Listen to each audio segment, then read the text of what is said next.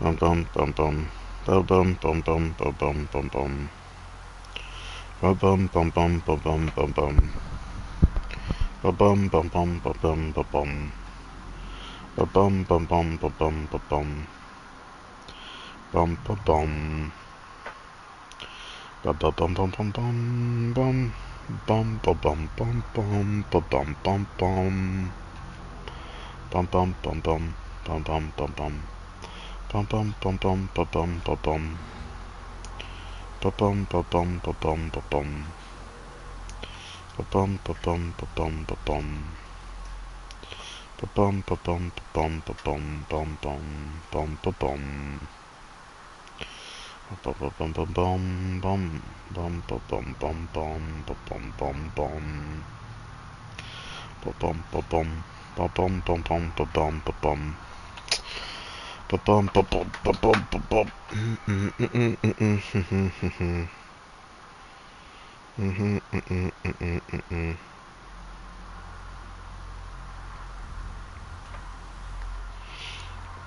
bum bum bum bum bum bum bum. Bum bum bum bum bum bum bum bum.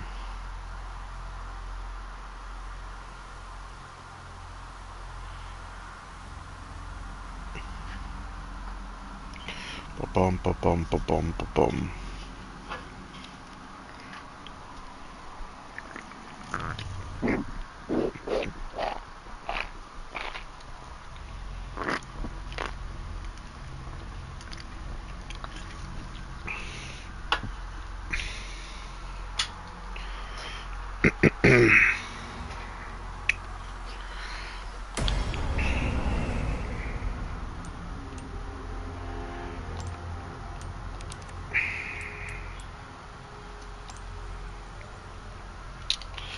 Chapter 8. Let's continue. Roofs, come in. Things went to shit. We took refuge inside a castle, but I've just been separated from Baby Eagle. Roofs, you're breaking up. Do you read me?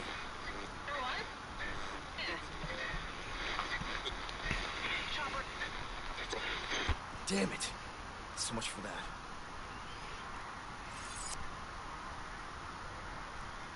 It's only 6 minutes, chap.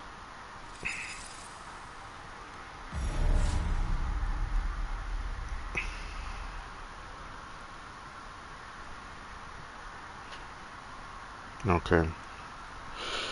Well, until someone comes, I'm gonna be listening to this.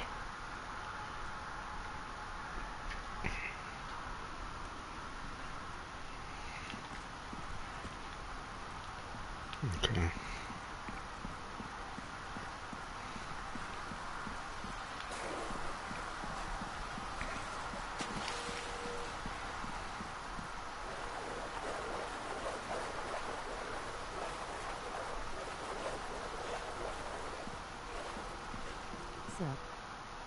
What's up, Arkham?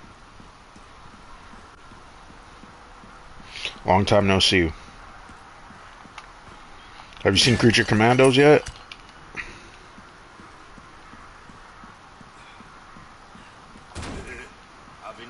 Save this.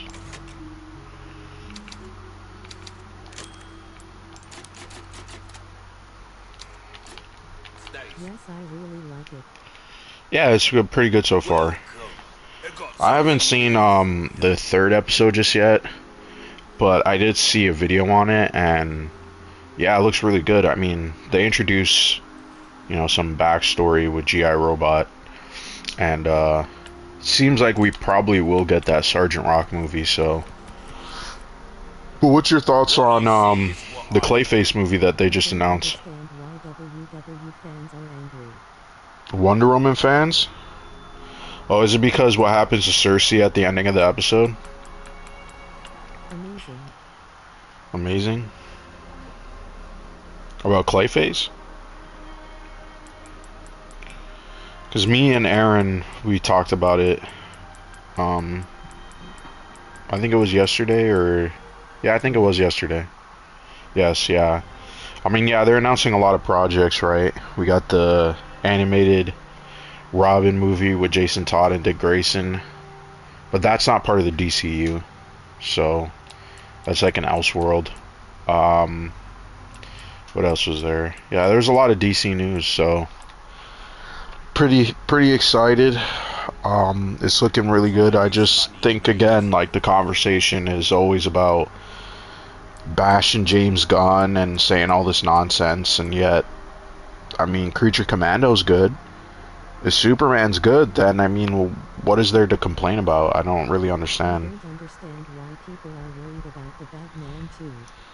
Yeah, that's another thing too. I mean, I think it was said in an interview that Matt Reeves. So James Gunn keeps saying that, you know, Matt Reeves hasn't handed in a first draft, but here's the thing, the way Matt Reeves writes is that he doesn't have multiple drafts. What he does is he edits his work, and whatever he submits is usually his final script. Well, not usually, it's always his final script. So there's no real concern there. I mean, on top of that too, The Penguin was a massive success critically. Maybe it didn't get a bunch of views, but that doesn't really matter because it's one of the best shows that came out this entire year. And Colin Farrell, I was gonna say Colin Trevorrow. No, that's the fucking director. Yeah, he's working on. Yeah, Cape Crusader. Yeah. Yeah, that's getting a second season. I'm sure there's other stuff. I mean, he's producing also the Clayface movie as well.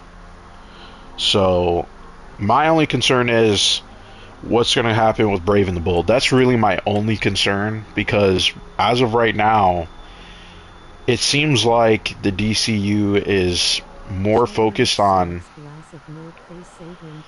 Oh man, the glass of milk. Yeah, for sure. I just don't know why they wouldn't let him do the DCU. I mean, he's so involved with all these other projects. It's not like he doesn't like the comics. I mean, he promotes the comics all the time. The Batman had a comic bundle that you could buy that was promoting his movie, so of all the comics that he took inspiration from. So it's just kind of weird to me.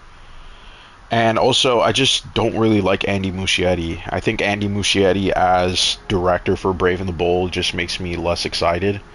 Even though, obviously, I want to see what a Batman and Robin movie that isn't, you know, the corny Joe Schumacher movies, like something that's a little bit more serious and a little bit more comic booky or comic accurate. So I don't know, I think the DCU, I think it's looking pretty good. It's just the discussion, of course, like with every single discussion about any sort of franchise, it's always just all over the place, never really consistent. I don't know, it's just a lot of annoying shit going on, to be honest. Oh, should I sell this? Maybe I should. Probably am gonna sell some of this stuff. The bands, I'll have to keep the bands. Alright. But yeah, it's been a while since I played this game. I was playing.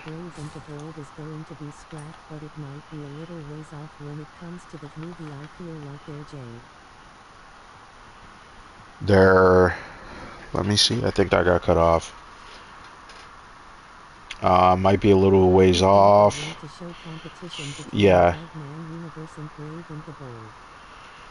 Yeah, I don't think they want it to compete too. I don't think they want conflicting Batmans. That's my only thing. That's why I was saying beforehand, why isn't the Robert Pattinson the DCU Batman?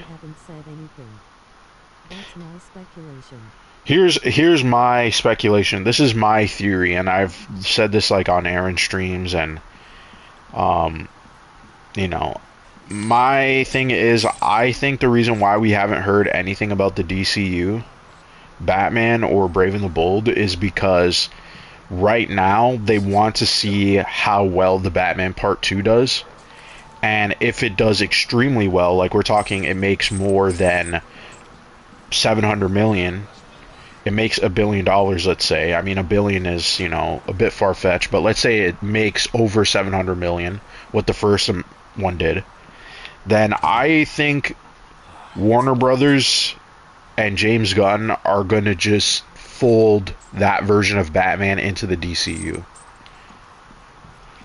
And they're going to pretend like, hey, Robert Pattinson is like an, or at least when we see him in a Justice League movie, it will be an older version, and the Matt Reeves movies will be a prequel of sorts, like a younger incarnation. Also have to add the fantastical elements.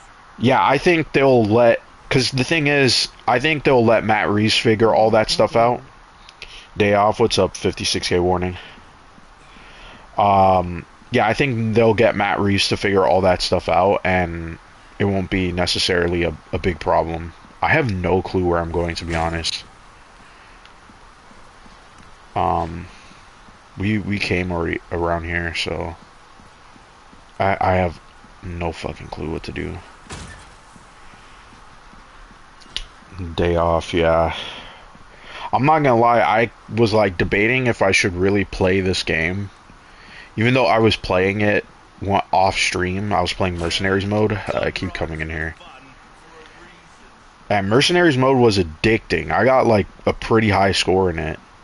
But yeah, I should have played on stream. But aside from that, I am extremely excited for Clayface. As a huge Batman fan, I'm getting Bat Family and Fantastica Clayface. Yeah, I'm curious to see what Clayface they go with. I think that's kind of like my... Oh, I was supposed to vault over this. Okay. I think in general, there's just a lot of potential with... Oh, I should have fucking bought some ammo. Whatever. I think there's a lot of potential with that Clayface movie. I'm just more... Like, I kind of wish it was in the Matt Reeves universe. Especially if he's producing it. And I know... Clayface, like, in the Penguin's girlfriend is, like, technically a reference to Clayface, but it was confirmed that that's not the case. It was just an Easter egg. Yeah, well, some people are saying that they might go with the animated series one because that's, I'm blanking on the director's name now. Why can't I remember his name? Oh, shoot. I'm getting cornered here. I don't know what I was getting. I'm getting kind of cornered here, but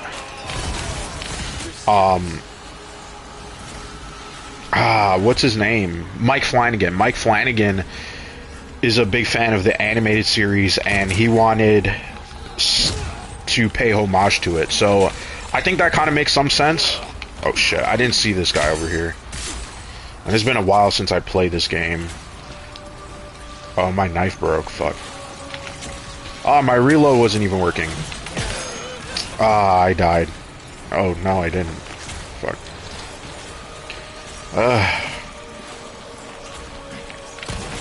Okay, there we go.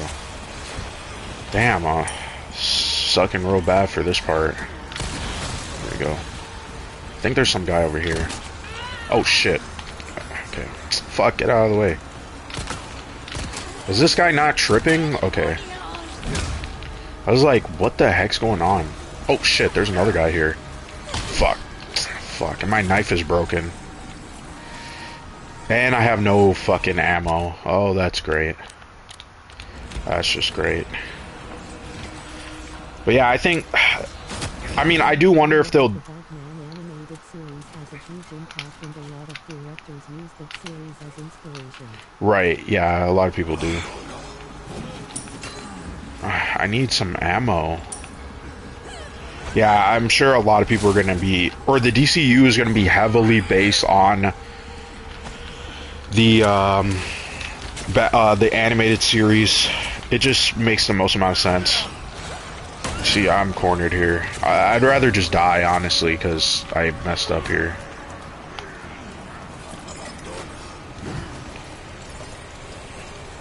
Oh shit, I didn't even see that guy. Okay. Yeah, that was pretty bad. Yeah, I want the DC, if there is going to be a separate Batman from, you know, the Matt Reeves universe, which that's the thing that upsets me, is because the Batman universe that Matt Reeves has already established feels like the Arkham games. is from like an aesthetic standpoint. Like this is a very, or I wouldn't say very, but it's more comic book accurate than any other Batman that we had. So it just feels weird. And the thing is, James Gunn himself, because it also shows a lot of respect to the mythology of Batman and also Kevin Conroy as well. yeah, I think he yeah, and I feel like both James Gunn and Matt Reeves do respect the Batman the Animated Series. I mean, they're the only directors as of right now that are so entrenched with the comics, and they continue to promote the comics. And I find it funny that people were bashing Matt Reeves because the Penguin, oh my god, the Penguin is not a comic book accurate Penguin, but yet it was a great show, a show that also paid a lot of respect to the comics, or at least the Long Halloween. So it just seems really weird again that people just keep harping on this point of like I want it to be more respectful to the source material, and I don't want it to be what sometimes the MCU leans into, which is we get stuff like, the Penguin is great. yeah, the Penguin is great. It's genuinely one of the best shows this year. Even if you don't like comic book stuff, like it's such a well-written show and probably one of the best villain comic book related. Yeah, he's such a, like, the thing is, like, the reason why the show is so good is because they paint him as a sympathetic guy where you're like, damn, like he's down on his luck. Sometimes he kind of feels like he's stupid, but this guy's like a manipulative genius. Think of Penguin Arkham.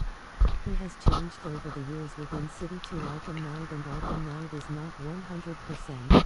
Yeah. Well, I mean, the thing is, this Penguin is clearly trying to make a play for being the mayor.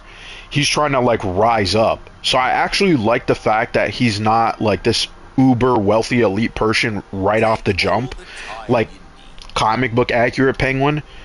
Instead, it's someone who is building through the ranks, and he's like killing people to really get to the top. It's a very interesting take on the character, and I like it because it makes him very sympathetic. I know some people are saying they don't want a season 2, but I mean, come on, they established so many characters. Batman Earth 1. Yeah, Batman Earth 1 had a Penguin who was mayor, for sure. Yeah, I mean, Batman Earth 1 was also a bit of an inspiration for the Batman in general. I'm not the biggest fan of Batman Earth 1 just because they make Batman a little goofy in his early years. I think in general Batman still needs to be a very serious, you know, he can have his fumblings and failings. Like, I think the Batman movie in general does a good job of that, where we see, you know, when he's like escaping the police and he's being shot at and then he jumps off the roof. That to me is like, you know, it's not Batman in terms of like experienced where he, you know, he can get away very quickly. But that one is kind of like, you know, a little bit of a fumble, but he still looks like a badass. And that's how I feel like you always have to present Batman in that way, regardless of the situation. You have to still make it look like, oh shit, even though he was in this tight scenario and he kind of fumbled his way through it, he still looked like a badass doing it. So, and it makes him look like, oh, it was all planned out, right? So... Like, I'm not a fan of that version of Batman either. Like, my favorite Yeah. version has always been the New 52, since the Yeah. version of Batman is very... Yeah, very badass. Scott Snyder's Batman. Yeah, I agree. That one is my favorite Batman as well. I'm not the biggest fan of the ending of that arc where Jim Gordon, you know what I mean. Jim Gordon takes over as Batman. I just wasn't a big fan of that, and the whole like tech Batman, and he's like a bat cop. I don't really like that idea. I think on paper it sounds like, oh yeah, Jim Gordon as Batman, that sounds cool, and you're like, I don't know, it just doesn't really work in my opinion. So, by the way, this guy has no ammo. I was kind of hoping he would have like some ammo. You know, he has resources. I don't even think I can craft ammo. Let's see, because I'm not even really paying attention. I don't think I can craft any ammo. Oh, I think I can. Okay then. Machine gun. I should have had the shotgun, but And whatever. Maybe he has some resources. Wasn't a fan of it either, but I Yeah. think the overall scope of the writing of Bruce Wayne's Batman with Scott Snyder was very well done. Yeah, I think the best part of the arc, in my opinion, was 0 Year. That was one of the most interesting sort of early days Batman take. And, I mean, we're getting quite a lot of them. I mean, we obviously have Year One, but that one established Batman as not even so much Batman, but just the mythology of Batman. And yeah, the Court of Owls is also a classic too. I mean, without a doubt. I mean, at this point, everybody knows the Court of Owls, and they've only really been in what, Gotham and Gotham Knights, the TV show, as well as the game. But yet, they're such a interesting concept that, you know, out of like the last 10 years of new Batman villains, they are the ones that rise to the top. So, and I wouldn't be surprised if the Batman Part 2 maybe uses elements of the Court of Owls. Because the way that Matt Reeves has been talking about, it sounds like it. Yeah, I heard they're streaming over there. I'm not into wrestling. If I was, I would be over there too with them, but I don't know anything about wrestling. When Finbar comes on for comic book stuff, you know, obviously we'll be all talking and yeah, so I probably might go in their chat too and snipe them, you know. But yeah, we're playing Resident Evil here. It's been a while, so I'm kind of rusty. And before I was saying, Red, I was playing this game, the mercenary modes. I'm not a fan of Mr. Freeze in the Batman Part 2. I more want just the Court of Owls. So yeah. What's up, Finbar? Yeah, you can. Oh, I think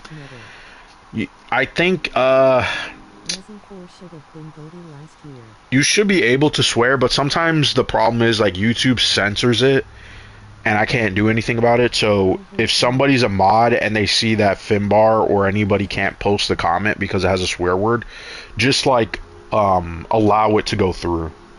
I'm not expecting all the mods to be here. I'm just playing the game. If you guys want to talk, you know, we'll talk and have a good time and stuff, but you know, I don't expect everybody to just watch the entire stream. I don't know how long I'll go, because yesterday was a crazy long stream of just Marvel Rivals. Yeah, Michelle Obama, I gave him the link. I don't know if he'll show up, but he's, you know, he should be able to come in the chat. Let's get some resources, I get. I wish there was more ammo, because...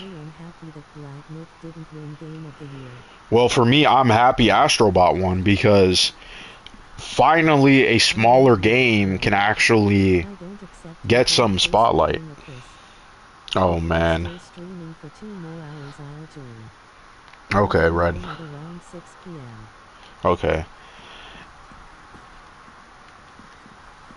I'm not sure if I'll be streaming that long, because yesterday I went on for a long time. But, and now I kind of regret. I'm like, maybe I should have waited to play this. But let's just get through it, man. Oh shit, is there something here? Yeah, there was. Okay, I guess we're gonna need a lantern to get through there. But in general... Oh yeah, that's okay, man. Wait, what are you two talking about playing? Marvel Rivals.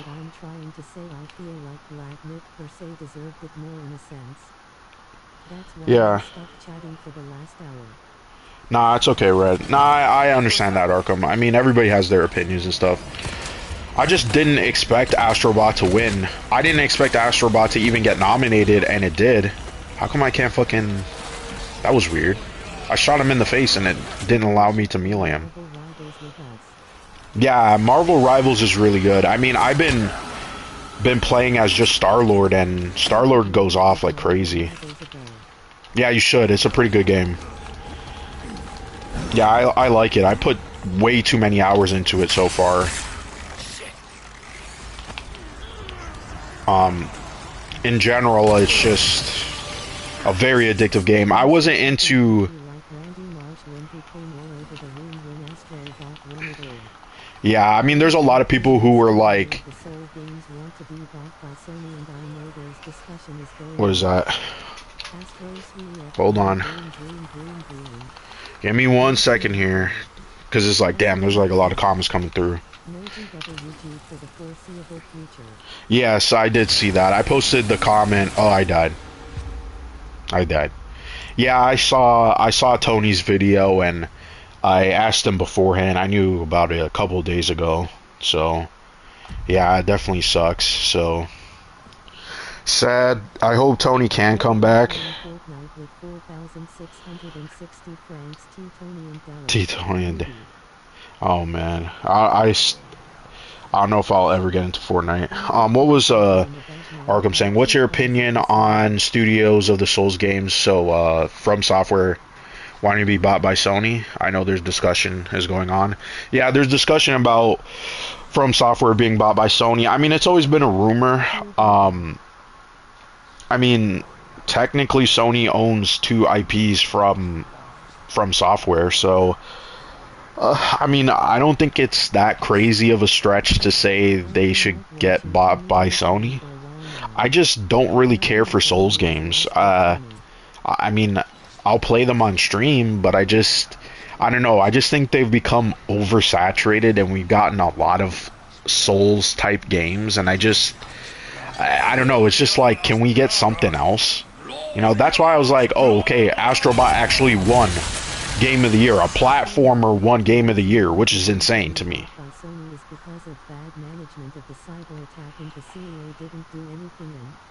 Yeah, I heard about that, Arkham. Damn. No, Tony said he's not sure if he's gonna come back. I mean, it definitely does suck though. And I know it's some personal issues, so I'm sure the community is gonna definitely miss him for sure. Ooh.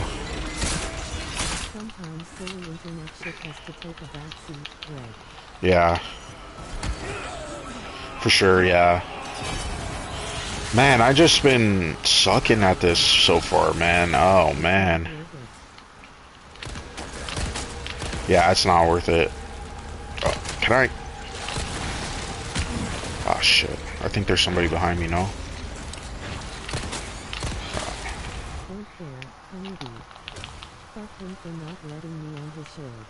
Damn.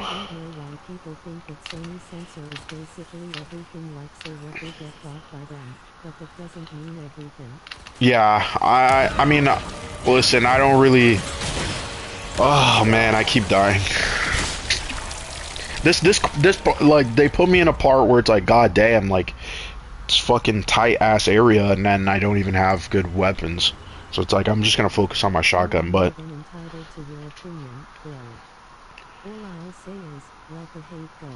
Yeah, I agree with Finbar. I mean, he's dealing with personal stuff, so, you know, I don't, like...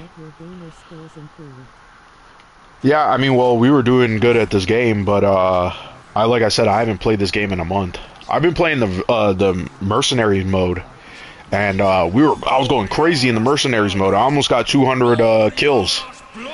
That was insane. Yeah, but this area, it's like, god fucking damn.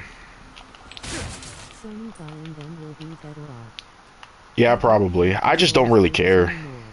Oh, I know you're joking. I don't really care. I tell everybody in the chat I suck, and then eventually I get better. I mean, everybody saw yesterday how crazy I was going in fucking Marvel Rivals. That one time when I got MVP, that was insane. And today, too, we lost, though. That was the thing. I was getting, like, 35 kills. It was fucking insane, man. What was that? Oh, boy. Yeah, I mean, like I said, I don't really care for From Software. I don't know. It's kind of annoying that the game got nominated for... Even though it's DLC, all of a sudden now people are... comfortable with DLC getting nominated. I just think that was not fair at all. Ugh. say I don't mind like my friend says because I'm okay with this. That means as a game designer I lost integrity like what? Yeah, no, that's stupid. I mean, I think the only like issue people were pointing out was the fact that Sony does own multiple anime studios, and that's really it. Alright, Finbar. It was nice seeing you in the chat, though. I appreciate you showing up and supporting and stuff. And, yeah, I know you and Aaron are streaming, so enjoy.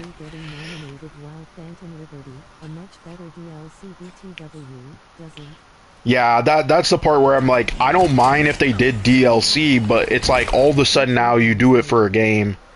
Yeah, I'll remind you about Marvel Rivals, for sure. Oh, shit.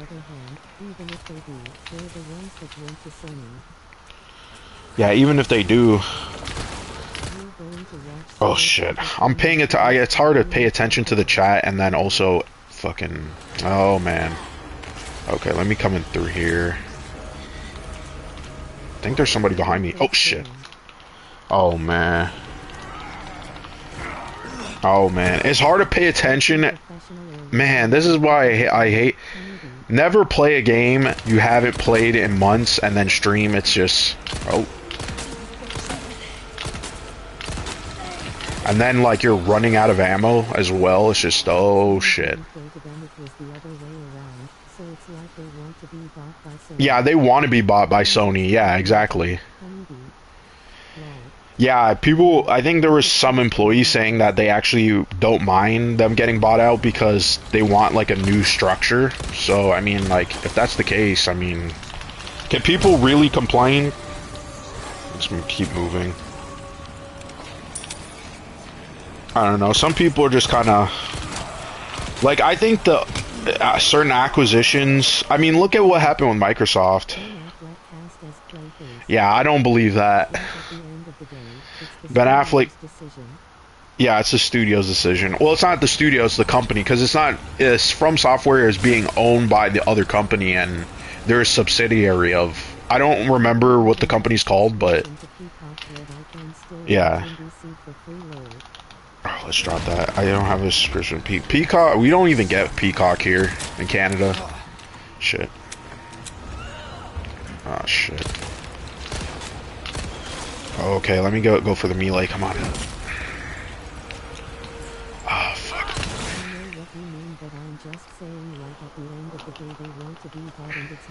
Yeah. Yeah, I agree, Arkham. I agree.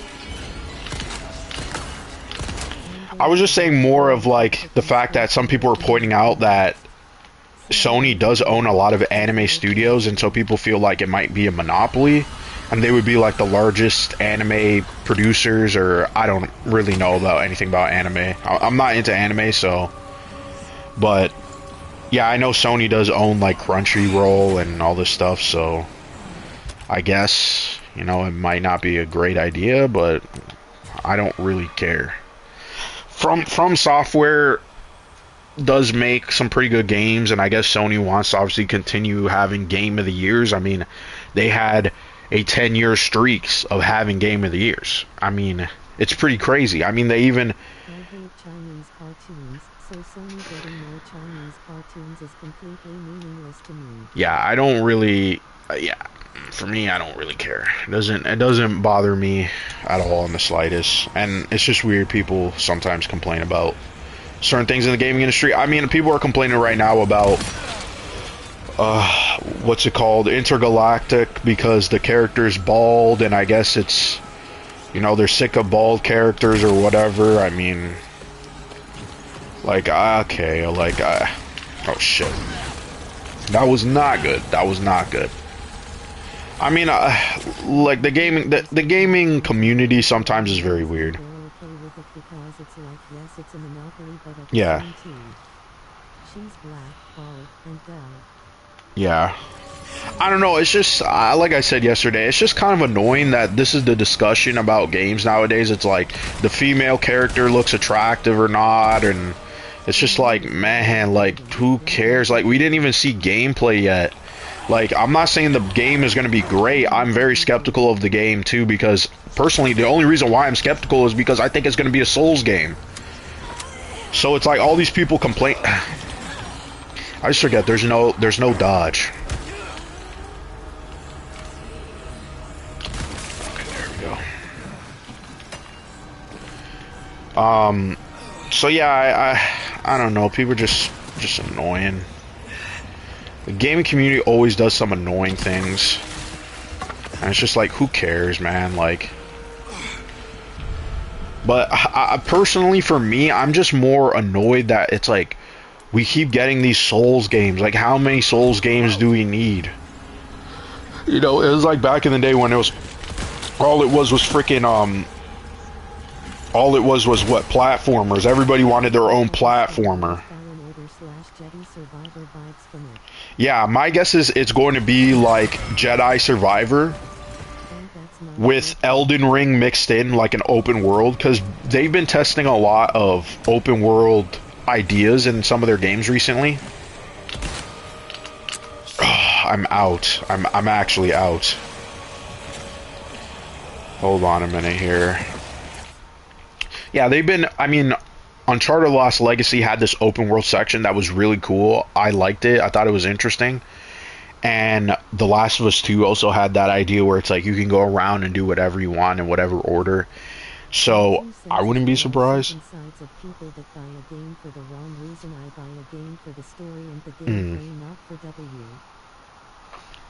I buy a game for the story and gameplay. I don't think people buy a game for a wrong reason. I mean, I don't know. I mean, like, like, what do you mean by that?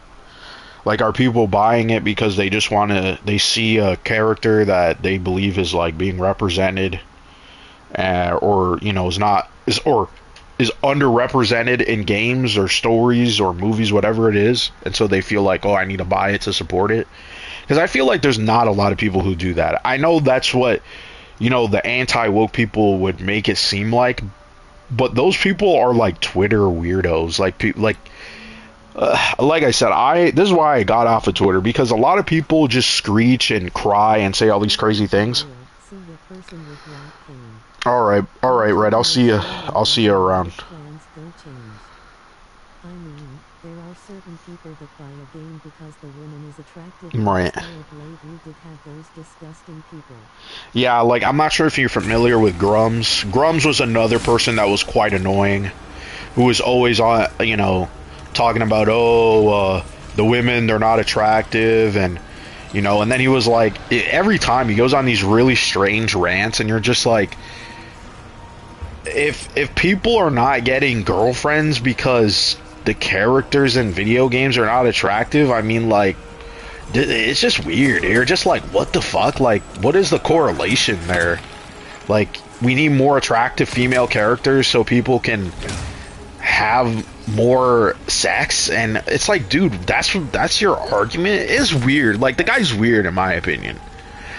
Is he a grifter? I don't know. Like, I feel like that word is being used, thrown, like, people just throw around the term grifter all the time. Grifter means you do not believe in something and you're preaching it because you know it's going to make you money. That's really it. But people just see it as, well, there's a bunch of opportunists who make money, and therefore, you know, they don't believe what they're saying. I think there's a lot of people on YouTube who do believe what they say, but I think they're also doing it because they know, oh, it's going to make them money. So it's like, I believe in this, but at the same time, it's kind of like, you know, I'm kind of exaggerating maybe a little bit, you know. Because sometimes people are talking about strange things like, oh, Silent Hill, what's her name? Angela in Silent Hill looks like a man, and therefore they're pushing a trans agenda. And you're like, what? The model's based on a real person. What are you talking about? And Angela is, like, supposed to be an abused teenager. It's weird. So, I never agree with any of the discussions. Oh, I'm an idiot. I should have used that. But okay. Whatever. I mean, I'm just gonna run around and try to take them out. Because, goddamn, there's, like, a ton of them. I don't know, the gaming community, like, it always comes down to these weird discussions, and, you know, do female characters, like, the only time, like, I kind of agreed with this whole, like, the characters are weirdly ugly, or was Star Wars Outlaws, because the character model in Star Wars Outlaws doesn't look like the actress at all. And it's just weird. It just looks like a... Oh, I died. Well, this whole section is just going to be me dying, and I'll just be talking. But let me see what you just said there, Arkham. I mean, there are certain people that buy... Oh, yeah, I saw that comment. How come it didn't... Why is it only now getting through? Okay, that's weird. I don't know what's going on with the YouTube chat there. But, I don't know. Some people... The gaming community, sometimes they tend to focus... They put their stock in weird battles, in my opinion. Say this about the Souls games. I do understand we do get a lot, but at the same time, it did have a huge impact in Peggaming and Dust. Yeah, I know. I think it's like any trend. It's like with the superhero genre, we're getting tons of these tons of these movies, or with any trend, people tend to copy it, and it has a huge impact, for sure. I'm just saying, is it the only thing that these AAA developers or AA developers can make?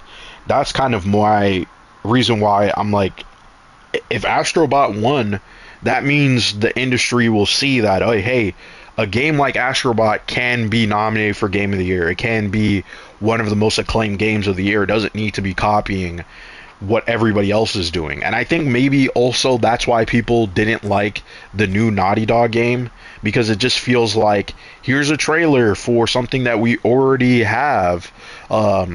Aesthetically, it looks very similar. I know they were saying it's inspired by Cowboy Bebop and Akira, which, you know, even though I'm not an anime fan, I do like those things. And a game about, I guess, like a fusion of those two different animes would be really cool. But at the same time, the way it was presented, I just think it looked a little generic. It was reminding me of Concord. So I could totally see why people are maybe burnt out on certain trends, and that the gaming industry should actually be comfortable with experimenting and doing different genres. You know, we don't all need live service games. We don't all need... Yeah, but I mean, it's like, you know, people are copying Breath of the Wild. People are copying The Last of Us. Anytime a game wins Game of the Year, now people are going to copy Baldur's Gate 3. You know, people are copying Resident Evil. You know, that happens all the time in the gaming industry. It's just, you know, it happens in every entertainment industry. Music, movies, it just is what it is. People want to make money, right? And this is a way of making money, is like, hey, let's follow a trend. Like, look, I'm shooting him in the leg and it's still not working.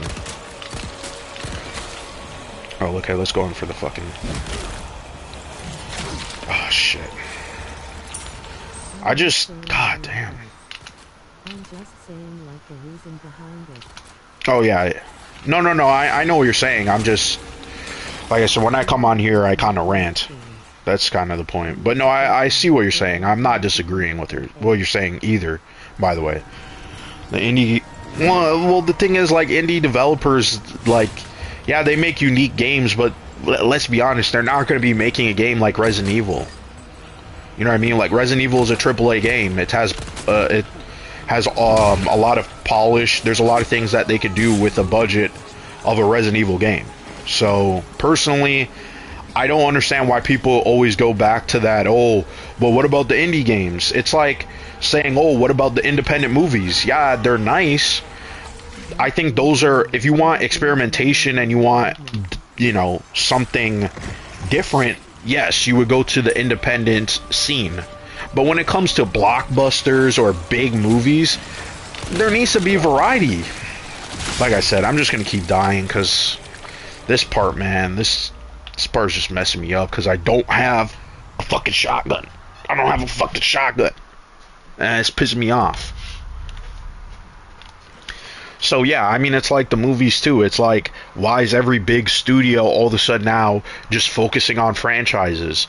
And then when the franchises bomb, you know, like And the thing is, independent developers will never become AAA developers. That never happens. That's not a thing that happens.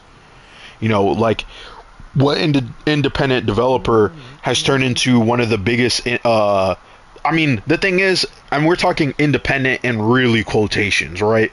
Because I guess you could say CD Projekt Red was an independent developer, but let's be honest, they had the backing of one. I mean, they had a lot of funds to do it. Two, they're backed by a multi-millionaire. So it's like, are they really dependent? Are they the same as like a small up and coming developer?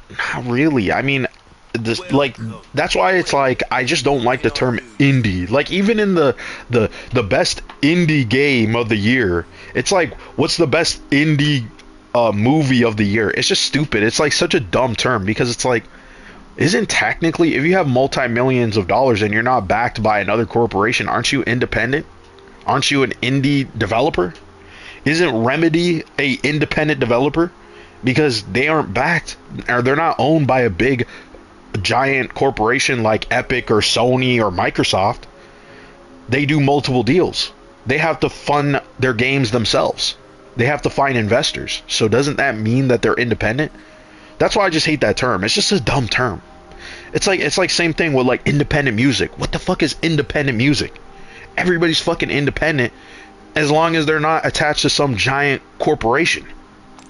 So yeah, I don't really, you know what I mean? To be honest about when it comes to indie games, they're not as good as they used to be like this year.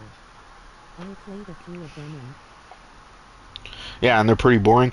I mean, the games that was nominated this year for best independent game were games that weren't even very good. I mean, besides that card game everybody's talking about, I don't even remember the name of it. Everybody's talking about that game. Fine, it was made by one guy, it's cool. But I mean, let's be honest, indie games are not going to compete with big budget movies or big budget games. I think it's delusional to say that they can compete. Maybe once in a while there will be a breakout hit, and that game or movie will be, you know, massive. But let's be honest, in order to do that, they need to have a shit ton of money. So are they really independent? I mean, they got the money, but they're backed by someone who has the money to do that stuff. So that's what I'm saying. The term independent is always like, oh, we're talking about like the small guys, you know, the guys who don't have money, who are doing this on their own for passion. It's not true. Like, that's not true at all. It's just not. I'm just so pissed that, okay, let's repair this. And let's do some power here. What else we got here? Because this just, I don't want to waste all my money though. Don't get yourself killed, man. Don't get myself killed. Well, I've been dying a lot, so like, where I needed some more resources. Yeah, Larian is technically independent. Aren't they technically independent? But yet, how could they have made Baldur's Gate 3? Baldur's Gate, that's why people were right about Larian, because people were pointing out. it's very risky. Yeah. The reason why I want to join like a big AAA is one of the money and the passion. Yeah. Well, I mean, yeah, there's more money to go around. There's more security when you're independent. That's what I'm saying. And when you're independent in terms of, hey, I'm going to do this all on my own. I don't have the money. I'm going to find a way to make the money. That's a totally different scenario. Larian is not some quote-unquote independent developer. That's what I'm saying. That's why I'm like, if we're going to say some of these studios are independent, then wouldn't we have to count the big developers like CD Projekt Red, like Remedy, like Larian? There's a ton of other big studios that are technically independent. They're not owned by Sony, Microsoft, EA, Ubisoft, etc. So what sense does it make in calling them independent? That's why last year when Dave the Diver was nominated for Best Independent Game, and it turned out, wait a minute, the game was backed by a mega corporation, how is this independent? It was stupid. Like, the term doesn't make sense. It's a dumb term. Independent game. Like, we say indie games because we know what that means. We're talking like pixel art, the budget isn't big, you know, it's a specific type of game. But no one would say Cyberpunk 2077 is an independent game. No one would say that, even though it technically is. Look, no ammo. Let me start breaking these boxes and shit. Like, it's cool certain people are independent, yeah, but not everybody could do that. That's why it's kind of delusional to say, you know, oh, these independent studios will eventually turn into AAA games. Like, could you name a studio that has ever really done that? They don't exist. They don't exist. It's usually someone has to have the money to start backing them beforehand, and by time they end up getting bought out. You know, that's usually how that works, is that they have big backing, investments, etc. So, yeah, there's no independent, like, nobody is who is like today goes, hey, I'm gonna start a studio, hire a bunch of people, we're all broke, we're all struggling, and then we make this big game, and then that's it. Yeah, it doesn't happen. You know, same thing with movies, you know, like for movies, it's like individual people can rise up, but that you still got to network, you still got to be in the industry, you still have to work your way up. You know, oh yeah, or like when people say, or A24 makes independent movies. A24 is its own studio. So how do they make their own independent movies? And I tried to encourage my friends. They are in the animation field, not to go independent because we're going to be paying for everything. Yeah, well, you're going to be paying for everything. Some people want to go independent, I mean, on an individual level. So what would you want a unique game to look like with the $200 million budget? Well, I mean, I don't even know how to answer that question. Am I making the game? If we're talking about some other person, to be honest, I don't really care. I mean, make a game. You can make a game and it has $200 million. It's, you know, it has a $200 million budget, and it's an original idea, and it doesn't appeal to me. That's not even really what I want. I'm just saying I want them to throw shit at the wall, have a, you know, these studios that are backed by big companies make whatever they want, and let us pick different things. Let's have more platformers. Let's have more of this, right? I'm not saying I want a specific type of genre or whatever it is. I just want to see different things. I'm not going to like all of it, but the point is, we shouldn't just be getting the same thing over and over again, because it's boring and it's annoying. Allow these studios to actually come up with different things. Yeah, and not all of it is for me. I don't really care. But the thing is, you know, for the gaming industry, we do need more variety. We do need, same thing with any sort of art form. It needs to be variety so people can choose. If the AAA big budget stuff is just the same stuff, eventually people are going to get sick of it, and that's it. People are not going to buy into it, and they're going to have to change over. They're going to have to change their business model. And the live service stuff is probably, eventually, that's going to happen. Yeah, that's what, exactly, I agree with that, yes. It's not always going to be made for me. You know, not every, you know, like, I think it's kind of crazy that some people expect that they're going to be able to play every single game in their lifetime. It's just not going to happen. That doesn't happen at all. You know, you kind of have to pick and choose what games you want to play, because you don't have the time to play every single thing. So, no, I'm not saying I want more platformers. I'm saying I just want more different types of games that are not just Souls games, that are not just cinematic games. Like, I would like to see survival horror games. I would like to see more puzzle games. I would like to see more strategy games that are made by Sony, Microsoft, and Nintendo, or EA and Ubisoft. I'm just saying, make it different games, not just give me the same slop that you always give me every year because you know it's going to sell. Like, maybe you need to take a risk and start doing other things and see how it pans out. And that's why Astrobot is a good example of that, because Sony didn't mandate them to make Astrobot. They made it because they were like, hey, we want to make this game. And Sony was like, well, if you're going to make the game, it's going to be a small budget. And they were like, okay, fine. My friend a lot when it comes to PlayStation because what do you really expect who bought a $500 PlayStation and beyond? Right. Hold on, man. Let me just finish. Because sometimes, like, the text speed doesn't... Yeah, he bought a $500 PlayStation and he only plays one game and he won't try anything else. Yeah, I don't understand that, too. I mean, people buy consoles, people buy these, like, high-end PCs, and then they're just playing, like, fucking, what, Fortnite? You know, like, why don't... Like, it's like the same people where it's like, oh, yeah, they care... Or they like movies, quote-unquote, but all they do is watch Marvel movies. I mean, is that really fair to the industry? No, I don't think so, right? I don't think it's fair for the industry to only just allow people to consume the same things. I mean, if this is art and you guys care about the business of art, then you have to make some other stuff. Maybe it's not all going to work out, but this is not it's not really a business of just making profit. Yeah. Yeah, that's another thing too. Like, all the genres that we normally get all the time, why do they just have to be the same clones? Like, at one point, everybody was trying to do Call of Duty. It was all about, oh, we got to do Call of Duty. People want Call of Duty.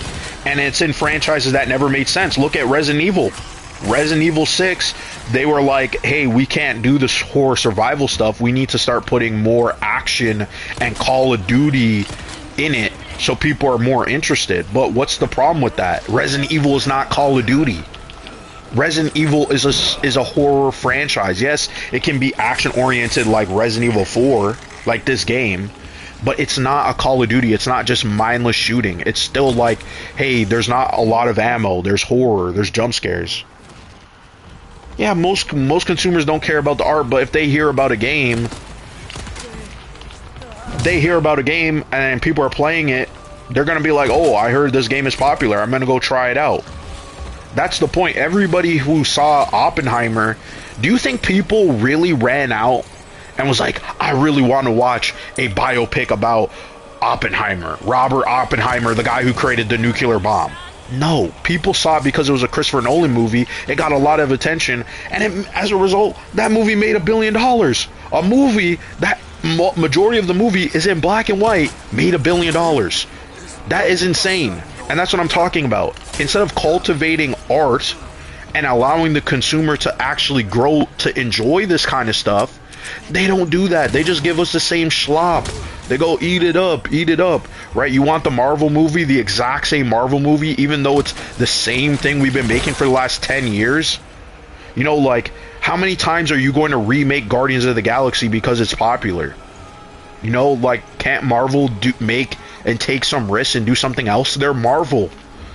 You know, they made billions of dollars. When are you going to take a risk and do something new? So it doesn't matter about what the consumers want too. That's another thing too. With art in general, and this is consumer art. This is how I say commercial art. What's up, Tom? I have been sucking at this, Tom. I just came back to this game and I haven't been doing good, even though I was doing crazy mercenaries. What's the discussion? The discussion, Tom, was just about the gaming industry and how a lot of AAA games have become sort of homogenized. They're all kind of the same. And I was using the recent Naughty Dog game as an example of, you know, even though I wouldn't say I'm excited.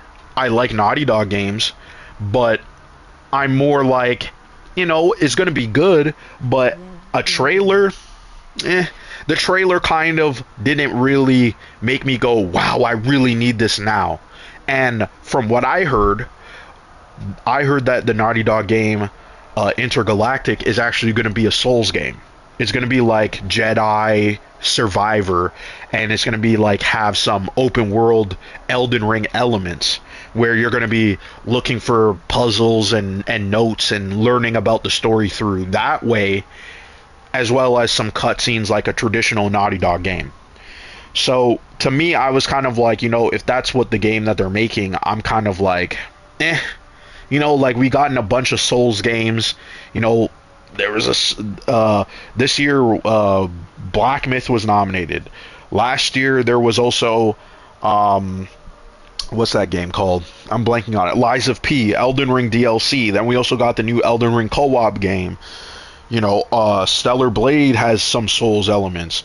All these games now are like very Souls-esque, and I just feel like, how come the industry is so focused on trends? Yeah, I know a lot of people love that genre, but it just seems like there's a lot of them just coming out. And there's going to be a lot more because, Elden Ring won 2 years ago, and a lot of the games that are in development now, we're not going to see them for another 4 or 5 years. So this is going to be a trend that's been going to go on for quite some time.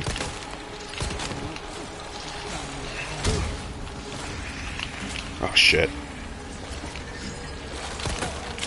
So this part, I've been stuck on this part for quite some time, and it's just right. I mean, yeah, but that was another discussion that we were talking about. Souls, From Software, and what if they're, being bought out by Sony, was that a good thing or not? Yeah, I could see that too. That happens with a lot of genres in general. Oh shit. Yeah, it's been going. Yeah, you're right. I mean, Demon Souls started it, and then they did Dark Souls, and I mean, it's been going on for quite some time now. Yeah, I mean, the thing is, the gaming industry has done this all the time. Before there was Call of Duty, everybody was copying Call of Duty. At the same time of these Souls games, everybody's copying Overwatch, because 8 years ago, Overwatch was popular, and the games that started production then are now coming out, and that's why we got Concord. Concord was an absolute mess. It was a joke of a game. I mean, it could have been a good game in terms of gameplay, but let's be honest, people were just tired of the whole hero shooter. But then here's Marvel Rivals. Marvel Rivals comes out, and it's an Overwatch clone, but yet people like it because, well, it's a Marvel game, and technically people did want a new Overwatch because Overwatch isn't even popular right now. It's not doing well. So people wanted something new, but they just didn't want Concord. Yeah, I agree. I think that's what's missing in the current big budget AAA industry, is that where is the variety? Where are the different types of games? And they don't need to just be $200 million budgets. They just need to have the same. You can make yeah, my opinions. Oh, let me finish this thought. Like, look at Resident Evil. Resident Evil, I'm sure, does not cost $200 million. Breath of the Wild does not cost $200 million. But yet they're AAA games and they win Game of the Year or nominated for Game of the Year. So why does everybody else in the industry think they need to be constantly making games that look like The Last of Us? Let studios do what they're good at. Let BioWare just make single-player games. That's why the new Dragon Age game, it wasn't good to a lot of people, because half of the development, it was a live service game, and then they had to change it up to make it a single player game. So my opinion on the show, at least, was I didn't even really watch it all that much. No, I don't think so either, Arkham. Right. I feel like I've played the same game for the past decade. Yeah. I mean, on the AAA level, for sure. And people always, and this is why I was saying to Quanzium, it's like, does it make sense to say, hey, if you want creativity, go to the independent scene? And you're like, yeah, but the independent scene is not going to make a game like Resident Evil. They're not going to make a game like Cyberpunk. They're not going to make games that have the polish, the budget, the storytelling, the artistic skill, because it's not just one person doing this. This is multiple people designing and building these types of games. It's going to cost multi-millions of dollars, but it doesn't need to cost $200 million. That's different. I'm not an executive. I'm not some person who's running the show, but you don't have to make a game that costs $200 million and let it be successful. And or you know what I mean. I'm kind of like going all over the place, but yes, some of them are the same games, but I had more enjoyable than indie games. yeah, well, I mean, yeah, because that's kind of our taste or whatever it may be. I just think in general, the commercial level in terms of creativity has gone away because the budgets have risen and there's more risk now to these projects. That's really my argument, I would say, and that's what I've been noticing is there is this worry of we can't do new things. Look at Spider-Man 2 for an example. Spider-Man 2, in my opinion, was a very, very safe game. It didn't really introduce a lot of new mechanics. Paraphrasing here, to make a good game we make what we want to play instead Right. of seeking profit. Yeah, well, I mean, and then we were just talking about Larian too. I was literally saying, isn't technically Larian an independent studio, even though technically that's not, that's not how we would see independent. Independent is like a small-time developer who are, they're kind of like struggling, starving artists. That's how we see independent. So it's just kind of funny.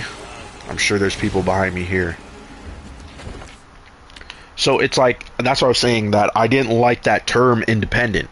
To me, it's like, well, a lot of studios can be filed under independent developers or indie games. Like, technically, Remedy is an independent developer.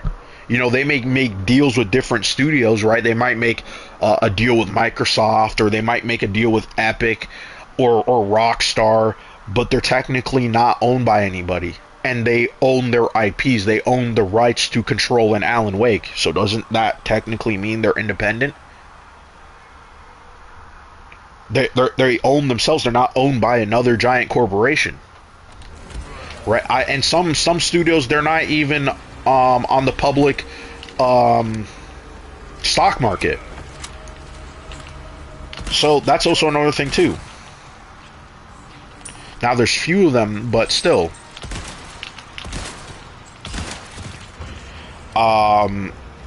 So yeah, I don't know. I think in general, I think the gaming community should focus more on that instead of things like, well, what the character looks like. Yeah, it has, more to do with what they do with the budget. But, they get, because there's just been a lot of discussion about what is woke, and this is, why are we getting all these female characters, and yeah, I could see that, yes. I mean, the two biggest games that they announce are female characters. They have female characters. Am I bothered by that? Not really. I'm not really bothered by that in the slightest. I don't really care. I mean, I just care if the game is good. That's always been my stance. Is the game good? Yeah. Or contemporary politics and identity politics, like that's been the discussion a lot. And when you go on YouTube, that's what I see, right? Yeah. Damn it. Yeah, I just think make a good game. I also say make a good story too, but it doesn't really... You really just need to make a good game. That's really it. That's what it comes down to.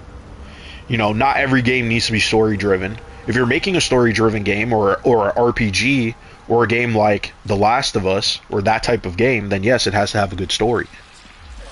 Right? It depends on what type of game you're making. So, but yeah, it's always been this discussion now. Right. Yeah, I think the problem, like for example, Dragon Age had some or some subtext about trans people and non-binary people. I personally, I don't really care if that's in the game, but the way it was done in Dragon Age was on the nose. It wasn't done in a very articulative way that made you feel, oh, I'm not from this community, but I can understand your perspective, right? And instead, it was very kind of amateurish in terms of the writing. And I only watched a couple of scenes, but when something is amateurish from a AAA or big budget movie and it's very preachy, that's never a good thing. I mean, the thing is, messaging and all that stuff has always been in movies and entertainment and art in general. It's always been a thing. There's always been some type of moral, lesson to be learned. And it really doesn't matter even the politics of whether it's left or right. It doesn't really matter, right? Because you could go back and look that there's tons of stories that are more conservative or more traditional or more progressive. It doesn't really matter, right? But the issue is it preachy? The thing is, you want to tell a story where some of that is lost in the background and it really is just subtext and it's very subtle. And I think the art of subtlety has been lost with movies, with games. Subtlety is gone. It doesn't even exist anymore. And that's kind of my problem with entertainment now, is that subtlety is not a thing. It's just sort of disappeared. And I think it just kind of sucks. I know a lot of people, they don't want that in their games, but I think if it was done in a way where most people are not bothered by it, or I don't even want to say bothered by it, but just I don't know, like they're not, they don't, I don't even want to say realize too, because then I feel like people would be like, oh well, it has like this hidden message or whatever. It's not really about that. It's the priority of what entertainment you're doing. I can tolerate to a point. Yeah. No, I get what you're saying. I always try to be open to people's opinions regardless. Right? That's always been my perspective. That's what my channel is really about, is just, hey, I have an opinion. I want to hear what other people think about what I have to say, right? Or give me a different perspective. Because sometimes you end up learning something and you're like, oh, I never even saw it from that way. Right? And I wish more people were just open in general, because it would allow for really entertaining discussions too. But not everything is meant to be right that way. The world's not perfect. It is what it is. But at the end of the day, when it comes to gaming, just make a good game. That should be priority number one. Make a good game. Make a game that people can't stop playing. Yeah. The Last of Us 2 subreddit, I mean, every time, like, this is the thing. I like The Last of Us Part 2, but every time I mention it, you get dogged on. People start assuming things about you. People say bad things. And in general, it just makes me not want to talk about why I like the game. And I understand why people don't like the game. Yeah, I agree. Gameplay over story, in my opinion, yes. But in general, I just feel like sometimes, like, people, sometimes it's yeah, like, everybody has to agree, oh yeah, we don't like this game as a collective, as a whole. And you're just like, let people like Dragon Age. I don't care. You know what I mean? What's that going to do to me? I don't care, right? Like, people, I think, have gotten into this idea of like, oh, if you buy this, you're a bad person. On an individual level, I don't care. I might not support something because I think it's, the game is broken, or it's poorly written, it's not fun, whatever it may be. But I'm not going to lambaste someone who doesn't agree with my opinion. I think there's a lot of that has been going on, and I don't really like that when people do stuff like that, where it's like, hey, why are you buying this game, Nintendo, right? I've seen this with a lot of people. Don't support Nintendo, don't do this. And it's like, let me just buy whatever I want with my own money and make my own decision. Let me have my own opinion. Not everybody's gonna agree and disagree with a lot of this stuff, and sometimes that is what's causing a lot of friction in general. It's like, hey, this company's doing this egregious thing, and it's like, yeah, at some point people have to draw some line, and I get it, like, the community, sometimes it's like, if there's something collectively we all agree with, or it's like our community agrees with, then it's like, yeah, okay, I can understand, right? At the end of the day, But if you're part of a community and you disagree with the larger community, well, you still shouldn't be just pushed out. because it's like, oh, if I buy a Naughty Dog game, they're going to go after me. Yeah, people are like that. Like I said, with this intergalactic stuff, if you said, hey, you know, the game, I think the premise or the inspiration is interesting. I don't think the trailer was done in a particularly in a way that really was like, oh, Discussion is fine, I'm but compelled. don't get mean with it. Yes, I agree. I agree, Tom. I think that's a good way of saying healthy discussions on both sides. You know, you have to agree to disagree. You know, people have forgotten agree to disagree. And on the internet, you know, we can troll, you can say whatever, you can go crazy with things. But I'm not gonna lose my mind over it. Yeah, I agree too. The trailer, premise-wise, I could see something there. I think there's some inspiration. I think it's inspired, but the trailer didn't grab me. I wasn't compelled just yet. I wasn't like, oh, I really want to play this game, even though I'm a Naughty Dog fan. In fact, I was a little bit disappointed that aesthetically, I was like, we kind of are getting a lot of these games, you know? Yeah, I'll wait for more content. I want to see gameplay. I want to see what the story is, the story hook of it. Why is she going to this planet?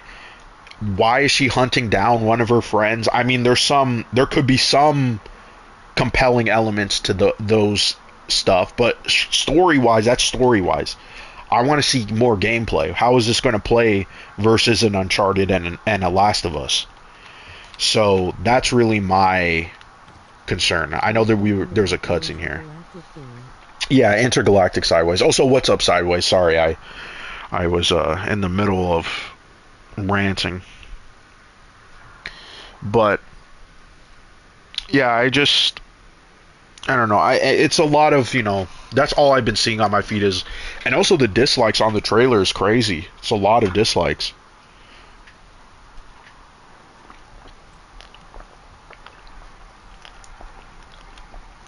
Like, I love Uncharted, but it's cool that they're doing something different.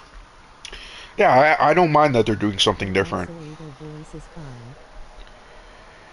Oh, you like the Ada voice? Some people were telling me they didn't like it. Oh, that's interesting. Yeah. Oh, I'm definitely gonna buy the game. I mean, if it's PlayStation, I'll buy the game. I don't pay too much attention to that, but I'm aware that 2 sub are already hating it. Yeah. Yeah, I heard the Last of Us 2 subreddit didn't like it. I mean, the moment you saw... The moment I saw... I mean, this is the thing, right? Oh, you don't mind it either? Yeah, I think it was Red and Monkey were telling me they didn't like the voice. And I think, didn't Sideways, you told me it was the voice actress as the Ada who played her in the movie? The new movie? Yeah, doing the same yeah, they should do different things. Like, I would like to see... Yeah, I would like to see studios do something different. But at the same time, I want them to do the things that they're good at. You know, if you could do different genres, you can experiment. But if you're Naughty Dog, at this point, we kind of expect Naughty Dog to be very cinematic because that's what they're good at. And everybody's trying to copy Naughty Dog.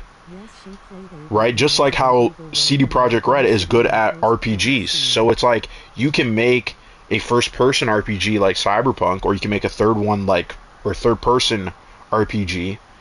But regardless, they're good at RPGs, so we want to see them tackle different genres and different takes and implement new mechanics. Those are the kind of creative risks that I want the studios to take. It's hard because it's like there's so many conflicts, and it's like, do you want this or do you want that? Yeah. It's the same thing with Sonic that. Yeah, I mean, that's the thing with art in general. There's a lot of layers. Like, making art, commercial art, is hard. And anybody who says it's not hard, they're fucking lying. Right? They're lying. Because I know for a fact it is hard. So, and the thing is, it takes a lot of people to come together to make this stuff, and the fact that it even gets made is a miracle. There's tons of games that get canceled. Tons of movies that get canceled. You know, like, it's just, that's the thing. There's probably more canceled movies than there are movies that get made. That's a given. So, of course it's hard. And so when something actually gets made, it's like, yeah, I'm not going to sit there and be like, oh, we need to pat everybody on the back for doing this. But at the same time, it should be at least respected. Like, hey, you guys did put some effort into this. You guys did do this. And yeah, you do earn some respect, but at the same time, you're not above criticism. You know? Because I've been seeing that too. Like, I saw this one guy that I follow on Threads, and he was like, oh, you know, it's disrespectful that people were saying that Elden Ring shouldn't be nominated because people worked on it. And you're like, what? Oh, I was supposed to do it in the fucking order? The exact order? I thought I could move it around. Shit, okay. And I was just like, what? Like, that's what you're going to say? Like, that's your reasoning of why Elden Ring should get nominated, is because people worked really hard on it. So my thoughts on AI, so here's the thing, right? For me, like, let me explain, because, you know, this is a rant anyway.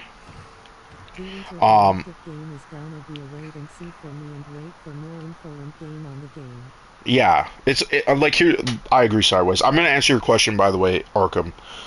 Yeah, with the Intergalactic game, that game is like a wait and see, but it's also like a day one buy for me, if that makes sense. Just because it's Naughty Dog and I like their games.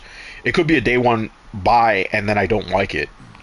But, or unless I see more trailers and then I don't like it. But as of right now, because I do like Naughty Dog games and they haven't disappointed me in terms of gameplay, I'm still going to buy the game, if that makes sense. You know what I mean? Like, they kind of earn my... Just like if Nintendo announces a new Zelda game, I'm going to buy it. If CD Projekt Red comes out with a new Cyberpunk, yeah, I might have to wait because it's Cyberpunk. But you know what I mean, right? There's certain games where you kind of are like, yeah, I like the developers and I want to support them. It might be bad, it might be not good or whatever it is, but like, I'm still... Like, I like their previous work, and therefore they kind of earn some of my attention. Or my money, I guess. I don't know if that makes sense. But not everybody has, and that's why I don't buy every single game day one. But okay, going back to the AI comment, my take is, I'm not against AI, I'm against the way people use AI, and who is in control of it. That's my opinion of it. Because I think a lot of people do this sort of like, you know, if you use AI, then you're bad, or you're contributing to, you know, people losing their jobs. That's not necessarily true. I mean, AI will replace people if the companies replace them. The technology is just a tool.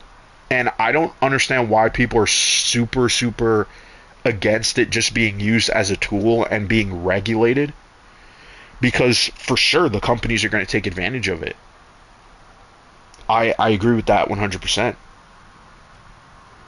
Yeah, I mean, look at the reviews. I mean, you know what I mean, like, based on the trailer, I look at gameplay, and if it looks really good, you know what I mean? You know what I mean? But some studios do earn my attention more, right?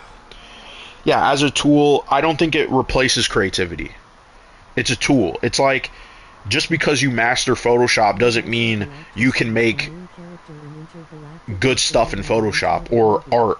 You know what I mean? Just because you know something or you know how to use a tool doesn't make you an artist. You still have to, like, and it feels like some people forgot about this idea. Where it's like, oh yeah, this thing looks really good. And I know there's artists who make a living off of their art in terms of their style. I could totally understand that. You know, that part, you know, the AI, I mean, the thing is, if they're going through copyrighted material, then that goes against the law.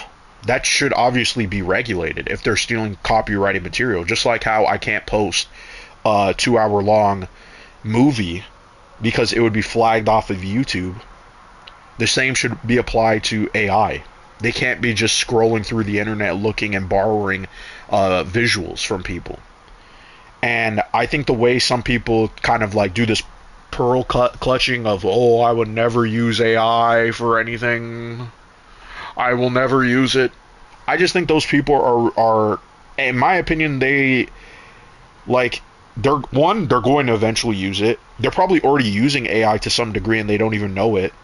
You know, and the word AI has become this buzzword too, where it's like, oh, this is it's AI. I mean, there's been AI in video games forever if you think about it. Right? Artificial intelligence in terms of like they programmed an AI, you know, the enemies in this game are AIs, right?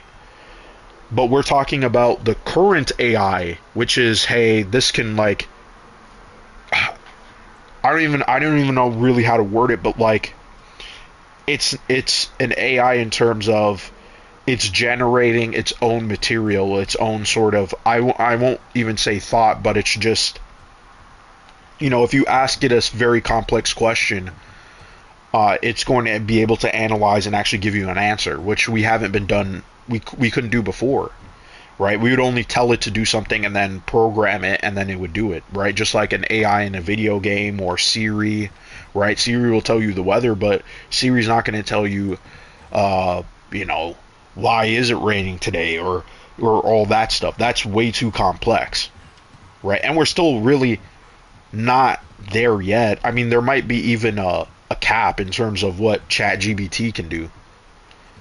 So I don't know. I'm not one of these people who are like super against it. I actually use ChatGPT in a way where it's like, you know, if I need brainstorming ideas, that's how I use it, right? For video ideas or things like that.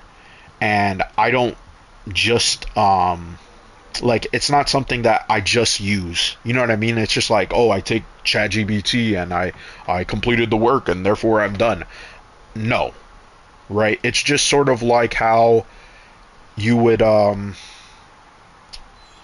me find a good analogy for it. It's like, you know, like if you ask someone, hey, can you look over my work, or can you give me some feedback, or you give me some ideas, and you consider it, that's how I treat AI. It's like, let me see what you got. Let me see, okay, yeah, this right here, what you said is wrong. Okay, I'll take that into consideration, and then move on. You know what I mean? That's why I use it as a tool for brainstorming and things like that, because it's not there to replace what is coming to my head, right? It's not going to replace my Photoshop or my Illustrator or taking photos or drawing. It's not going to do that. I'm not going to allow it to, right? But it's going to be integrated, just like how I use a pencil to draw or how I use Photoshop to make a thumbnail. That's how I use AI. So I think some people kind of get ahead of themselves with the whole AI discussion. But yeah, it's just one of those things that just, yeah, the actress, yes. Yeah, she was in the Uncharted movie. I think people were saying she's also in The Last of Us. I'm not sure. Like, on Google it says she's in this first season, but I think she's actually in the second season. She might be playing one of Abby's friends. Because I think she was cast in The Last of Us. I mean, it makes sense that she would be, but yeah. I mean, I was also confused too, because the actress in the game, like the model of it, looked totally different. I thought it was more of an Asian person, but then I found out, oh, she's actually Korean and black, and she, you know, she's biracial, and I was like, oh, I'm like, the model looks weird though. It doesn't, like, even in the photo of her that is supposed to be like a realistic version, like an actual real photo of her in the game, looks different from the model. And that's what I've been saying too, that this has been happening a lot recently with games, where it's like, I wouldn't say it's Uncanny Valley, but I would also say it's not a very good replica of the person. Star Wars Outlaws was an example. The character model does not look like the actress. The actress looks totally different. She's playing Nora. Yeah, that's what I thought. Yeah, that makes sense. Which, by the way, rip, because Nora gets like a terrible death in that game. I mean, she deserved it though. I hate Nora. She was fucking annoying ass character, but let me just okay, this fucking clock. I kind of fell off this game. Like I was playing Mercenaries mode so much, and I love that mode. It was so much fun. Kind of okay. Now I can move it around.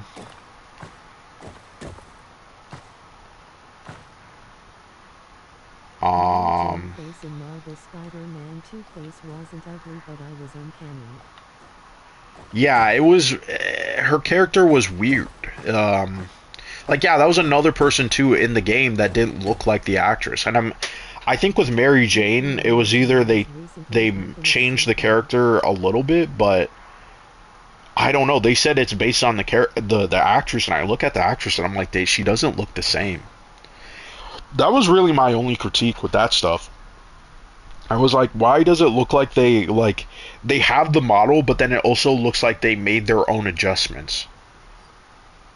And I do think you can, maybe it's like in their contract or something that they can, you know, manipulate their face, you know, like go in and like, I don't know, they use like ZBrush or whatever the 3D program is, and then maybe like make adjustments. But I don't know, it was still kind of weird to me. I was like, yeah, but that's what I mean. It's still weird because it's like you still can see the similarities of that person, but it's still like you could see and like, okay, it's not like 100% accurate. James in SH2 is quite different. Yes, his is, and to be fair with that one, the actor is older than what the character's supposed to be, because they casted him to play an older James, but because people didn't like that idea, they went back and made him more accurate to the first game, because I think he's supposed to be like 28 or 29, and so they de-aged the model, and yeah, the actor's like in his 40s, right? So because I've seen him in a TV show recently, and I was like, oh, that's the guy who plays James. That's actually pretty cool. But I know he's an older, middle-aged guy compared to James. Yeah, James is supposed to be young, yes. He's supposed to be like, yeah, 28, 29. Is there more of these slates? Am I like... I feel like there's one that I'm missing. Because, like, if it's supposed to be a shield, there's no shield. I didn't pick up a shield, so... Yeah, but the Mercenaries mode is really fun in this game. Is there... No, because, I mean, like, why would they... No. Okay, yeah, that... Well, I mean, it's kind of weird that it would... It's like shield... Maybe this...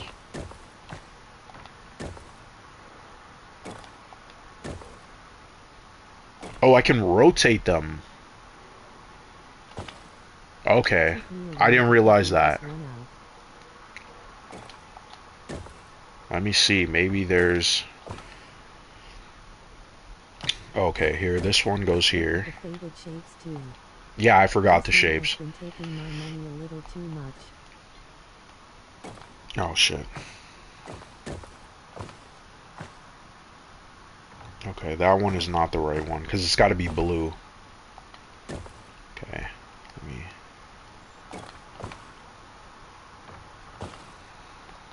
Let's put this back. What did Arkham say? It says, this year has been taking my money a little too much. Yeah, I spent way too much this year. Let's put this here. Okay, that worked. It says, yeah, you know I love Batman. Yeah, you do. You do love your Batman. You got all those statues. I do want to get a statue one time. I've been spending too much money on comic books now the main universe plus the absolute universe. Yeah, actually, you know what? What's your thoughts on the absolute universe? Thoughts on Astrobot? Yeah, I talked about it earlier. I was happy that Astrobot won. Astrobot was definitely one of my favorite games this year. I only played, well, I mean, now I play Marvel Rivals, so the 4 games that I had played this year that were new, I would say all 4 of them I really loved. I loved Hellblade 2. I loved Silent Hill 2. It's very different compared to the main continuity of comic books. Yeah, it is. Well deserved, right? Here, like, the thing about Astrobot winning was that it was more of a shock. You know, like, I wouldn't say it was like well deserved, but at the same time, I didn't think they would let Astrobot win because people, it wasn't a massively popular game, and it's a platformer, and people just saw it as like a kids game, and it's also not a Mario game. Like, platformers are kind of rare nowadays. Like, we've only been getting like remakes of older platformers. Like, I mean, there's been more like smaller scale platformers, but they usually don't even get nominated. This version of Batman, of how his thought process of this version of Batman being a mixture of Frank and Yeah. Yeah, it's like a mixture of Frank Miller. I mean, yeah, because he's more violent, and he does kill. The one thing I didn't like about this new Batman, the Absolute Batman, was the fact that he's friends I thought it with was all cool, of the villains but except now for the it's kind Joker. of a nice throwback to playing games like Jack and Daxter. Yeah. Well, I mean, it was popular more on the internet because I don't think Astrobot was selling super well. Um, I know it did sell 1 million units, but I don't think it did extremely well. You know, it wasn't like other I'm Sony kind first of not a party fan of games. that. Yeah, I'm not a fan of that either. Like, it was very corny when they were all at the table playing cards, and then it was like, haha, Harvey, stop being a two-faced bitch, right? Like, I hated that. That was kind of corny in my opinion. I was like, that's a Though, little too I think much. the Absolute Universe is pretty good. I Yeah, I like recently the bought the Absolute Universe. series. I think the best premise for the Absolute Universe so far was Wonder Woman. Wonder Woman, I think, had the best idea, like her being raised by Cersei and she's like a daughter of hell. I thought that was a cool idea. The Superman one, I'm liking. I just think, you know, I think there's a lot of world building going on with the Superman, in terms of like Krypton and like the different classes on Krypton, and this Superman being like you know, I mean, Superman's always been the champion of the working class, but more I do so in realize that this there's going to be version. connectivity between the Absolute and the main continuity with crossover of Yeah, Origins. there is. Yeah, I do know that. Yes. Yeah, they're setting that up. Yeah, in terms of in terms of the sales, like Astrobot wasn't doing like amazing, but it still could end up selling really well in the long term. But I just was shocked. I was happy because I loved Astrobot. So Prime I Batman would is I would going to say beat Absolute Batman. like it was hard because it's like I would say Astrobot was my favorite game this year. Because in all honesty, Nintendo didn't put out a lot of games that I even played this year. I'm still behind on my Nintendo games. I am here. Oh, what's up, Red? You're here? You're home now? That was quick. I need to read more Batman. Court of Owls recently. Haven't read yet. Yeah. Yeah, I should definitely read Court of Owls. Oh, nice. You want a link? IT 6 p.m. It's 6 p.m. Oh, yeah, it's 9 o'clock here. Shit, it's 9 o'clock here. Fuck. Oh, shit. I'll take it. You'll take it? Alright. Give me a second here. I've been reading the Steven Denagon universe. Yeah, I still haven't gotten into that sideways. I have only now been The catching story up arc of on Silent Hill 2 and Slitherhead were mine. Slitherhead. Oh, that's interesting. How was Slitherhead? Because I heard some people were kind of like mixed on it. Yeah, I was gonna make a party. But Oh, I yeah, put an I've open been party, reading whatever. a lot and it's been fun, like it's hard multitasking in school, reading, screwing up my resume and portfolio, Yeah. Yeah, it's school for junk me was food or just a something, but I nightmare. love it. Hmm. Oh, it feels like a PS2 game. Feels like a PS2 game. Oh, nice. but in a good way. Yeah, it might be one of those like cult games. That's what I'm guessing because it did have like I was like looking at the reviews because I was like semi interested, but then yeah, a lot of people were like talking about the jankiness of it. It's very low budget. Yes, yeah, it does seem low budget, but it wasn't even that expensive. It wasn't like a full price game, but if it's on sale, I might check it out. It might depend, because I mean, yeah, I still got all these games. Yes, it's like Deadly Premonition in that sense. Oh, it's like Deadly Premonition. Oh, okay, that's interesting. Cause yeah, I'm in college at Arkham, still in college. So yeah, this semester was just a lot for me. It was a lot of courses. Silent Hill 2. What's up, Red? Hey, open party? Yeah, I just made an open party by mistake, but it's all right. Okay. I don't know. Maybe the boss fighter might join. I don't know. In UK, it's kind of late for him, so. But That's yeah, cool. what's up, man? Let me Nothing just. much. Fucking one more day of work until I get 3 days off. Nice. Oh, fuck. I'm like 4 Pepsi Zeros in. I'm gonna have to throw this shit away. Goddamn.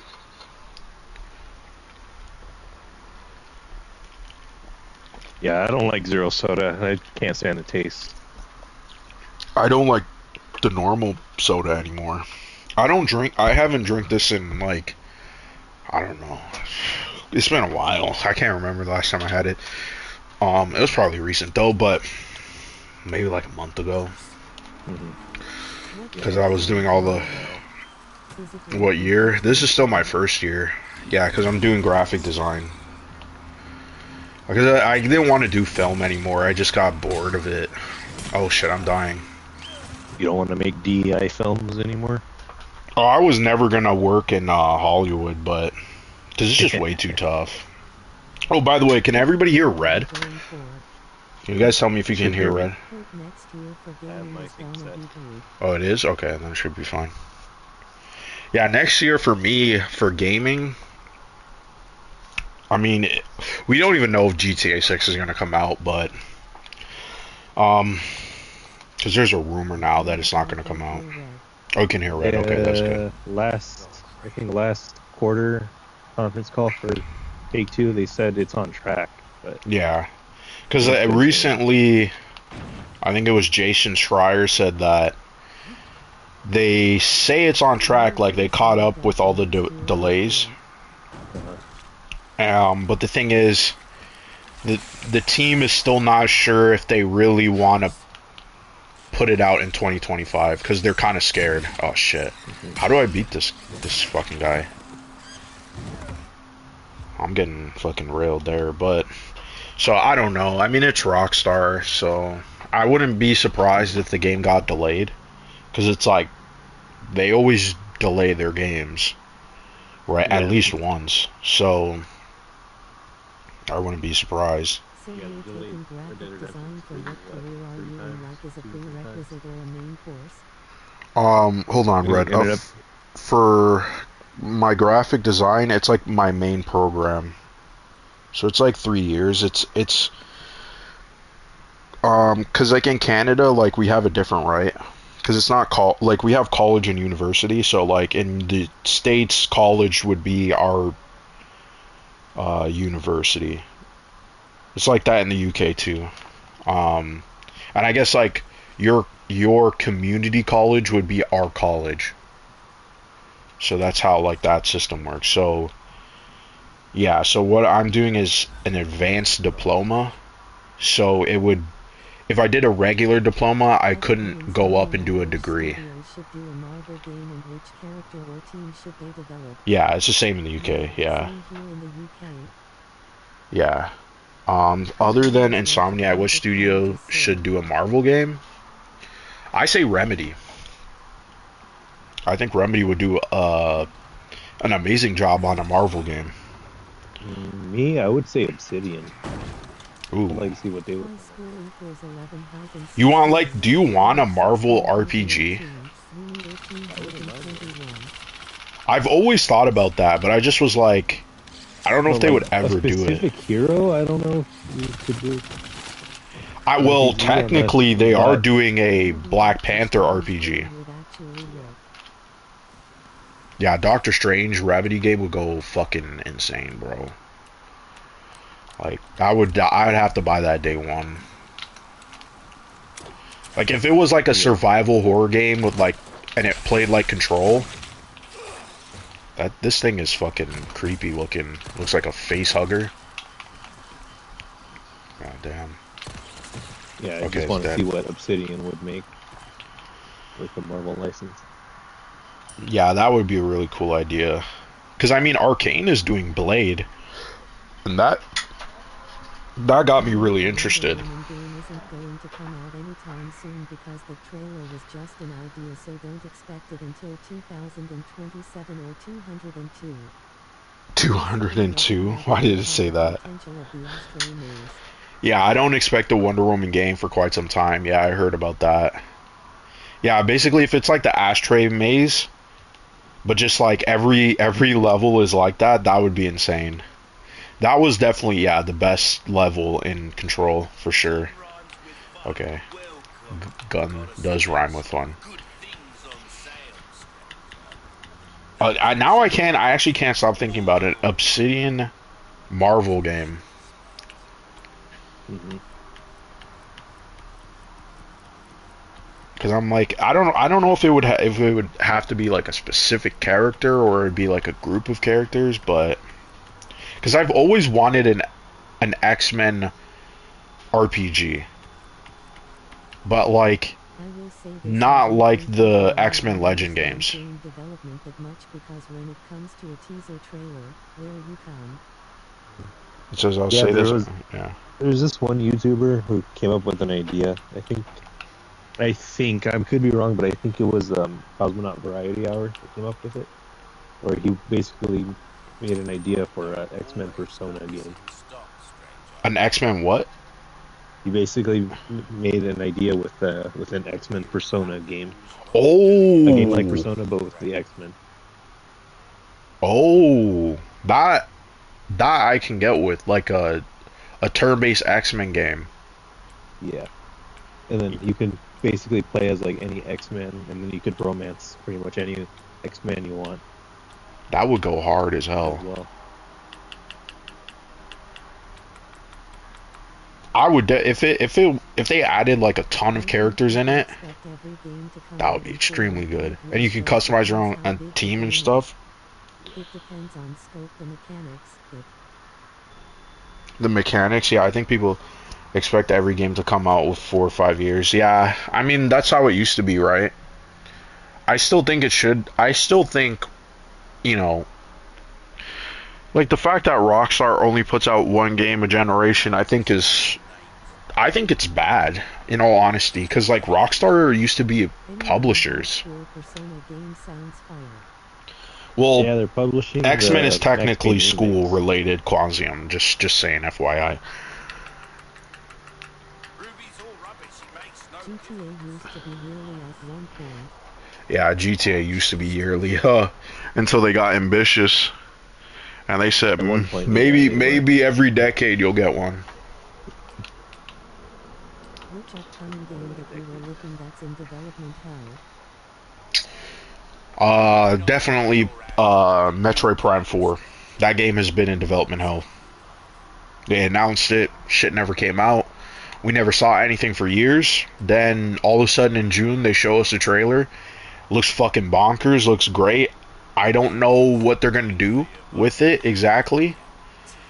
I mean, Retro, this is another studio. Like, you know, there's top studios in my opinion, right? I know now people are like, oh, I don't care about Naughty Dog, but Naughty Dog was a top studio, okay? Naughty Dog, Bethesda Yeah, at used to one be a point. top studio. CD Projekt Red, like there were studios that were like, yo, when they put out a game, BioWare, the one studio that really should have always been up there was Retro. Retro was like a top tier Nintendo developer. And for whatever reason, they make games every it seems like once a decade now. Their last game, Donkey Kong, that game was underrated as hell. One of the best Donkey Kong games, rivaling the original Donkey Kong Country. That shit is fire. That was their last game, 2014, 10 years ago. And we're only now getting Metroid Prime 4. They make fucking great games. And the thing is, if they weren't on just Nintendo, they probably would be a top tier developer. I mean, I think most of the people who were like back in the day who did the first Metroid Prime, they went on to make Blue Point. So they're like a top tier.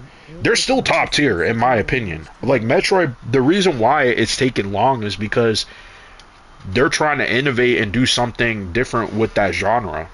And it's a hard genre, in all honesty. It's a very niche genre, the Metroidvania genre. But yeah, next Ratchet and Clank, that's not until next gen. GTA didn't have a PS4 game, yeah. A new one, yeah, technically it didn't. I mean, technically GTA 5 really should have just been on the PS4, but they announced it. I think if they had delayed GTA 5 for another year and released it on the PS4, I think that would have been the better move. Yeah. But I mean, they wanted some of that PS3 and 360 money, because they sold a shit ton of consoles. What did Arkham say? I'll say this, someone that is a game designer in that industry, it does depend on the scope, yeah, for sure.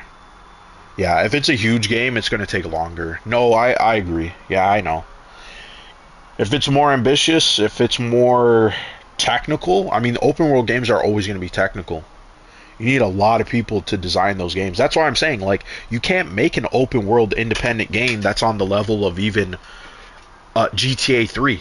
There's no indie game, independent game that has come out that was even popular. That was like GTA 3. GTA 3, a game that's like 20 years old now. Like, it seems like independent games are kind of like behind because of the technology.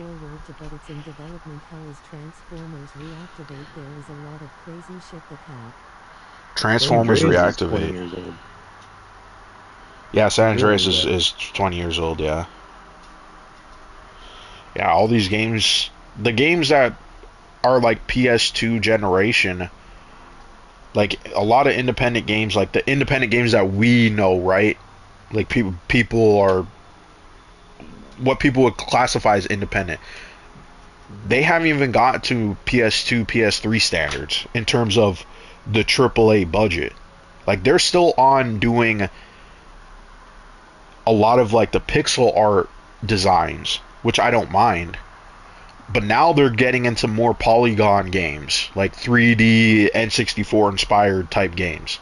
So I'm also waiting for them to start using Unreal Engine 5 so they can make more games that are like a bit on par with like PS3 in terms of like graphics and like the open world. Because again, in all honesty, yeah, we don't even really have like an independent game that's on the level of a old GTA game. So, because it requires a shit ton of people to do. You need a lot of people to make it. Alright, what else can I buy here? I don't got space for that. You know what? I'll buy this. Yeah. Yeah, for sure. Yeah. Yeah, I agree, Arkham. I mean, I know you know. For sure, so... Yeah, open world games are the most difficult games to make. And when you look at games like... Look at LA Noire. That game was supposed to be an open world game, and because they didn't have the manpower to do it, as a result, the game is empty. It's like a barren open wasteland. Yeah. Well, that's why, because it was supposed to be an intricate open world game where you can interact with it, and they couldn't do it. Oh, the Transformer. Oh, it was in development back in 2017. Okay. And I'm making a deadline and they kept moving it. Oh shoot. I didn't even know that. When was the last Transformers game to even come out? Was it that Platinum game? I know Platinum made that Transformers game. It was like inspired by the cartoon. It wasn't like the Cybertron games. Okay, I'm done with that.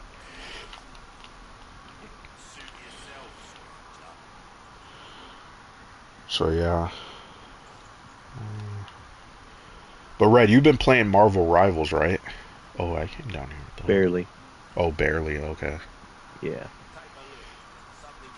I thought you were kind of into it. Called Transformers Devastation. Yeah, Transformers Devastation is the game I'm talking about from Platinum Games. A question: when it comes to Wonder Woman, when it comes to the DCU, are you a little worried because people are mad hasn't gotten a movie on?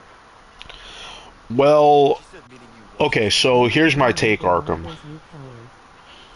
Yeah, you should play Marvel Rivals more, Red, though. It's actually a very good game. I'm actually kind of surprised. I have played it sideways. Fuck you. God damn. Okay. I literally bought the Psylocke. Oh yeah, he Psylocke was. Skin. Yeah, he did. Yeah, I forgot. Yeah. I only recently played as new characters. I played as Mantis and I played as Adam Warlock. Shit.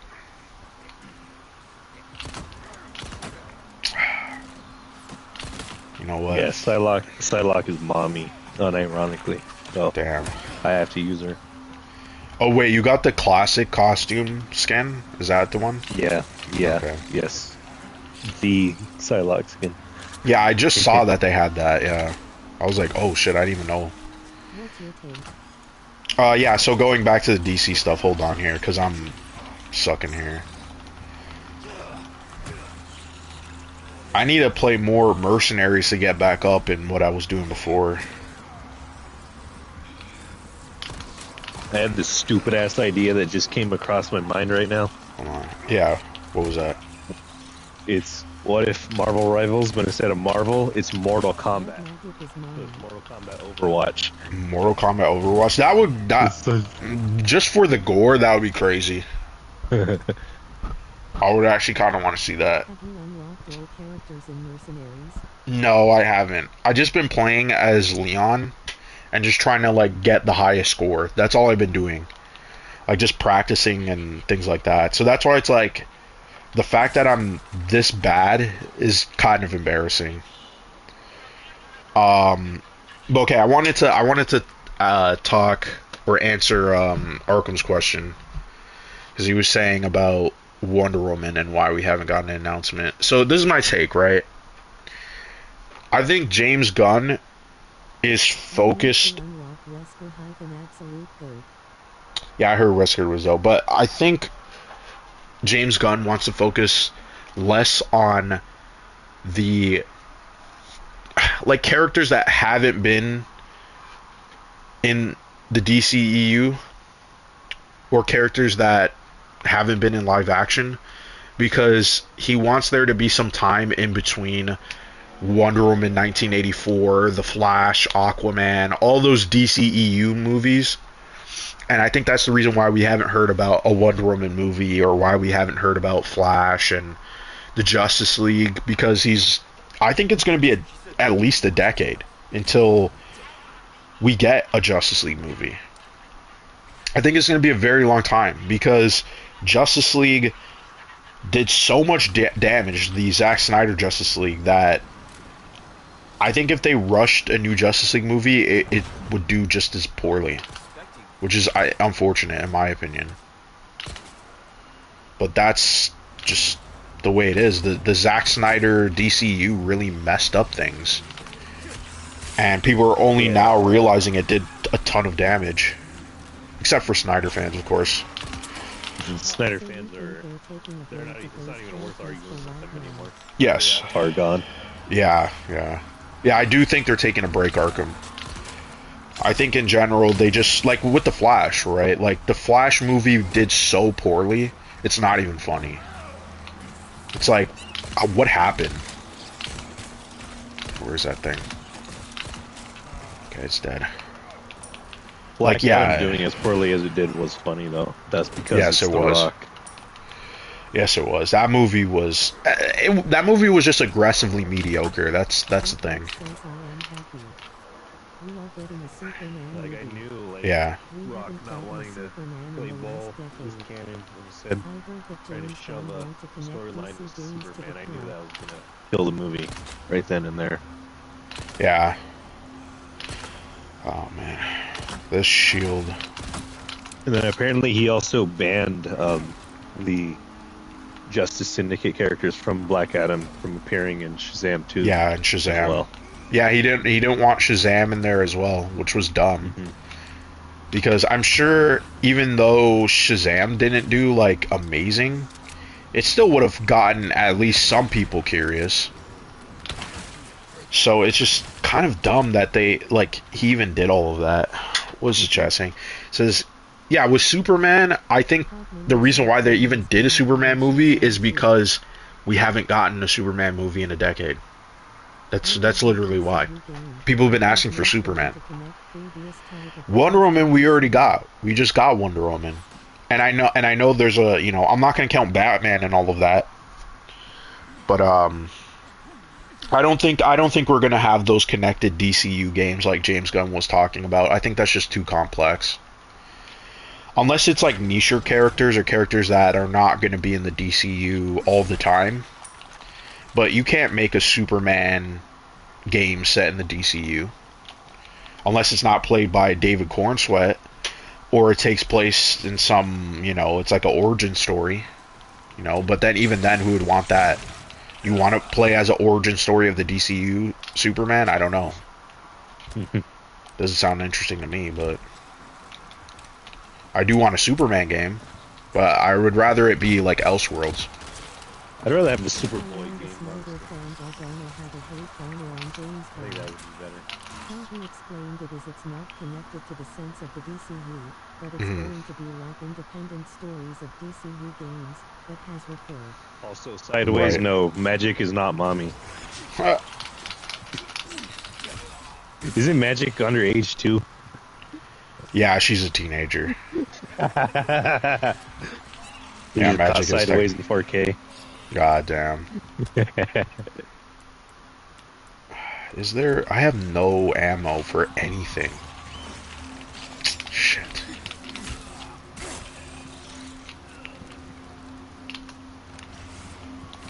So you can have a Batman and Superman and Wonder Woman DCU game, but they will be in their own stories, but have references to the universe. Oh, so it's like... So it would be like Yeah, the like, comics? It couldn't be, it really couldn't be, connected, really. No, it can't be connected. I don't even think it makes sense to even call it... I mean, this is the thing. It's a cinematic universe, but it's not the cinematic universe that people have come to know. It's not Marvel. Like, Marvel is like a linear, like, hey, it's a cinematic universe that's building out a story. This seems more like, again, what James Gunn said. It's like Star Wars. Star Wars is kind of all over the place. But I mean, that's the thing. That's the reason why I don't like Star Wars, is because it's all over the place. And so there's only like few things that you actually like about Star Wars. So I don't know if Yeah. that's a great idea, in my opinion. I think for world building it's fine, but Yeah, I have no interest with the fucking High Republic at all. Like, Yeah. kinda like the comics, that's how he But explained it, that you have DCU As a result of games that, that I'm will happy be that their this own is not even stories, touching but the will old have Republic their era. own. People set Okay. their expectations yeah, but then what so are high they that supposed to do? it's That's the not thing with good Disney enough. Star Wars. Mm-hmm. It's like all the stuff that they've invested into, it's not interesting at all. Yeah. Yeah, like, I don't know, man. I don't know about Acolyte. Like, I did not like that show at all. I watched the entire thing. I mean, it was only because of Aaron. I started watching it, and then I was like, I was intrigued, and then it really did fall apart I'm happy on what that the last DCU episode. is And I was like, doing. oh, you know what? I think it does deserve the hate that it was getting. I'm happy on what the direction of the DC. I think the direction is fine. I'm not a fan of the games part of it. I mean, we still haven't even gotten a game announced. So when that does happen, I guess we'll see. But it's going to be a while. But I'd rather just let's actually see what he puts out and then judge it, because I feel like there's a lot of people jumping the gun, right? Pun intended, I guess. And people are just saying things that don't make sense, like, oh, the continuity, the canon doesn't make sense. But he explained that he said whatever's in Creature Commando and Superman is canon, nothing else. So why are people talking about what in the previous DCU was canon? Like, they might reference something that was in the DCU, but that doesn't mean the DCU is canon. Mm-hmm. I know that sounds confusing to people, but if Rick Flag's son is dead, then he's dead. That's it. That's all we know. We don't even know if Bloodsport even was on the original. He probably was because of Peacemaker, but there's probably details about the Suicide Squad that are not canon anymore. Mm-hmm. And it could be possible that maybe Harley Quinn is played by a different actress. It's not Margot Robbie. It's somebody else. I hope so.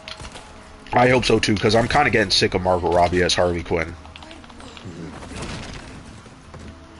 So, I don't know. It just seems like people just complaining and always just, what people do as usual. People complain about things that it's been explained. Someone has already given an explanation, and yet people are upset. Mm-hmm. Yeah, like, I don't think the Suicide Squad should be canon to the DCU at all. So, that whole controversy, I guess, yeah, is just fucking meaningless to me. Because, like, I don't consider it canon myself. So, I'm sure some elements are canon just because of Peacemaker. That's really it. But because I know because some people are like, well, if Amanda Waller is in this universe, doesn't that mean the original Suicide Squad happened? And it's like, he literally just said there's only 2 things that are canon, and not to worry about it. It could be fleshed out in the future. We don't even know. But as of is right now, they're just going to tell whatever happens in Superman, that's the main focus. He said that they're not building up to some Thanos level event. I'm sure they are at some point in time, but it's not going to be right now. Yeah, they shouldn't even focus on that right now.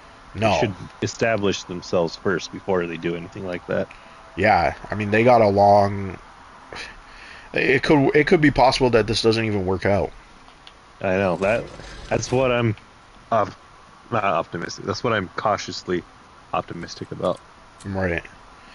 Yeah, it could all just. Oh, I'm supposed to climb up here. Okay, I'm stupid. Yeah, it could all just fail. That's another thing people are not, or at least these the haters or whatever are kind of like not understanding is that. I mean, everybody's sort of waiting and anticipating if this is all going to be good. I hope it's good. I don't want it to be bad because I do like James Gunn and his work.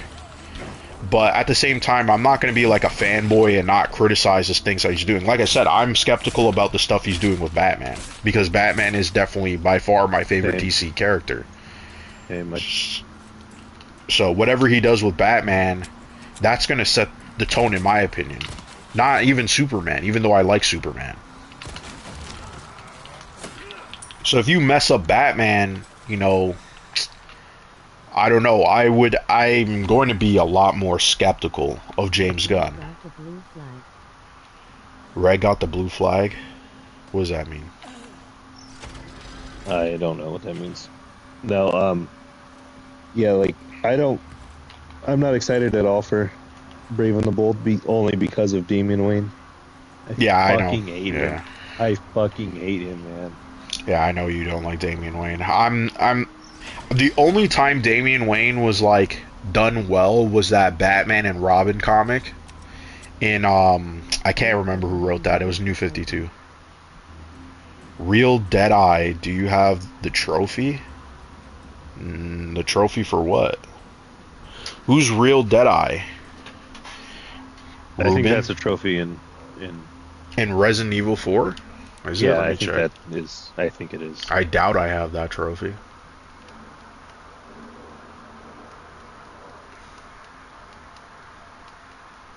No, I probably don't. No, I don't. Earn S rank in all the shooting range. Yeah, I haven't even gone to the shooting range. And the way that I've been playing recently, like I said, I've been terrible because I got to get used to playing the game. Okay. Yeah, sorry, DCU Ruben. Batman is already looking concerning. Yeah, DCU Batman is looking concerning for sure. 100%. It's not even just Damian Wayne. It's not just the Damian Wayne part. It's really just, in general, I'm like, I really do like the Batman. You know, I like the Penguin. I like what Matt Reeves is setting up. I like his aesthetic. I think he has a very interesting direction with Batman. And I just feel like if it's wildly popular in terms of box office, why isn't it part of the DCU? That's the part that just doesn't make sense to me. It's like, if this is overwhelmingly praised and people are excited, why wouldn't you use that to get people excited about your new universe? That's like an easy win. And James Gunn, I mean, the thing is, it's funny because we've been saying this for like, I feel like the last 2 years, me and Aaron, we're like, just put the Batman in the DCU. And there was a report when it first James Gunn got hired that they were going to do that, and then James Gunn debunked it. And you know what's funny? This year, just last week, James Gunn said, yeah, I did consider putting the Batman in the DCU.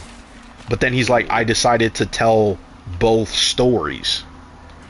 And it's like, I don't believe you. I don't believe you, James Gunn. I'm sorry. You know, like, that's the only thing I just don't believe James Gunn on, is that all the stuff with Batman, if you're going to get Matt Reeves to produce all these freaking Batman spin-off movies that have nothing to do with his universe, how in the hell is his Batman not in the DCU? Make it make sense. Ah, shit. We're going to be sucking at whatever this is. I might die a couple of times. Well, yeah, I wasted ammo here.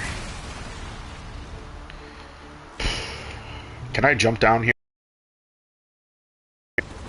Oh, you're on that part. Oh, it's actually kind of easy.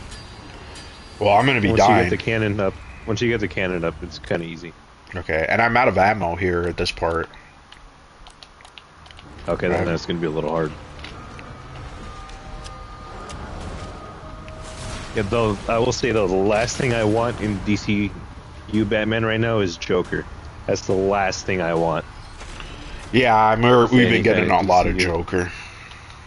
We have way too many fucking live action Jokers right now. Yeah.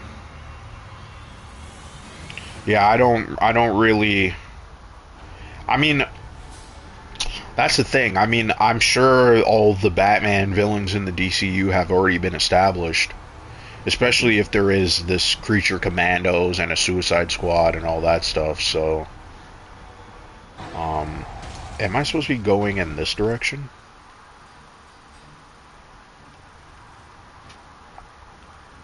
Or am I supposed to be going in the opposite direction here? Because this was locked. Yeah, you have to Subjective. open a few gates, Oh, shoot. and then Hold on. I think I messed up. I think I went in the wrong direction. I should be going... here? Oh, there was a small key I missed or something. yeah, you need to use the cannon to kill the whatever it's called, and Whatever that thing is. Okay, let me get some crafting stuff, because I don't have a lot of ammo. Support, okay. Machine. Machine gun. Question how you done the DCU Yes. Batman. To me, I would have done a Batman that was in his 5-year career and done Dick Grayson Robin in the film. For DCU Batman, That's a better idea than I think that's whatever a they better have idea. now. Yeah. I mean, if Superman, this is another thing too, right? If Superman is so early into his career, why do we have a mature Batman? That's Yeah. another thing I just don't understand. I don't like that. I don't like that at all.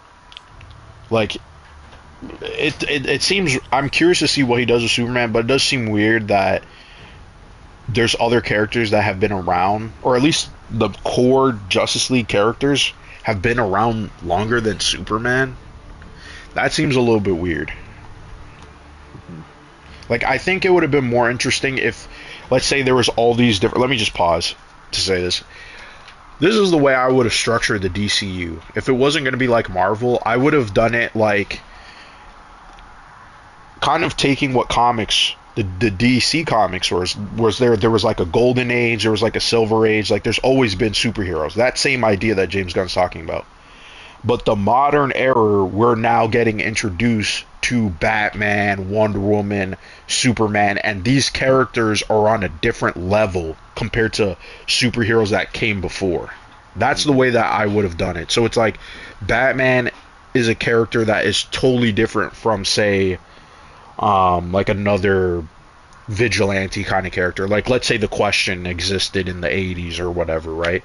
So it's like, and then you can have legacy characters because the older ones have died, right? Like there was like an older Green Lantern, it was Alan Scott, and then there was Hal Jordan, and now he's like an older character, but he's not the main Green Lantern who's going to be on the Justice League. It's going to be John Stewart because he's the newer version of that legacy character. Same thing with the Flash, maybe, you know what I mean? So then like that Jay way Garrick.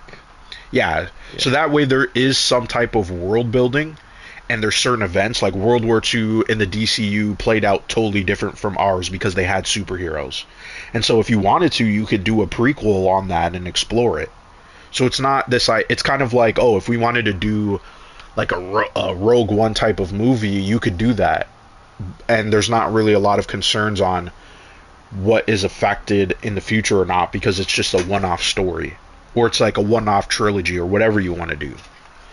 And I think it would have been more interesting if James Gunn wasn't going to do a Superman as like the first thing to introduce us to the DCU, I think he should have done an animated show that was like the world of DC, and it was like, here's like a small tease of this world instead of Creature Commandos. It's like this animated show, and it's kind of like an anthology series, and it's just like, oh, here's this character in this time period, here's this character, and you're like, oh, this is the new DCU, and it's like a taste of what you're getting. It's not required, but it's just something we put together for fun so people can be like, oh, this world is exciting, it's different, it's fleshed out, and there's all these different characters and all these different events and so much to discover.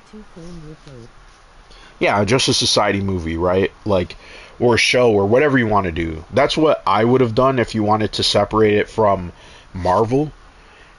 I think if he just came out and made it more apparent and more like, hey, just like how you love the comic books and how you consume it in terms of like, you know, the different ages, we're going to have that and we're going to play into that more.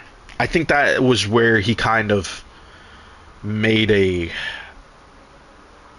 error in his calculation. That whole announcement video, he should have never done that.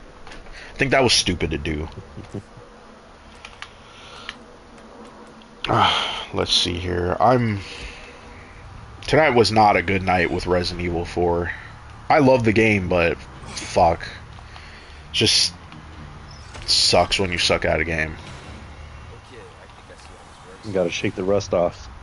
Yeah. I don't even have healing, so this troll thing is just gonna be fucking Shit.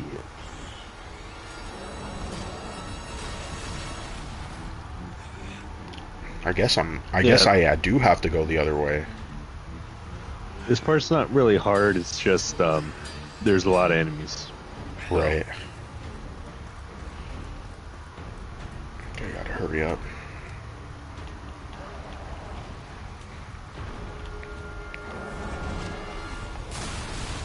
Fuck.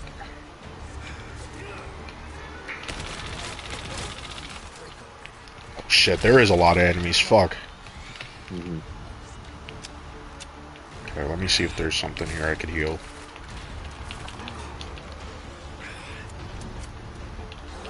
Okay, I'm gonna heal. Shit, I thought I dodged the fucking rock and then I died. I was like, okay, I'm gonna be able to heal. Nope. Okay, redoing this part. Yeah, I messed up. I got confused there because I was like talking. I was like, let me see if there's. Oh shit. Okay, you know what? There's nothing here to fucking collect. But yeah, I mean, listen, James Gunn is not perfect for sure. I think James Gunn is gonna have an uphill battle. Some of it is his fault too, I won't lie. I think he talks a little too much. I think he puts himself on things, like his face everywhere. It's like, do you really need to be on this? Like the Creature Commandos intro, it's like the dude has like his animated character writing and stuff. It's a little corny in my opinion. It's like, okay, man. It's like, we get it. It's like, but where's Peter Safran? Isn't he also the CEO? Like, but he's not the face of DC? I don't know. It's just weird. He's probably on the business side of it more than the creative. Yeah, but I mean, it's not like Kevin Feige has ever had his face even in a Marvel movie where he shows up and it's like, oh, it's Kevin Feige. I mean, he didn't.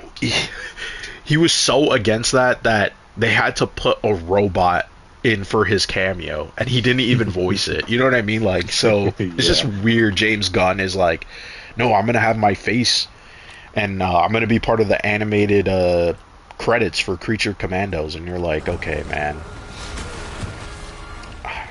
Oh, I forgot I was healing. I was supposed to heal.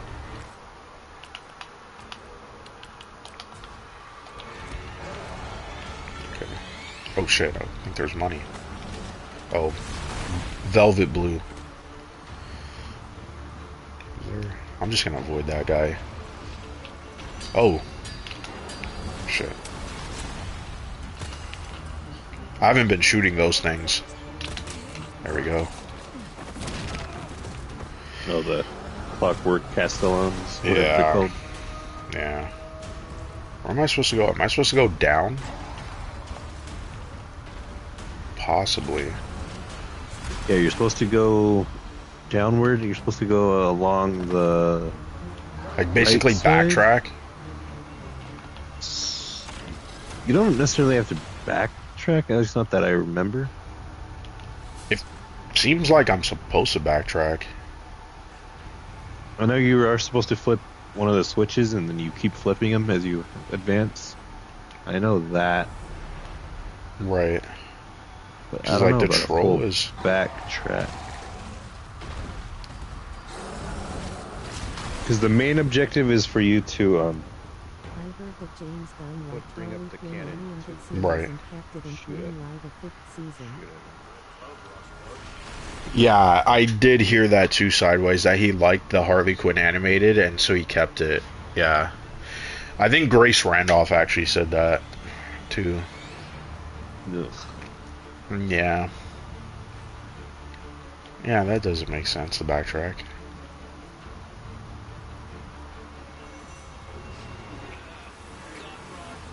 Yeah, you're backtracking way too far.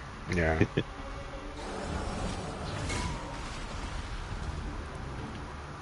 Damn, Leon is freaking slow runner.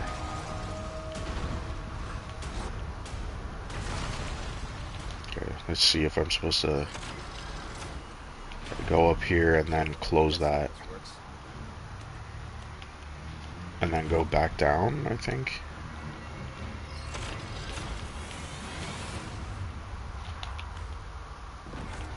Okay.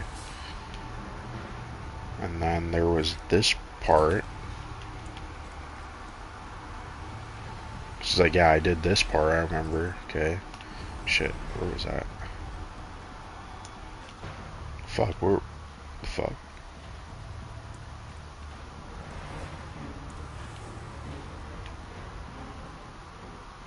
Yeah, I think I you am confused. flip the switch. I don't know if it's still there. I think it is. Yeah, now. it is there. It's here. This part here. Fuck. I might have to get through the. I gotta. And climb. Yeah, I see an enemy.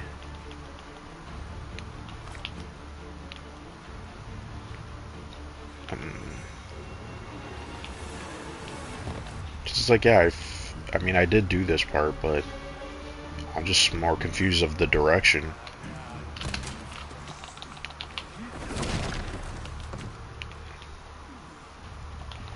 Chest.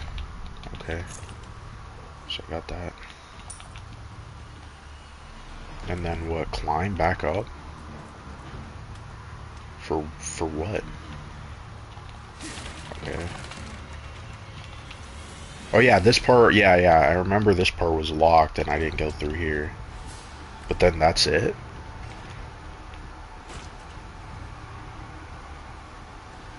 Then I think you go up the stairs. Is there not something... Okay. Yeah, because okay, and then it just brings you back to the top area. Yeah, I think you. Oh, I see it. Yeah, and then was this part blocked? Yeah, it was blocked.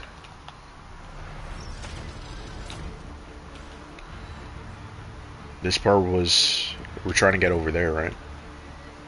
Yes.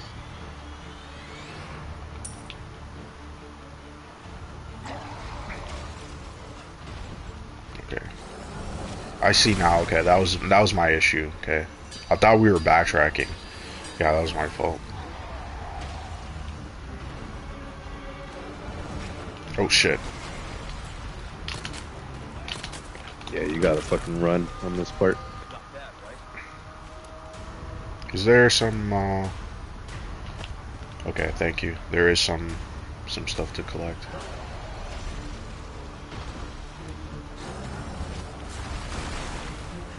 Ah, shit, no way. Okay. Oh shit, I didn't see that guy there. Okay, I see now what you're supposed to do. Yeah, okay. I got this guy. Ah, shit, he shot me in the leg. Okay. Can I not auto sort this? Okay, what do I... Okay, you know what, let me... Before I grab it, let's craft... shotguns. Combine some herbs. Yeah, I'm gonna combine some herbs. See if I got... I'm pretty sure I have all of them, man. And there goes all the herbs. Okay, so I'm gonna do some... machine gun... Actually, you know what? Flash grenade. Okay. Okay, now let's grab some of this. There's a rifle ammo. Okay. Just grab this.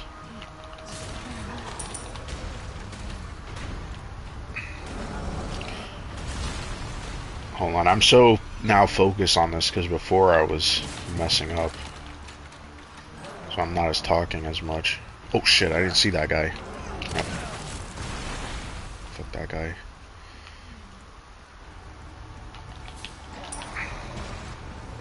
Yeah, I'm focused on what you're doing.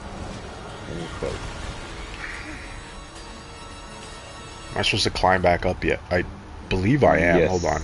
Yeah. Did I miss Yeah, anything? Okay, no. I am supposed to climb back up. Let me just wait. Ah, shit. That's exactly why I was like...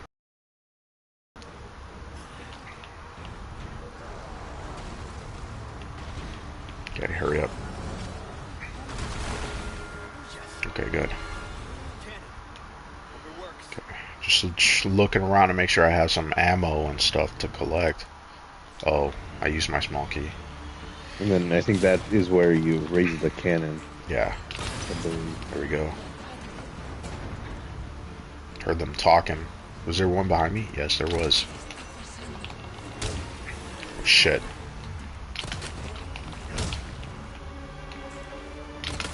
Ah, I missed. Fuck. Shit.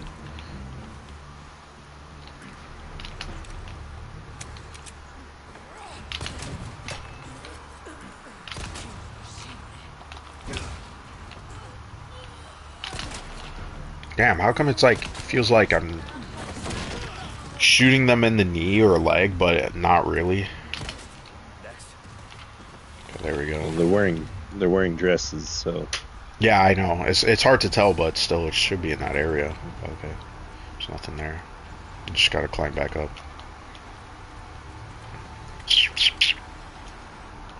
Let's see. Okay, let's open this. Get this open. Ah, there's more ammo. Let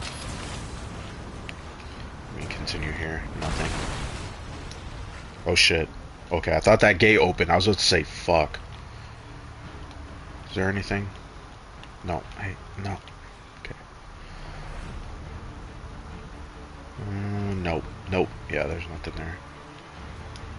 I really do need the ammo because it's like, it feels like I haven't gotten a lot of ammo. Okay. Fuck. do you have you have the handgun ammo charm equipped? Do you have it? Handgun ammo charm? Yeah. There's a charm that you can put on your case where you'll find more handgun ammo. You mean my like an upgrade? Like the upgrades I have? Oh, that's even right. check. You don't do the fucking the shooting range now. No, no. Oh yeah, I haven't Yeah, done that's the how shooting you get range. them. That's how Okay, you yeah. get them. Oh, I didn't even know that shit. I should have done that. Re-equip charms at the typewriter. At the typewriter. Okay. Well, yeah, I don't think I got any turns. Maybe I did, but I didn't even know that about the shooting range. If I'd known, I would have practiced off stream or something. Because I was just, like I said, I only played the mercenaries. I was just didn't want to continue playing without being on stream. I don't even have a spray. I'm gonna wait. Get ready. Okay, let's get him. Okay, we got him. Right in the eye. Jeez. Gone. Adios. Son of a bitch. Is there any other enemies I gotta pop off? Oh, yep. I think There. there's a few more.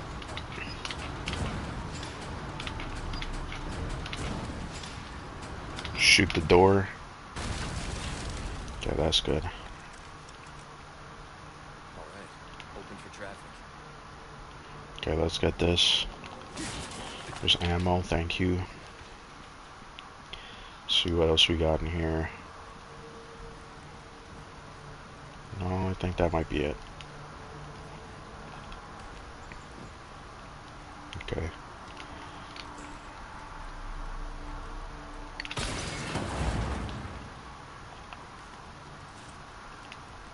Let's see what else we got down here. Okay, yeah, nothing. I was just where I was before. Okay, let's see. Nothing. Can I break this?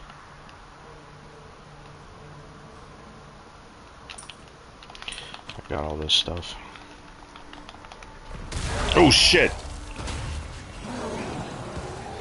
Oh shit, he's still alive, fuck. Yeah, you got a jump scare. I was gonna say something, but I didn't want to spoil it. Okay, he's fucking... Let's see, is he dead now? I've had my fill of Yeah, you he fools. falls. Damn, where did he even fall? Is that... the fuck? Fucking chasm. And Shit. abyss. It's that deep, that's crazy. Mhm. Now that's terrifying.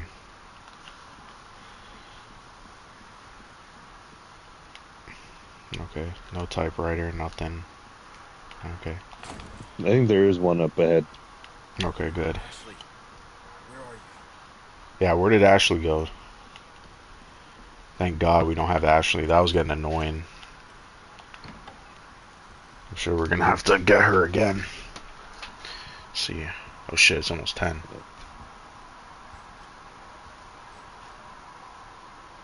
There's Ashley.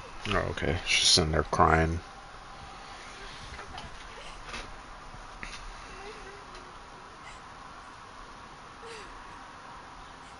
I'm so scared. Get out of here. I wasn't myself anymore. I was something else. Ashley must have been terrifying her. I know. Oh, did she get like... Oh yeah, because of the plague? Yeah, she's infected with it too. Yeah. It's okay. Well, that's the reason why she went all fucking crazy, right? That last Yeah. time. Yeah. We gotta keep moving forward. We will beat this. Have you played Red Dead Redemption 2? I've Have we beaten talked it about it? Oh, you beat it. twice. Oh, twice. Okay. Yeah. Because that's the next game I'm going to be playing once this is done. Before you stab me next time, okay? Okay. Yeah. I Yeah, only I put... cried both times. God damn. Yeah, Monkey wanted me to play because he's a absolute fanboy. This guy said his game of the year 6 years in a row was Red Dead Redemption 2. It's such a It big should game. have won in 2018. It should have. Yeah. Yeah, Red Dead Redemption 2 is like a 50-hour game, but I mean, to be fair, I haven't even played Marvel Rivals for like a week, and I have 22 hours in it. Top tier, but So- I get intimidated by it sometimes. Yeah, the reason why I couldn't get into that game is the controls. I just don't like the controls. I hate the fact that when you pick up stuff, the button changes. It just like throws me off completely. Like there's just certain things in that game that made me stop. So I'm actually gonna finally be revisiting it. I might have like a 3 games alternate. I don't know how I'm gonna do it because I normally don't play multiple games at the same time, but fuck it. I want to beat some games. That's really why I'm streaming, because I always was never consistent with beating games. Like sometimes I would beat a lot of games, and then other times I would barely play games. So it's like I want to get through some games that I said that I was going to play. So Resident Evil 4 was definitely on that list. I haven't saved in quite some time, actually. It Oh, can that was feel a 31. bit sluggish at times. 32. I should have been saving here now. I had a dream of being the CEO of DC Studios. Damn. Let's save this here. I'll always I have some keep crazy looking dreams I forward can't to even being repeat on stream because they're fucking crazy. They're batshit insane. I had a dream of me slapping sideways in the face over and over again. God damn, Couldn't do why anything you so about abusive? it. I'm Holy just shit. kidding. God damn. How Sideways is gonna track you down, John Wick style. In his dreams, though. I mean, if you know my Twitter, you know where I live. You know what city Oh I shit. live. Yeah, Yeah, I my know where. Twitter. What's it? Yeah. I always forgot the controls, and yeah, the controls are just like I don't know what they're doing. I hope the controls for GTA are not like bullshit. That's the one thing I don't like about Rockstar games is that they add this like weird mechanics for like realism. I just don't understand it. Like the whole driving mechanic in GTA, it doesn't make any sense to me. It's like if these people already have a driver's license, why do they have to get better while they're driving? They've already passed the fucking test. They should be good at driving. Shouldn't be shit right when you start playing the game. It's like it's just weird. It's like if that's supposed to be add realism, then yeah, it just doesn't make sense. It's more like realistic for the player. Yeah, yeah. Certain things in Red Dead is just like, what the hell? Like, it's been a long time though since I played it. And then I dropped it, like I said. So I'm gonna go back and actually finish it. Yeah, I do prefer Red Dead Redemption 1's gameplay, but I think 2 has a much better story, in my opinion. Yeah. Still no current gen patch. Yeah, there's still Yeah. no 60 frames on fucking current gen. That pisses me off about it. Yeah, there's a rumor that they're going to put it, but... Oh, is this crows? Shit, I only got one. Because I think Red, I'm there from a was different code universe. on the... RDR1 He said, Red, I'm from a different universe. I think, yeah, fucking sideways. No, I think there was, I don't know if you remember, there was a leak with like Xbox, like a list of games that had yet to be announced that were coming to Xbox. And Which leak was I that? think it was like a year or two ago now. Was it a NVIDIA leak? I don't know, but I know it involved Xbox. And then in that leak, it said a next-gen patch for Red Dead Redemption 2 was Yeah. coming. Well, there was that leak. Oh, shit, there was that dog. Shit. There was that leak. I don't remember if people remember this, but... that they were going to remake Red Dead 1 in the engine of Red Dead 2. Because they had the map and everything. And they Yeah. already had the assets. And so people were like, oh, they're going to do it. And then it never... So the reason why they didn't do it, and this is fucking insane, it's because of the GTA trilogy. Because that game did so poorly when it first came out that they were against the ideas, or against the idea of a remake / remaster. And they thought they didn't have time to really commit to doing remakes, so they just decided to do ports instead. Which is fucking insane that Rockstar is that stupid.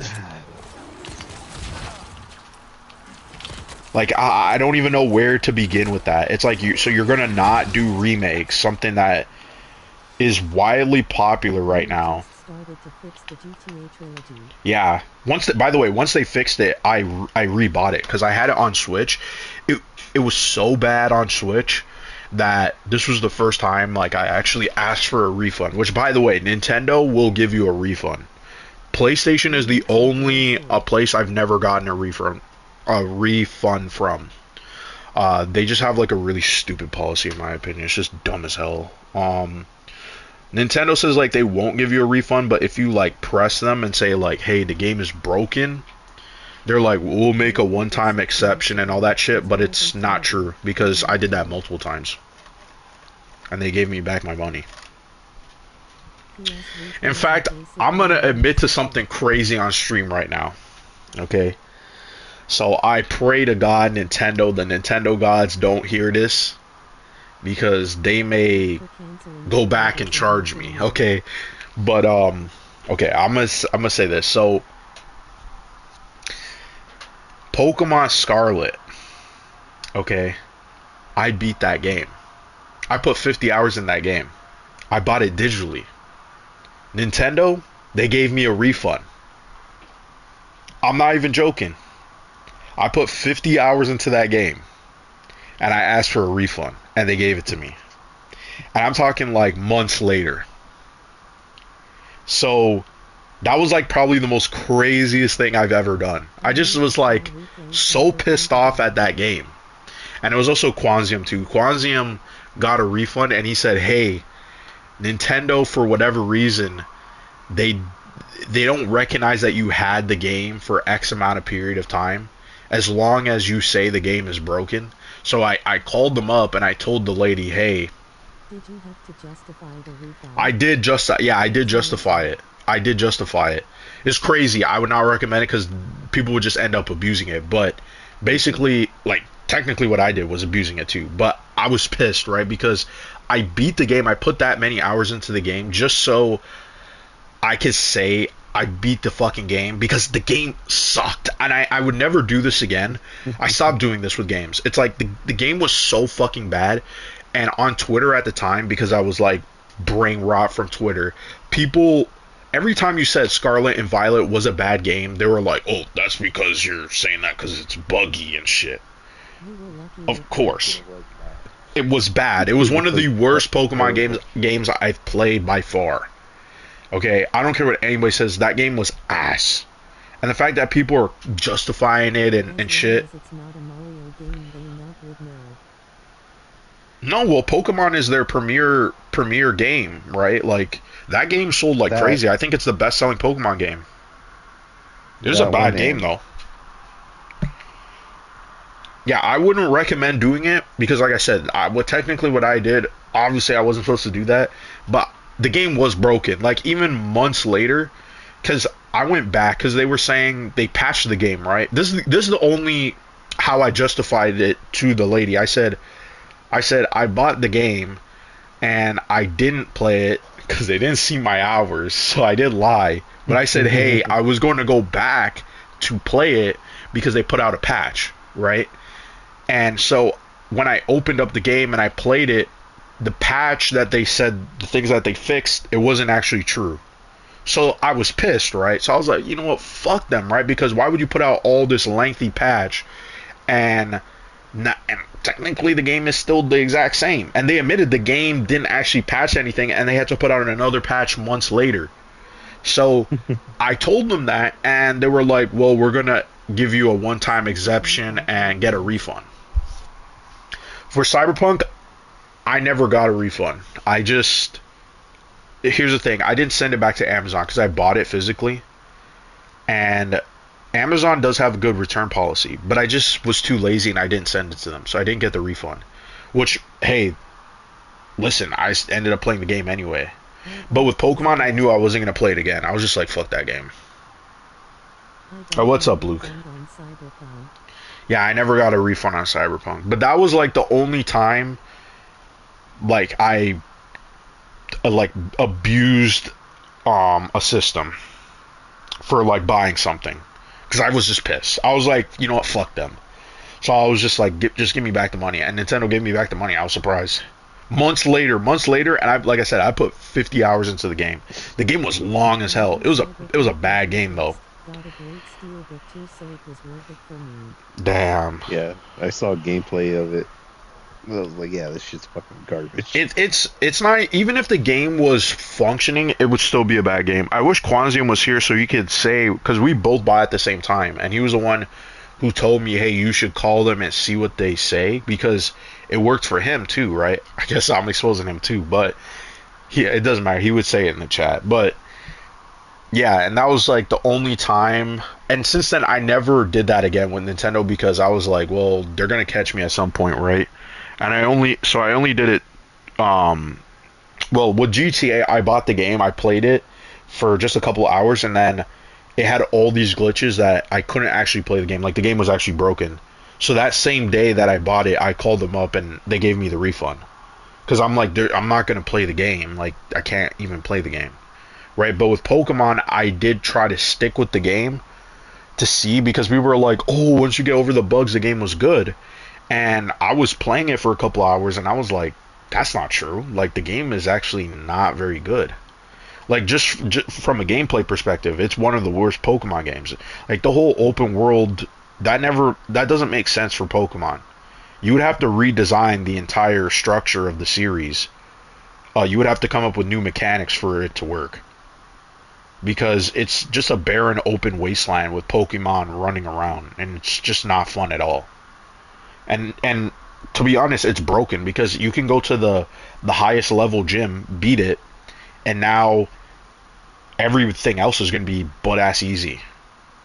And all the Pokemon fans, because they're delusional, and now I know the Pokemon fan base is straight up delusional, they were trying to justify it because they're like, well, in Skyrim you could do the same. No, you can't. No, you can't. You can't just walk. Cyberpunk was so broken I couldn't even get past a mission. What I needed was never there, even Yep. after I restarted the game. Yeah, Cyberpunk was beyond fucking broken, man. Like, and the thing is, that's why I shat on the game. Like, I only played the game last year. It was in March. I was like, Cyberpunk was you know, I shit on this game. I wanted to like it, and then I was like, well, they patched it, right? So I played it, and I was like, oh shit, like, holy shit, I missed out on a fucking great game. Like, Cyberpunk was fucking amazing, right? And I was like, holy shit, if the game was actually fixed and in a good state, that easily should have won Game of the Year. And I like The Last of Us Part 2, but if Cyberpunk was in a good working condition, Cyberpunk 100% should have won Game of the Year. But it wasn't. And on top of that, too, it missed the cutoff date anyway, because stupid fucking Jeff keeps doing these shows in December. So, yeah, but the game was broken. And that's the one thing I like, it's just hard where it's like, yeah, I want to support CD Projekt Red, but I'm not gonna, I'm like, with them, I don't know if I would buy Witcher 4 day one. You know what I mean? Just because it was that broken. Yeah, Cyberpunk should have been a next-gen game. I believe Cyberpunk should have came out in 2023. It should have gotten the... I was in a Pokemon phase... Oh, man, because of a girl. God damn. Listen, Pokemon as a series is good, but it hasn't evolved. Pun intended, I guess. It hasn't evolved. You know, like, it's still stagnant, and it's just because the game mechanic is good. It's like one of the few games where you're like, it's hard to really change because it just works. But when you try to do new things with it, like an open world and do the gyms, it just doesn't work. It's just nonsense. And the fact that people are trying to compare it to the open world in a Bethesda game is stupid. Because a Bethesda game, they're all story driven. You can't. It's not like you can go to the final mission in a Bethesda game and beat it and then go back and do all the other shit. It's like, no. There's still some linearness to the missions. It's not just randomness. So, yeah, what was... So I'll probably buy... So, yeah, I wouldn't... Personally, for me, I wouldn't buy Witcher 4 day one. I would have to wait. I would have to see, like, review... No, not even reviews, because if you remember, the Cyberpunk shills, this is something people do not talk about. I'll never forget this. You know, the people with the yellow chair that said, oh, look, CD Projekt Red gave me a chair. Those people shilled for the game. They never played the console version. They never said that the game was broken. And those people, I still have a grudge with those people. And no one talks about that anymore. That the reviews ignored the fact that, well, one, if I was a reviewer, I would have not reviewed the game.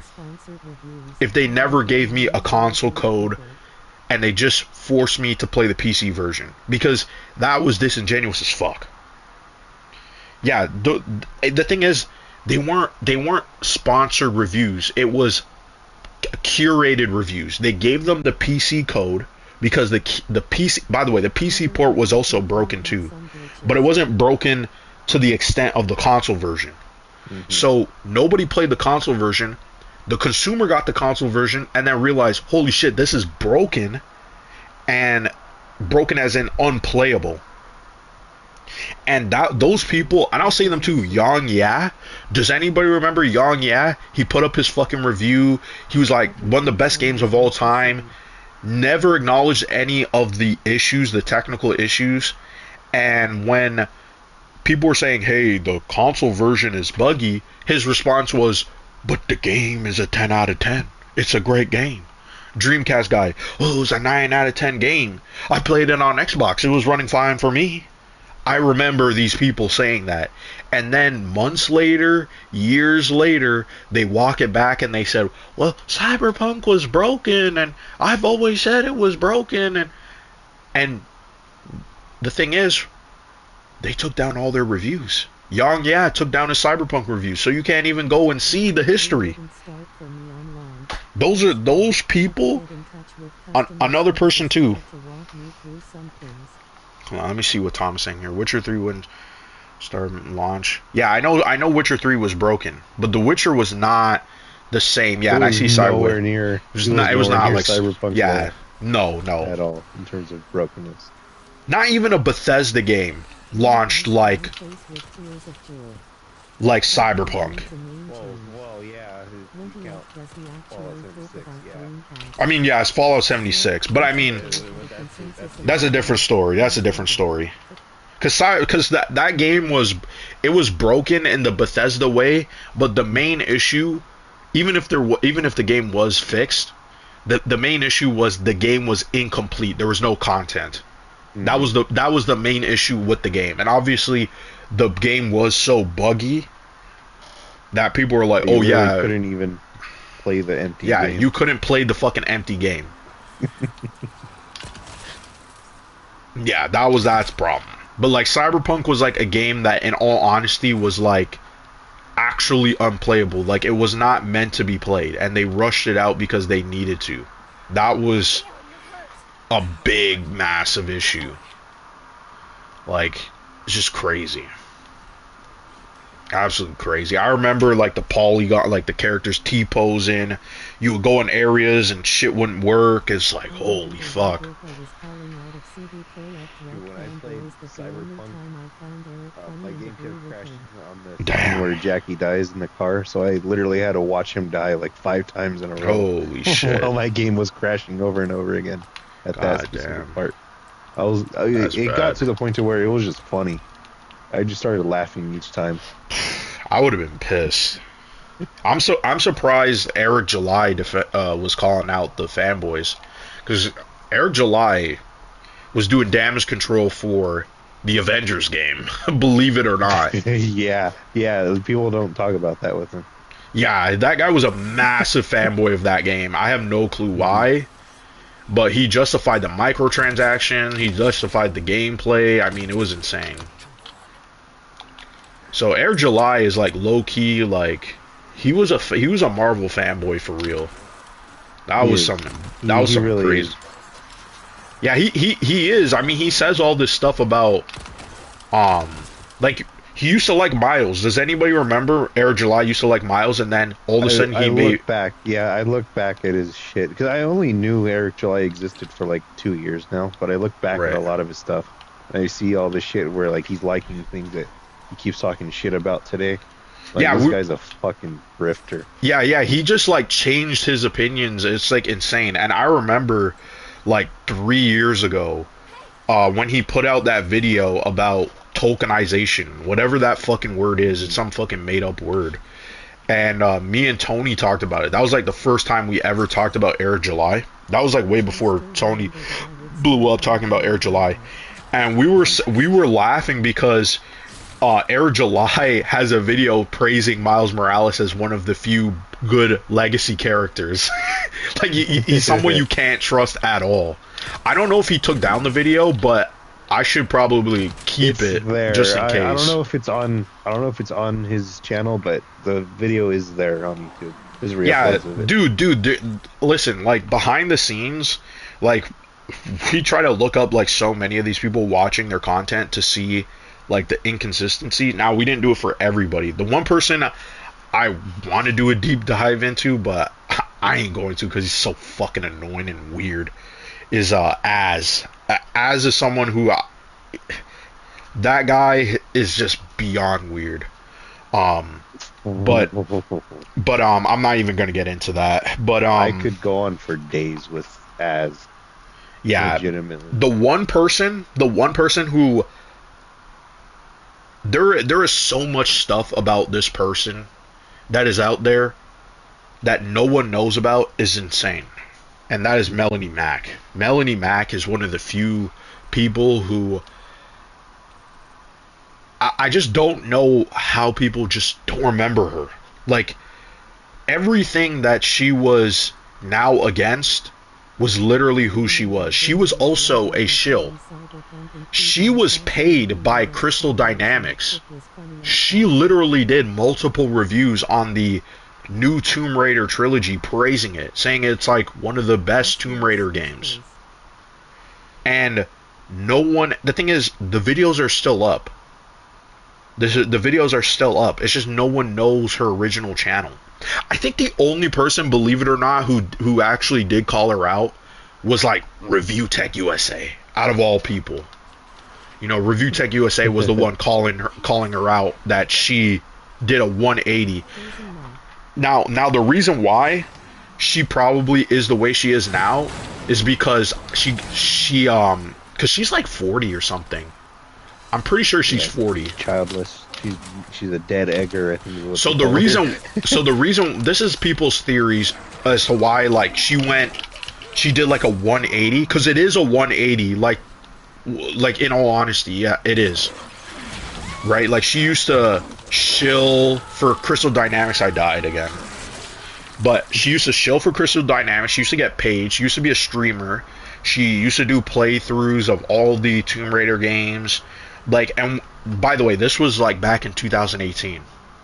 Okay, not I mean, that was 6 years ago, but in my opinion, not that long ago because I do remember her, and I remember her personality was completely changed. Like she leaned into all that anti-woke stuff right when like I don't know, what was it? It's been like 2 years, 3 years now. She started leaning into it, and then she blew up, and then now she's like, you know, talking about all these, the characters need to be more attractive, and now all of a sudden she's getting into arguments with them because some people want softcore porn in their game, and she's like, oh, that's blasphemous, and that's degenerate, and oh, I don't want that in my video games. It's like, hey, do you know what side you're literally on? They literally want that. They said that.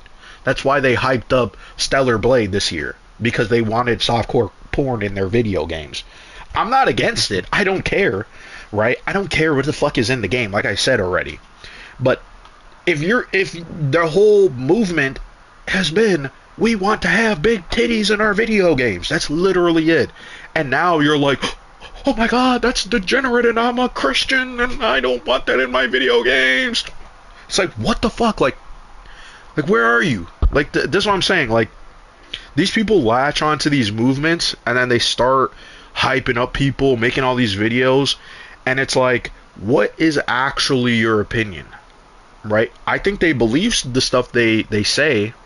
That's why I'm like, I don't know if they're 100% a grifter, but at the same time, they're not going to share all their views, because if they did, all their viewers would leave. They would all go, oh shit, I gotta go, oh, and they disappear, because they were fighting back and forth on Twitter. I only saw that because of Potion, but I thought it was funny. I thought it was hilarious that they started arguing about that now. And then Grum's coming in. You know Grum's, right? No, I've never heard of him. Okay, good. You know, I'm not even gonna explain who Grums is. Okay, if you don't want to, I don't want to know who he is. No, you don't want to know this guy. He's. I would say he is more of a grifter. I guess you could say. I don't even know. I would say he believes the shit that he says. It's just that he is a developer. He's a failed developer. That's what he is. And his whole, well, I guess I am now explaining who he is. But he's a fraud. He's a failed developer who is now trying to bolster his new game by starting or attaching himself to this movement, so, you know, people can buy his fucking shitty MMO when it finally comes out. You know, that's the gist of Grums.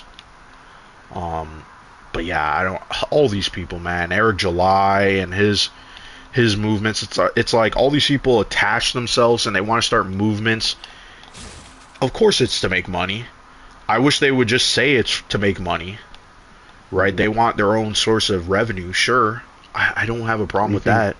But what do you think Eric July keeps hyping up his $5 million he made from his shitty ISOM comics? Yeah. I mean, like I said, ISOM is not even good. You know, it's not good. ISOM barely, if anything, made a dent in indie comics. Make money or want validation? In terms of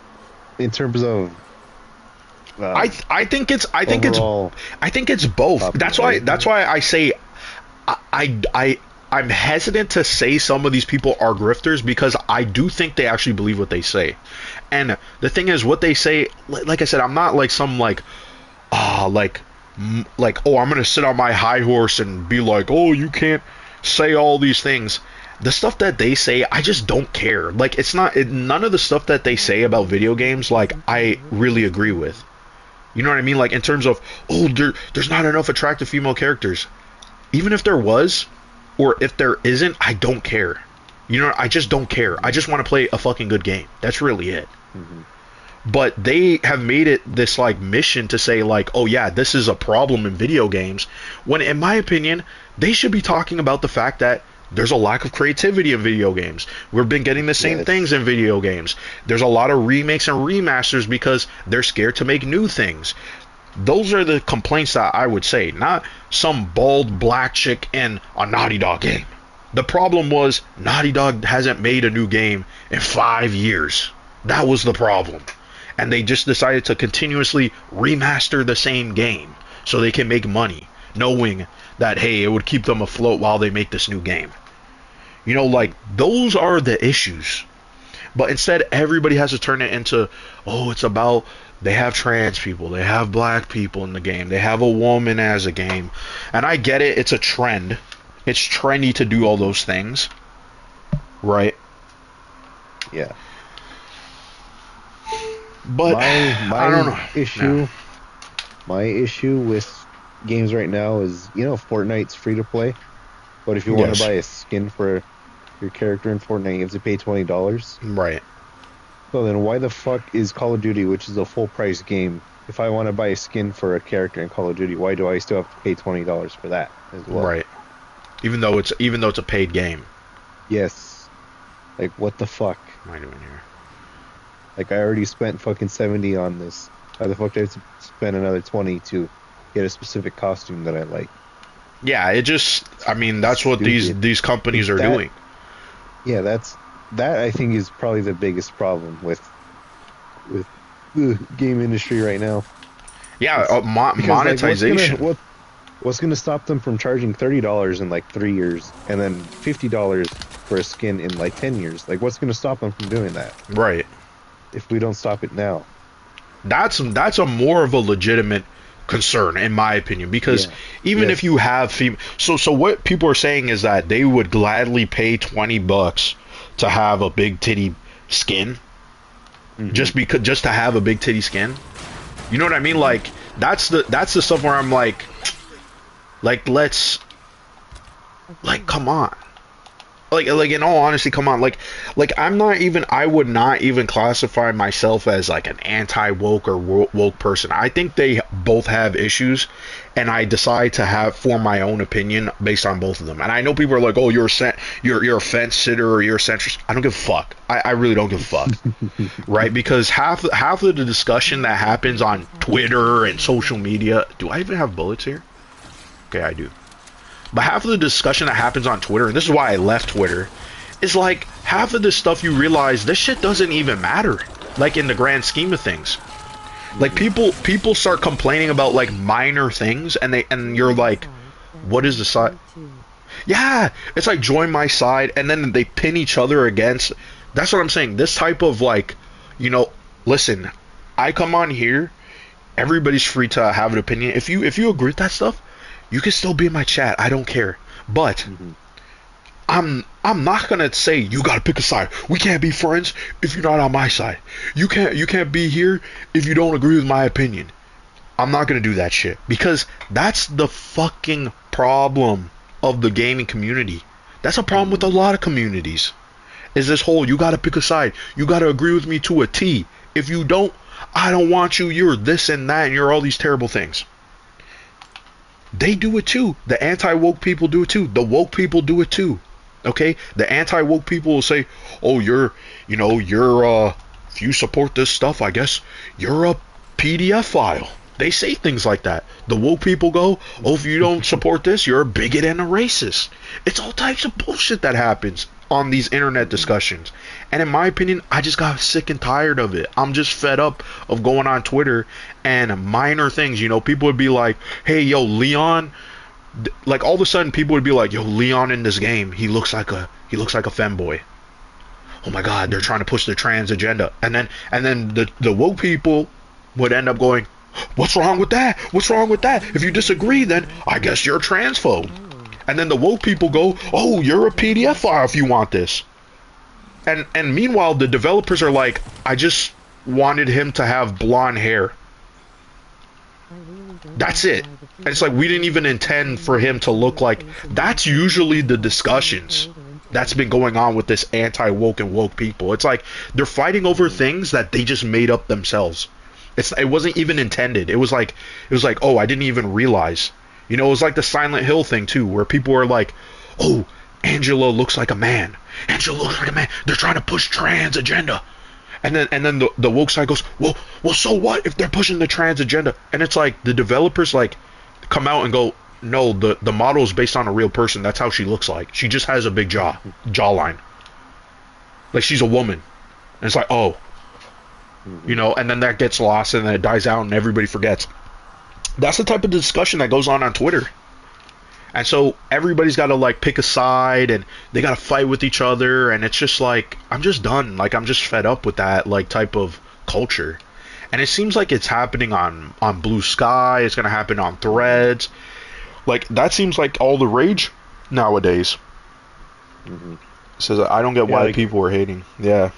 Yeah, like in Some Last of boys Us 2, put Tiana everyone so looking forward to the saying game. that Chris Abby's Iris character and how transgender, she she applied. isn't, by the way. Can we just Yeah. enjoy the damn game? Because Lev is Why the can't transgender people in just that, act but she still indifferent gets and ignore hate. the She games gets they called dislike? Yeah. And I don't like Abby at all. I don't like Abby. Keep that in mind. I fucking hate Abby, and I despise her, and I don't like Last of Us 2. I think the pacing in that game is god awful. But Right. But Abby is at not least the be trans honest. character. At Yeah. least be honest with your criticism. Yeah, That's all I want. Yeah, it's a lot of sometimes disingenuous stuff. Yeah, what happened to enjoying the game? What happened to like people don't even talk about. Yeah, basically one of Twitter's problems just moved to Blue Sky. Yeah, Blue Sky. Yeah, it's like, and it's happening on Threads because I left and I went on Threads. Oh yeah, I remember that, Tom. I remember that people were bitching and moaning because the girlfriend looked older and they got mad and then they said it was woke. So they're like, "Oh, Dead Space remake is woke." And then people were also saying that the posters in the game were pushing like an agenda too. And you're like, you know what I mean? Like all of a sudden now people like read into these like small crazy fringe details. Where it's like, at this point, this is what I say, right? Like, to the anti-woke people, like, this is what I would say to them. Everything is woke, right? So, I know this is your business model, like the YouTubers. Like, those people, they do it for money, right? Whether they agree or disagree, they do it for money. They'll continue doing it. That's their business model, okay. But the people who do not make money from this, those people, how, like, what do you do? You know what I mean? Like at this point, I would say don't play majority of games because they're gonna be woke. You know, somehow the game that you like is woke. You know what I mean? Like these people hype up, say, New Vegas. I'm sure if we went on stream right now and played New Vegas, we could find something in there that was woke. That we could be like, you know, technically this is woke. You know what I mean? Like actual honesty, some honest. You know, I'm not being like disingenuous, right? And say, well, technically this is about this and this and this. I guess that would be woke, right? So yeah, the first two Fallout games and New Vegas take place in California. That's woke. That's probably what some people would say. They would say a ton of different things. Let's see what everybody's saying here. Yeah, Blue Sky is gonna have an issue. That's what I believe. I remember that leak, that Abby was trans and then she wasn't trans, and then they said, well, why is she Jack? And then in the game they explain why. It's because she literally lives in a community that is actually functioning and has a gym, and so she's so fucking mentally deranged because she wanted to get back at Joel. She's like, I'm gonna work out. And by the way, these people are like, oh, she's fucking jacked. There's fucking, the thing is, it's like there are women that do look like that. That's not like a crazy build, in my opinion. You know what I mean? Like, it's a big build for a woman, sure, but that's not like she's looking like The Rock.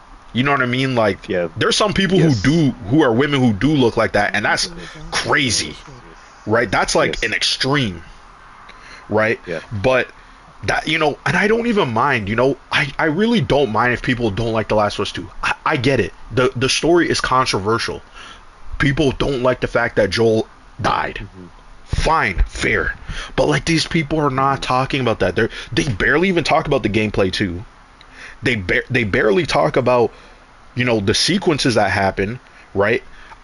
If it's the game's too long, that's fine, right? Like talk about what's actually in the game, the content itself. If you have a problem with the story, you don't like Abby because why are we playing as a character that we you know, that kills our favorite character? I don't want to play as them. I totally get that. That's totally fair in my opinion, right?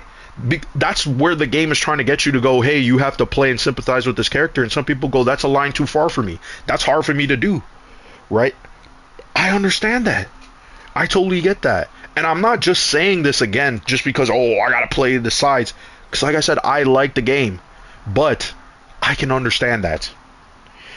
But these people don't do that. Like, look at another person, Ryan Cannell. This guy, his whole thing is literally just to sit there on camera, get mad at these things, get visibly mad. I don't know if it's an act, but he gets mad. He gets really amped up, right? And you're like, dude, like, I know you're probably putting on a show, but like, goddamn. So it's like a lot of these people, and if you want to know, I do watch some of these people. I watch a lot of different people to sample people to see what these people are saying. So like, and I only do this because, again, I do, you know, we're here on YouTube, we talk about this stuff, you know, whether it's on Aaron's stream or when I was on Tony's stream. And so I just got used to listening to different people, even if I don't really like what they have to say. Just so I can be like, hey, I don't agree with this, or I could see maybe their point here, or what they're trying to get at. But people do get mad, and it's so strange. Yeah, I think it's strange too. I think it's strange totally, like 100%. The emotional attachment people have to certain things, you know. I was saying this the other day with like minor things too. Like I was playing Marvel Rivals, and some dude in the chat goes, "Dude, you suck." Mind you, this guy wasn't doing shit in the game. He wasn't doing shit in the game. He got fucking 0 kills. He wasn't assisting anybody, but he was calling me trash, right?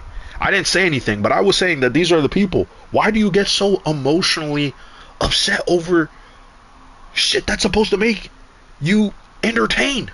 You're supposed to be fun. It's supposed to be fun. It's supposed to be, hey, I'm gonna relax because my life is shit or whatever, and I'm just gonna sit here and I'm gonna play Resident Evil. Maybe I suck at the game. Maybe I'm not doing so good here or whatever it is. But I'm having fun. I'm enjoying myself. That's what matters. People forgot about what entertainment is. And I think that's maybe why some people are constantly talking about this woke stuff, because they feel like, oh, I'm not being entertained, right? And they just don't know how to articulate it. So they point out these things. Oh, it's the black character and all these different things. And, oh, that's reminding me of the political issues going on currently. And they make all these connections. Yeah. They're not against politics. They're just against politics that they don't agree with. They want their politics pushed. They want their agendas pushed. They want their whole thing on the spotlight. They want, oh my god, I kind of don't even want to talk about this right now. But nah, it's okay. They want their politics pushed. Well, they want that's what they want. They want their own validation, right? They want their validation in something, in entertainment, which is funny because they say the other side does that a lot, but why can't they admit that that's what entertainment is? That's why people write stories about superheroes and people getting out of problems and doing that, because it is a fantasy. That's the whole point of storytelling in some sense. It's supposed to be some candy. It's supposed to make you feel good, right? But it can't just all be, oh, we gotta feel good, right? That's where the art part of it comes in. It's a balance, right? That's why I say commercial. It's commercial art. I've always said that, commercial art, because you're trying to sell a product that's supposed to be entertainment, but it's also supposed to be art. So it's a balance of all these different things, and that's hard to do, right? How can you make something that is escapism that's also art, that's also something that is interesting to engage and is stimulating to you? Not every game needs to be stimulating. Do I want a lecture from Resident Evil? No, but I do want some type of challenge with Resident Evil in terms of a gameplay. So it still needs to be clever. It still needs to be well designed. So there's a lot of different things. Where did that dog come from? That's weird. I think it jumped out of the bushes. Okay. Probably, most likely, yeah. But that's like the conversation is really nuanced and deep. It's hard. It should be president of the video gaming Oh hell no. They listen, if I stood up and I started talking, people would be so fucking pissed. And I've just acknowledged that. I'm just like, you know what? Like my opinion is not the majority. Right? I don't even want it to be the majority. I'm fine with that. You know, like because you start saying stuff and your opinion is not clear cut, you're not this, we can't define you in a box. I still can't load. I hate it. Press the fucking load button. God fucking damn. I hate the reload speed, I'm sorry. Even though I upgrade my reload speed, it's still slow. And I hate these dogs. I haven't really fucking okay, hold on a minute here. Because I've been on this part way too long. Okay. Oh shit, okay. Not the deep, sorry, asterisk. Yeah, not that deep. No, you're fine, Tom. You're fine, Tom. Yeah, it's not that deep for certain things, yeah. You know, like there's certain expectations with certain movies and certain games, whatever it may be, right? I still don't have oh shit. I think that was rounding the corner there. Fuck. He went in the bush. Okay. So yeah, there's just certain expectations with certain stories. Let me see if I can mix.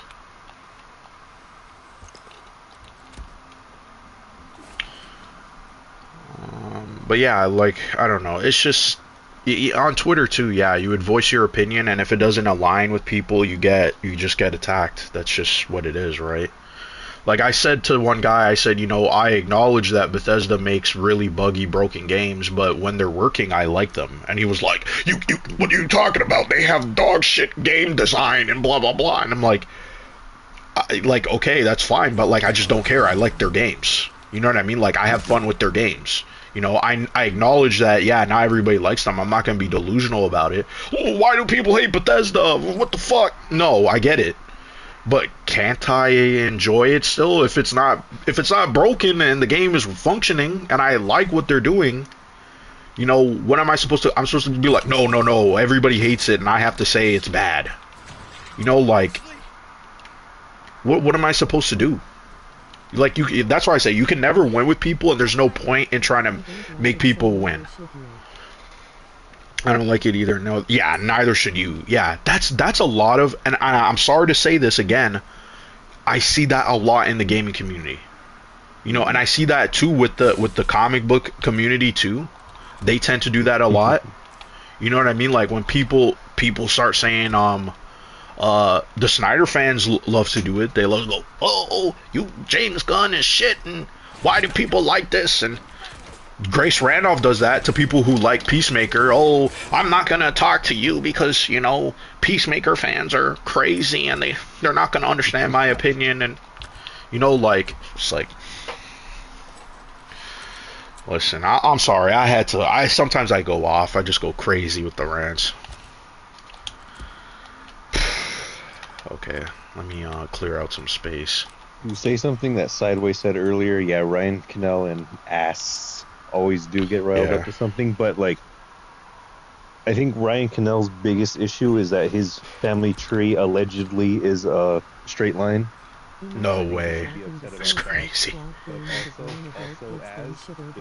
Yeah. Even like half of the energy he put into being outraged on YouTube into not being in a disgusting fat body, I think he would be a lot happier in life. Yeah, probably. Me and Finbar always make, and listen, I don't like making fun of people, but then there's some people that you hear behind the scenes and the ways that they conduct themselves personally, the things that they do to people, harassing people, and then you feel like, you know what, maybe this person does need to be kind of roasted. You know what I mean? And and that's what I mean by I think he's a very weird person. Some of the stories people say about him is weird. Wasn't he not invited to that Star Wars girl's wedding because of shit that he does? Yeah, the shit that he does, but with people. And then he gets mad at people. I'm like lost in a maze. Yeah, he's one of those kind of people who are just very weird. Very weird. And there's a couple of people in that community too that are very like that, that people don't talk about too. And some of these people, like the one channel I've always said that I'm like, it's just so sad that they went to the waste and they just keep doing this like woke thing, and then they just turn into like a political channel where it's just like, now we're gonna just sit there and you know, we're gonna like talk about Trump, even though we're a movie channel. Even though we were talking about that we're not political and we're going to be partisan now, we're going to endorse someone, even though our channel was just talking about movies. And that is Midnight's Edge. Midnight Edge used to be a great channel.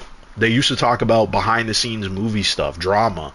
It was great, informative. It was only talking about the politics of the movie business.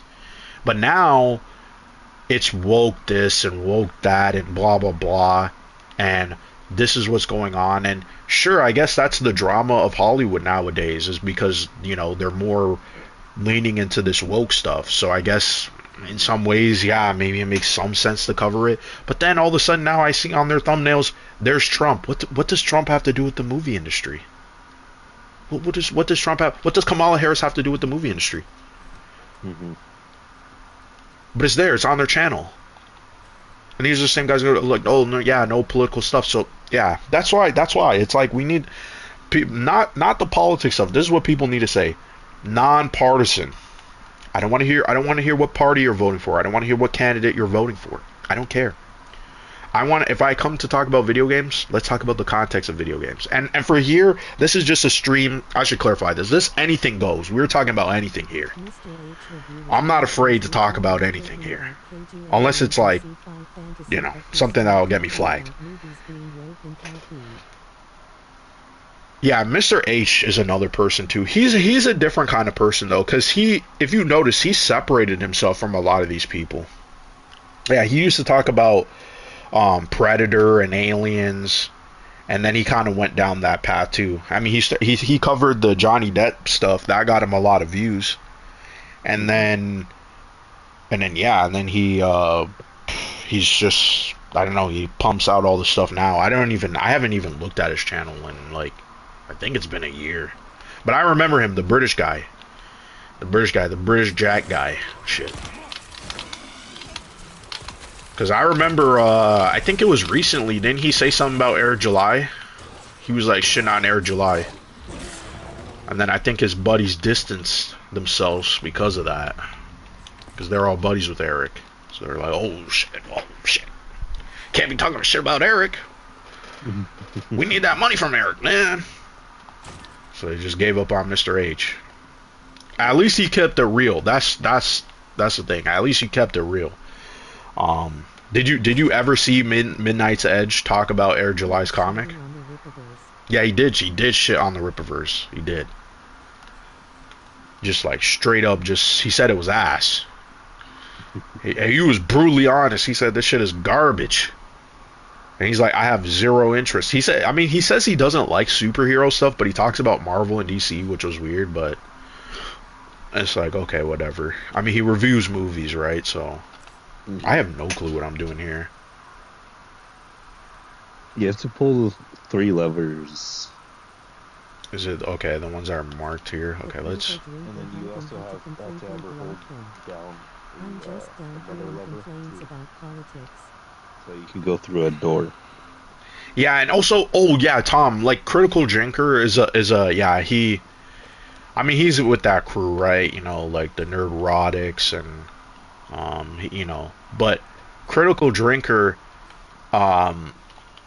he's kind of weird because sometimes I feel like he has an opinion and then like he like changes, he like if it doesn't fit with his community's opinion, like the other YouTubers he hangs out with, he kind of like changes it. Because like if you notice, he liked the Fallout show, and then because if you remember, I don't know if people in the chat are big on Fallout, but Fallout the TV show was controversial because a lot of people felt that it wiped out New Vegas from canon. And so you know, and if you know the Fallout community, one of their big gripes is that one of the writers of Bethesda, he has ruined the Fallout series because he doesn't like the classic Fallout. So, if in a way, like to sum it up, Fallout fans are kind of similar to Star Wars fans in that some of them think that the original two games are the only Fallout games, and the Bethesda Fallout games,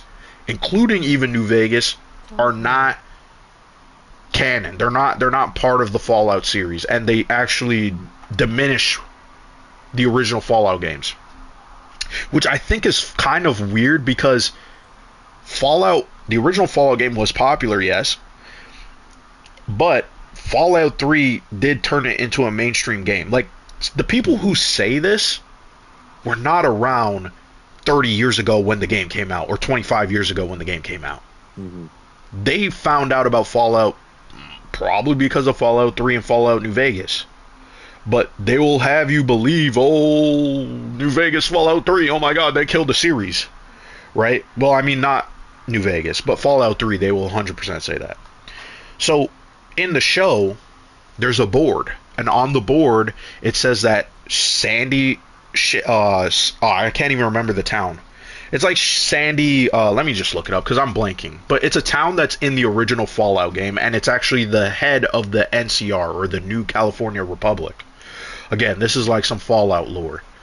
And so, in the show, it says that they were... It's Shady Sands. Shady Sands. Thank you. That's what it is. Yeah. So, in the show, there's a board, and by the way, they don't really explain a lot of this stuff. But on the board, it just says that there was the fall of Shady Sands, and eventually it got nuked. And it was in between the time of New Vegas. And so people were saying, oh, doesn't that now decanonize New Vegas? Now, they came out and said, no, it doesn't. It just means that after New Vegas, Sandy Shades actually had a fall off in terms of their political power. That's all that meant. But because people saw the arrow and the way that it was drawn on the board, they think that this is Bethesda trying to get rid of the only game that they made that was good, which is not true. It's not true, but that's what people believe because there is an entire narrative about a writer at Bethesda who they believe is a really bad writer because he gave a speech at a conference talking about the way that he writes, and they believe that his style of writing, or his technique, and his I guess you could say his creative process makes him a bad writer. And then people point to the fact that Fallout 4, Starfield, all these games have bad stories, and that is the reason why they have bad stories. It's because of this writer. And this guy is simultaneously trying to now take down the Fallout IP. The thing is, it is and there's tons of videos on this. And it is one of the most tinfoil hat crazy conspiracy theory. I get if you don't like the stories of those games, they do have massive issues, the main stories. But here's the thing. To say that Bethesda is trying to get rid of a game that they made, a game that Todd Howard himself literally says What's the writer's name? he likes, the ML something, I forget his name. It's ML something. Someone can Google it. But there's a video. There's a really good video about basically this guy. What he does is he's like, I've noticed that people hate ML and say he's a bad writer. Where did this come from? And people point out that he like doesn't know how to write characters, and they say all these very like detail specific things. And then you would go, well, how would you know this from the game, right? Like, you're just watching it. I mean, like I said, I'm not really doing it justice. I'm probably explaining it poorly, but I'm trying to give you the gist, right? But there is a video. It's a very long video. It's probably like 3 hours long. And I did watch this entire video, but it's been like months. It's maybe like a year ago since this video came out. Let me find it actually. And it's about it's a really good video. I'm posting in the chat. I know maybe you guys might not be interested, but it might not be everybody's type of cup of tea. You know, I understand that, right? And some people may even agree that, yeah, like these games are poorly written. Listen, I like Fallout 4. The main story of Fallout 4 is not good. It's not good. But, It's ML. Let me just put in ML Bethesda because I can't remember his last name. Okay, Yeah, it's I like think ML. I can't pronounce that. Hold on, it's a weird fucking name. The fact that when you type in his first name and you get him kind of tells you something, right? Like the fact that people are a bunch of Googling him and stuff. Let me just translate because I can't fucking say it. Is it the video by Never Knows Best? Is that the one you're talking about? Yes. Paliarulo. Paliarulo. Okay. Yes, that's the video I'm talking about. There's a video. There's a channel too that this guy, because he's a pretty sizable YouTube channel. He has a video. So this is how there's a video that's titled Bethesda's Emil Paliarulo, I can't fucking say his last name, is an incompetent writer, and it's an hour long, and it's a critique on his writing, and it basically takes this seminar that he did, which by the way he only did the seminar as a favor. He didn't do it because it was like, you know, Bethesda told him you need to do this, we're paying you for this. It was just a favor for a friend.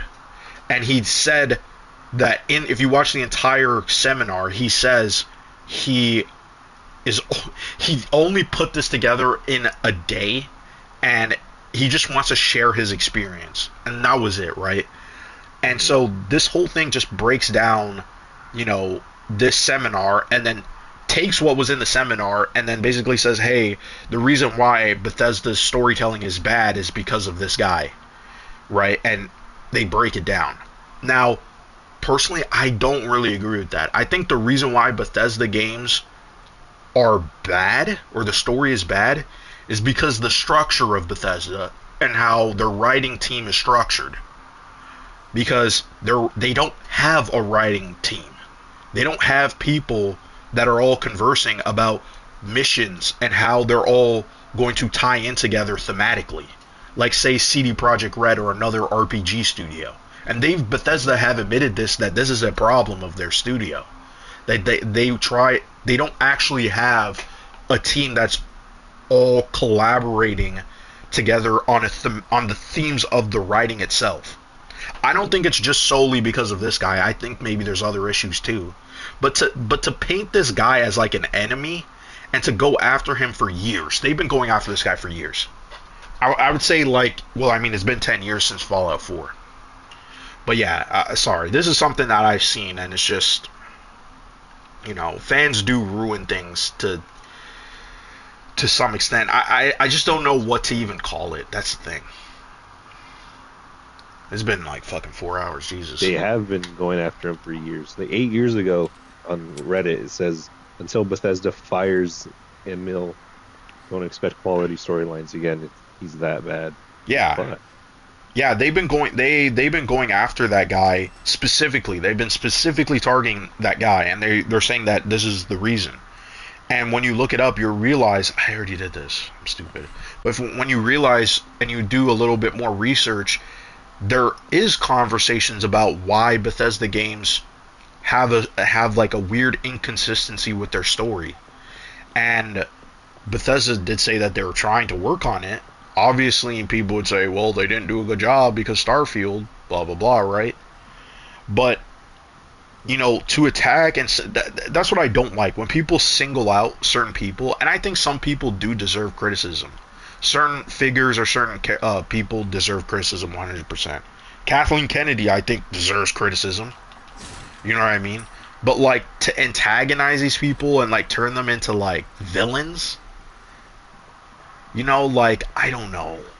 I don't think that's a great idea. You know, I think you should target their approach, their business approach, their artistic choices, and explain them in a way that is not degrading the person. Like, on an individual level, like you know what I mean? Like, is Kathleen Kennedy the fucking devil? You know, is Kathleen Kennedy a terrible person because she makes bad creative and business decisions with Star Wars? But this is what they do. They literally sit there and attack her. They don't attack the points of, hey, what is the issue with current day Star Wars? Is it just Kathleen Kennedy? In my opinion, no, because if Dave Filoni was running Star Wars, they would still have issues. Why am I not getting to this one area here? Let me backtrack here. Blah, blah, blah. You have to have her open something and hold something open. Yeah, because I've been on this for a long time. I mean, I'm also ranting, so I'm not even like really fucking. Go back to that locked door. I think that's where you have to go. If I remember. This was a locked door? No. Yeah, if you go all the way back to where you were. All the way back? This is like boarded off. Yeah, I think you have to have her open something around there. No, this is open, no? This is open. I went up there, I took this latch down. On the map it says there's this question mark here. That's why I was trying to backtrack. I was trying to go here, go around, go there, go there, go. Oh, look. Okay. I know you have to have her open something because there's a door that you can't open without her holding it open, holding something. Okay, let me try doing this first, and then I'll. Okay. Go down here. Okay, and then go here.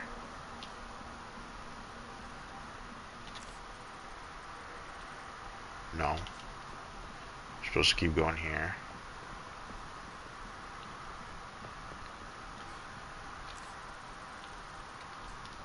Yeah, what the heck? Okay, so this is where I'm supposed to climb up here, but where is the... Yeah, what the heck? That's what I mean. What the heck is going on here?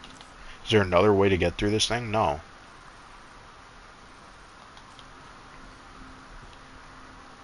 This is the last thing that I have to pull down.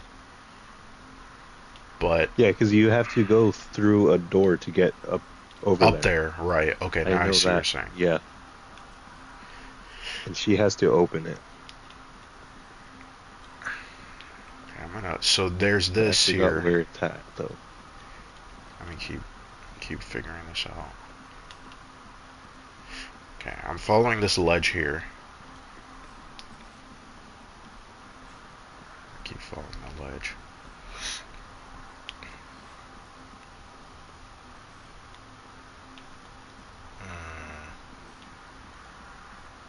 No.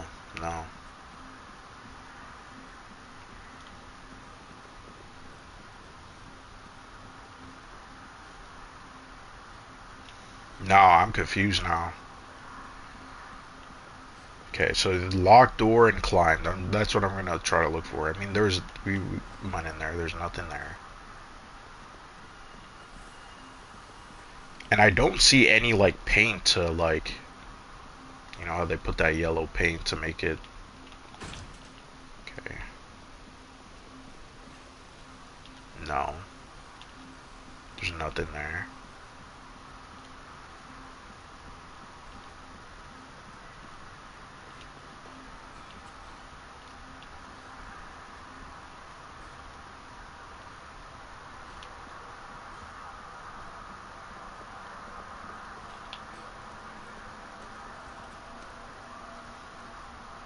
So where is this thing? I'm like, okay, so this is the one up there. Oh yeah, okay, this is what where I was, how do I get there? Fuck.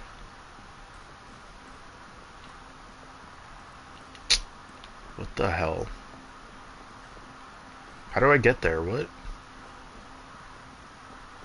Or am I tripping? Or was I just there? No. Damn, the maze is fucking really throwing me off. Yeah, this part. Okay, so...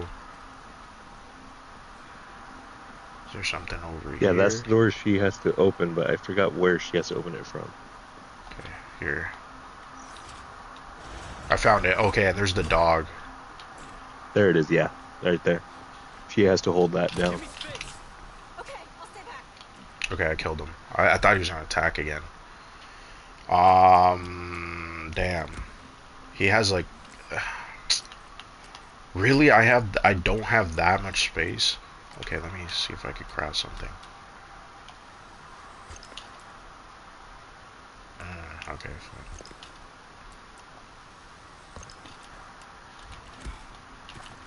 Okay, there we go.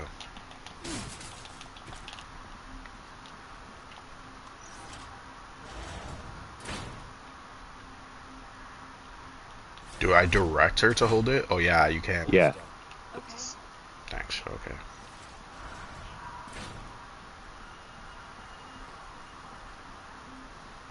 Okay, yeah. That took way too long to figure out. Okay. In the hurry because she gets attacked. Ah, shit. Not again. But yeah, those people, I don't know, man. Everybody on YouTube, you either die a hero or live long enough to see yourself become the villain. I don't know. People pick at certain enemies. I mean, forming enemies and stuff, it just, I guess it's easy, right, to have a boogeyman to talk about. But the video that I was talking about by Never Knows Best is, yeah, it's called Lies, Hate, and the Story of Emil.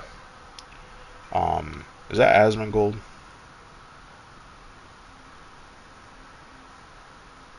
Yeah, Asmongold's in the video. I don't even remember. Okay. Damn, you're up 4 a.m.? I appreciate it, Tom. Thank you very much for stopping by. I appreciate it. Yeah, have a good night, man. Yeah, I'm surprised. I'm going for 4 hours. I thought I wasn't going to go for 4 hours, but it's 11. I started at 7. So I think I'll call it quits in like 30, 40 minutes-ish. I'll keep going. The more I look at Cersei from The Witcher 4.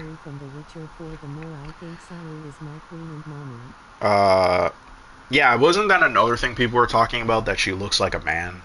Am I the, like, where did that come from? It's like, I don't know, it just, like, do they just say that all the time now? Like, that's just the go-to line for everything? Because I don't even see where, oh shit, I guess I have to be a, fuck, where did she go? Fuck, how am I supposed to get over there? Fuck, what the hell? Oh shit, I'm stupid. You have to climb up and then jump down. I got it.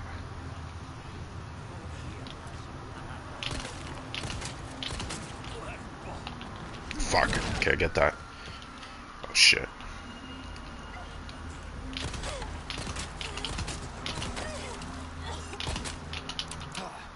Come on. Fucking reload. Run, fucking run. Fucking run, holy shit. Oh shit. There we go.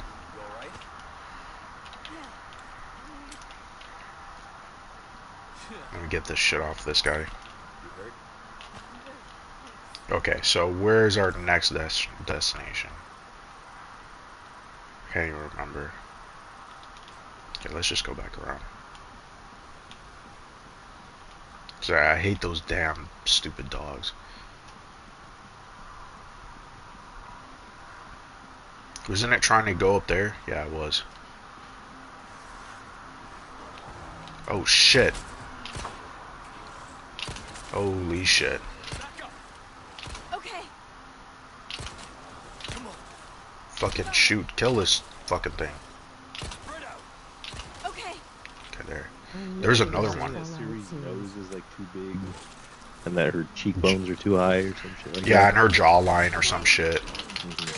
And then like people always have those like clips where they take like they did this to Aloy. And by the way, I don't even like Aloy, but it was like, it's like, why do you expect Aloy to have like makeup? like you know what I mean? It's just like, she's like, these people are not like in some advanced society. Jeez, I was stuttering there. And you want her to wear makeup, and she's like fighting in these robot dinosaurs. I don't know. It's just weird. It's just like, it doesn't necessarily make sense, but okay. And it's like, that's what you want. You want the character to wear makeup so they're more attractive, and you're like, okay. I thought it was more just like, hey, we want the character to have like a better face structure, or like, I don't, you know what I mean, like, but we just want the character to wear makeup. Okay. But you could put makeup on her though. That's the funny thing. You could. It's just... well, it's face paint and a little bit of makeup as well, but. Oh yeah, Aloy. You're talking about possible. Aloy, yes. Yes. Yeah, it was like could. the tribal thing. Yeah. Uh-huh. But again, I guess that's not attractive enough for them. But yeah. Because I remember when the left were attacking Aloy because she has braids and that's a cultural appropriation. I yeah. guess. Yeah. They actually said that. Aloy When was that? That's crazy. This was back when Horizon Zero Dawn first came out. Right. The left was criticizing Aloy for having braids. That's insane. I don't know if anyone in chat remembers that, but I do. No, I don't remember that at all. I'm actually surprised by that one. I mean, it's, I don't know, like, how is that even cultural appropriation? Mm-hmm. Like, don't they know, like, the Vikings did braids? Like, I don't know, this is weird. Okay, I'm gonna repair this. No, what the fuck? What am I doing? Oh yeah, I gotta sell some shit. Sell that. There, I got some. Okay, I do got some things that I can put onto these necklace and stuff. Oh, Artem's still here. The live action How to Train Your Dragon movie, I have to say no, just because I don't really see the point of it. Like, if my stance is that I don't like the Disney live action remakes because they're pointless, then the same is going to apply to DreamWorks. I mean, it just looks like the animated movie. I like the animated movie. I don't have a problem with it. I haven't watched it in years, but do I really want to watch a live action movie? No. So, I mean, I'm sure it's gonna make money though, just because it's How to Train Your Dragon in live action. Sorry, but I don't know. I'm not like, I think the day these like live action remakes will get too much for me is when they start remaking like Toy Story in live action, or like we're gonna do Incredibles live action, and you're just like, is that fun? Like, it's fun because it's a Pixar movie and it's animated, and they can do, you know, it's stylized. Cat Williams said the life of a hater is undesirable. They have nothing you want. Well, I mean, haters, like, I don't, you know, everybody in life is gonna encounter people that don't like you, and you just have to accept it. And so, I mean, but like a hater is like somebody who like actively goes out of their way to talk about you, to like do all these things. And I mean, with the internet, I mean, that term has now kind of like, you know, like, people can, like I said, I've been openly this entire stream criticizing people. I guess I'm a hater, right? So I don't know. Like, a hater is just sort of like a way people on the internet nowadays can cope. It's like, I got all these haters, right? Or I got all these people talking about me. Yeah, I mean, yeah, there's people who are gonna like obsessively talk about you every day. I mean, look at I know 56K Warning was in the chat for a little bit. Patient. Let me see what how do I listen? I'm bad at pronouncing things. Like Borat? No, that's not Borat. I'm stupid. Borat. Is it? Is that how you say it? Borat. Borat. Yeah, I'm sorry if I can't pronounce your name. I'm so sorry. I apologize. But you've been in the chat for quite a bit, so I appreciate it. Do you think fans should be less hyperbolic in their praises? like refraining from saying peak fiction since it elevates expectations for others, thinking it's grand, which can lead to disappointment. I mean, I could see that being the case. I've criticized people based on that too. Like I feel like when people kind of say, you know, like this is the best thing ever and nothing is gonna top it. I have a problem with saying that because it's like, why are we making comparisons to other art forms or other not art forms but other material like, and I gotta be honest, I see a lot of Elden Ring fans doing this where they go, nothing can beat Elden Ring, it's peak and it's better than, you know, fucking having sex and oh my god, like I would not. It's like crazy things they would be saying about Elden Ring, right? I'm just exaggerating there, but they'd be saying crazy things about Elden Ring and you're like, I'm sure it's a good game, but I mean, when you start going, you know, oh, I think it was Dreamcast guy unironically said this. He said, you know, I don't think I could play another game again after Elden Ring. And I just fucking like face palm, like slam my head in the desk, like this is where we're at now, where it's like you're so, you know, meat riding. You know, you can't get off the meat. The meat is so sensatiable that you say these crazy things that don't even make sense. It's like you're going to, mind you, Dreamcast guy, and I'm only saying this to be funny, but he did say this. The guy didn't even have a mattress to sleep on, but yet he had a shelf, 6 shelves of games. You know, talk about priorities. You know what I mean? Like, so you saying I'm not gonna play any other game because it's never gonna reach the heights of Elden Ring is extremely ironic. Okay, no one believes that. So yeah, it makes you look fake. I don't mind if, you know, we all say hyperbolic things. I am like the king of hyperbole. Jesus, hyperbole. Oh my god, hyperbole. You know what I'm. You know. I stumble. I fucking ums and ahs and all types of stuff. You probably hear me breathing, even though I breathe through my nose. God fucking damn. Okay, but you know what I mean? Like I just, people who say those things, I don't mind it in jest. Sometimes it's like, yeah, you're trying to hype up your friend. I don't mind it, but you know, with YouTubers, it's a different story. It's always gonna be a different story with YouTubers. Yeah. I know you anime fans are the same way with those fucking weirdos that like One Piece. Yeah, Quanzium was like that. Quanzium said, say that it's peak fiction, that yes, it beats Lord of the Rings, that it beats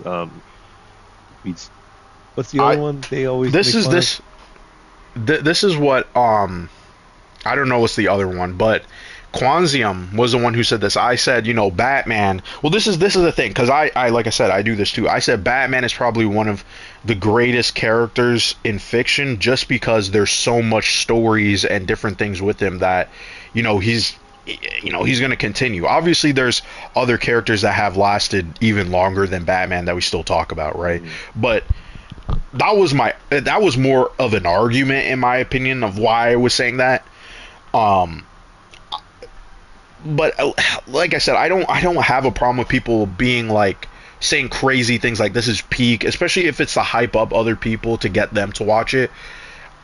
It's just, I think like when people do it on YouTube in a way where it's like, I'm here to like hype you up, or I'm here to say like this is the worst thing ever so you can get really mad, that's where I have the problem with.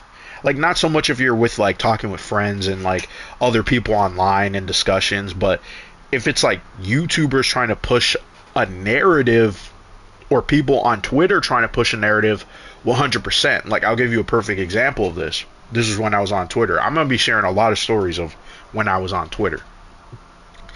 So, when Suicide Squad came out, this was right before I quit. I quit in March. And I never went back. I deleted it. Everybody was like, why did you delete it? But that's a different story. So, when Suicide Squad came out, one guy went on Twitter and he said Suicide Squad was better than Marvel Spider-Man 2. And he said it was you know, a top tier game. And now it's his opinion, right? We would go, well, it's his opinion, whatever, right? Here's my issue with that, with these types of posts. They're rage bait. Because that person knows exactly what they're doing. They know that, first off, This is a lie. yeah, it's a lie. I don't even believe that person, right? Even if they did say I like Suicide Squad more, right? That's fine. But the reason why you posted that was not to voice an opinion. It was there to make other people upset. It was there to get people to go, "What? What did you say?" and to farm engagement. That's what that post was there to do. And that's what a lot of people do. A lot of people say things that are not true, they don't believe in, just so they can get some clout, some attention. And it's not about money, because this guy's not making money from Twitter, but he wanted some engagement. He wanted to rile up people because he enjoys riling up people in a way that is like, oh, if I say Suicide Squad is bad and I don't believe it, it'll be funny. And I could see that being funny, but then it's like that becomes your character online, is just to say things that are disingenuous and they're not real, or you say your opinion in a way where you know that you're going to get people upset. Is better superhero sequel than Marvel Spider-Man 2. That's a group discussion. Sounds like you're criticizing Yeah, me. That's what I do. I mean, well, if you go on Twitter and you're getting all these likes and you're doing all that stuff, I mean, yeah, that's a different story. But those are the people I would say, yeah, when they praise things or when they adamantly hate on things, like, those are my issues with it. Like, but I say, you know, this movie, I say Gladiator 2 is trash, right? But Red disagrees, right? I don't, you know, it just is what it is, right? Is it the worst thing ever? No. But that's not how I would frame it, right? I don't know. I guess it's too much in the weeds, but you get what I'm saying. These people need to realize that this is a type of speech that can set people up for disappointment and worse. I could see that. Yeah, I mean, if you're setting up people, like if you're genuinely trying to recommend things, then yeah, maybe you shouldn't use certain words like, oh, it's peak and this changed my life, and especially if you're not going to actually elaborate and say why it is peak. I think that's more important. It's like if you could say something to grab people and say, you know, like I'll say this, like The Last of Us is one of my favorite games of all time, right? Last of Us Part 2. Crazy statement because most people would disagree. So I would have to go in and explain why, right? I would say, well, it's because I actually related a lot to Ellie's struggle with Joel dying, because at the time my uncle passed away and it was very similar. It was like, oh, I have this, you know, I could see how relatable the story became, and that's why I like it. I understand why people don't like it, but that's why I would say that's my favorite game of all time, because I have an emotional connection to it. And the gameplay was engaging and I had a lot of fun. It was visceral. It was like holy shit, like every moment back to back it was just getting more intense, and that's why I like the game. I understand why people don't like it, and they didn't have the same experience that I have, and that's fine because it's subjective, you know. People need to go back to the Oreo papers from elementary school. The Oreo papers, is that an American thing? Oreo papers? Anime characters. I think I should post it on my channel. I really need to play The Last. Play The Last of Us games. Have you ever seen? No, I haven't seen your drawings before, Arkham. You should send me. I'll check it out on Discord. I really need to play the Last of Us games. Yeah, you should. I mean, just try them out. I mean, Yeah. you might not like them, but at least the first one. You know, the first one is definitely worth checking out. The second one, I think, you know, sometimes it's a toss-up. I mean, if you think about it, a lot of people are also disappointed because it was like 7 years in between, and so they thought they were going to get more of Joel. But if you're playing them back to back, maybe it might be better. But I still think, you know, you're still going to have like an emotional reaction to what is going on, and so that is also going to split you. All right, cool, Arkham. Here's an explanation opinion. Yeah, that's what I think. You know, you always gotta, like, even with YouTube, right? Like, the reason why, quote unquote, clickbait. It's not clickbait in my opinion. It's saying something controversial. It's like if you wrote an essay. You have to say an opinion, right? And the opinion kind of has to be a little bit saucy, if you know what I mean. Like it has to be a little bit like, oh shit, like really, like, you know what I mean? Like if you're gonna make a claim, the claim has to be something that is in some way controversial, right? So you saying something is peak, you kind of have to go, Elden Ring is peak, right? Why is it peak? Well, because what it's building on, right? Ocarina of Time was the first open world game. This is building on that, and it's like, you know what I mean? Like you're explaining and you're going like, yeah, it's not, I'm not saying Elden Ring is, the only game that should ever exist. Maybe you can make that argument. It would be a dumbass fucking argument, right? But you know what I mean? You kind of have to give a reason to your controversial opinion. And there's Quanzium saying one peak. One piss. Yeah, I can't get into One Piece just because, again, I'm not into anime and it's way too fucking long. Yeah, I can't. You know what else? Cartoon. What else is peak? The Throat of the World. What the hell is the Throat of the World? The Throat of the World? I'm not have to Google it. The Throat of the World. Oh, it's a Skyrim. By the way, I'm a Bethesda fan, and I don't really care for Elder Scrolls. I just like Fallout. Okay, I gotta be honest. Yeah, that's an aside. That's an aside. Yeah, like my opinion with Fallout is Guardians of the Galaxy sequel game would be and more interesting than East Coast Fallout. Right. fictional world. Yeah, I realize I'm like, oh, it's Skyrim, yeah. Or Elder Scrolls, yeah. Doom games. Thoughts on the Doom games? I mean, I played Doom 1, I played Doom 2, and I played, obviously, Doom 2016. I haven't played Doom Eternal. I want to play Doom 3, and I haven't played Doom 64. But I love boomer shooter games. Like, there's a great boomer shooter game that's called Dusk. It's like a classic, 3D polygon Quake shooter. But I mean, I played more Quake than Doom, which is weird, but I guess it is what it is. I mean, it's all ID software or id Software. I always say ID, but whatever. So yeah, I do like Doom. I like that type of shooter. I'm not like into like Call of Duty shooting or like tactical, militarized shooting or first-person shooter games. I just kind of like the old Quake style shooters. That's how I would put it. Maybe one day I'll come back. I do have Dusk on Switch though. I don't think it's on consoles. I think it's only on Switch and PC. So yeah, you got to play that game on PC if you don't have Switch. Yeah, I really like the new Doom game. Thoughts on the Wolfenstein games. Pissed about id Software and Mick Gordon having a falling out. Oh, is that the reason why composer? Yeah, it's the reason why the Doom Eternal soundtrack still isn't on streaming platforms. Oh yet. yeah, that was a whole thing. Yeah. Yeah. Anything else I can help you with? Yeah, that fucking sucks, man. Thoughts on Wolfenstein? I haven't played any of the new Wolfenstein games. Yeah, those are the one games or series, the new ones that I wanted to try out.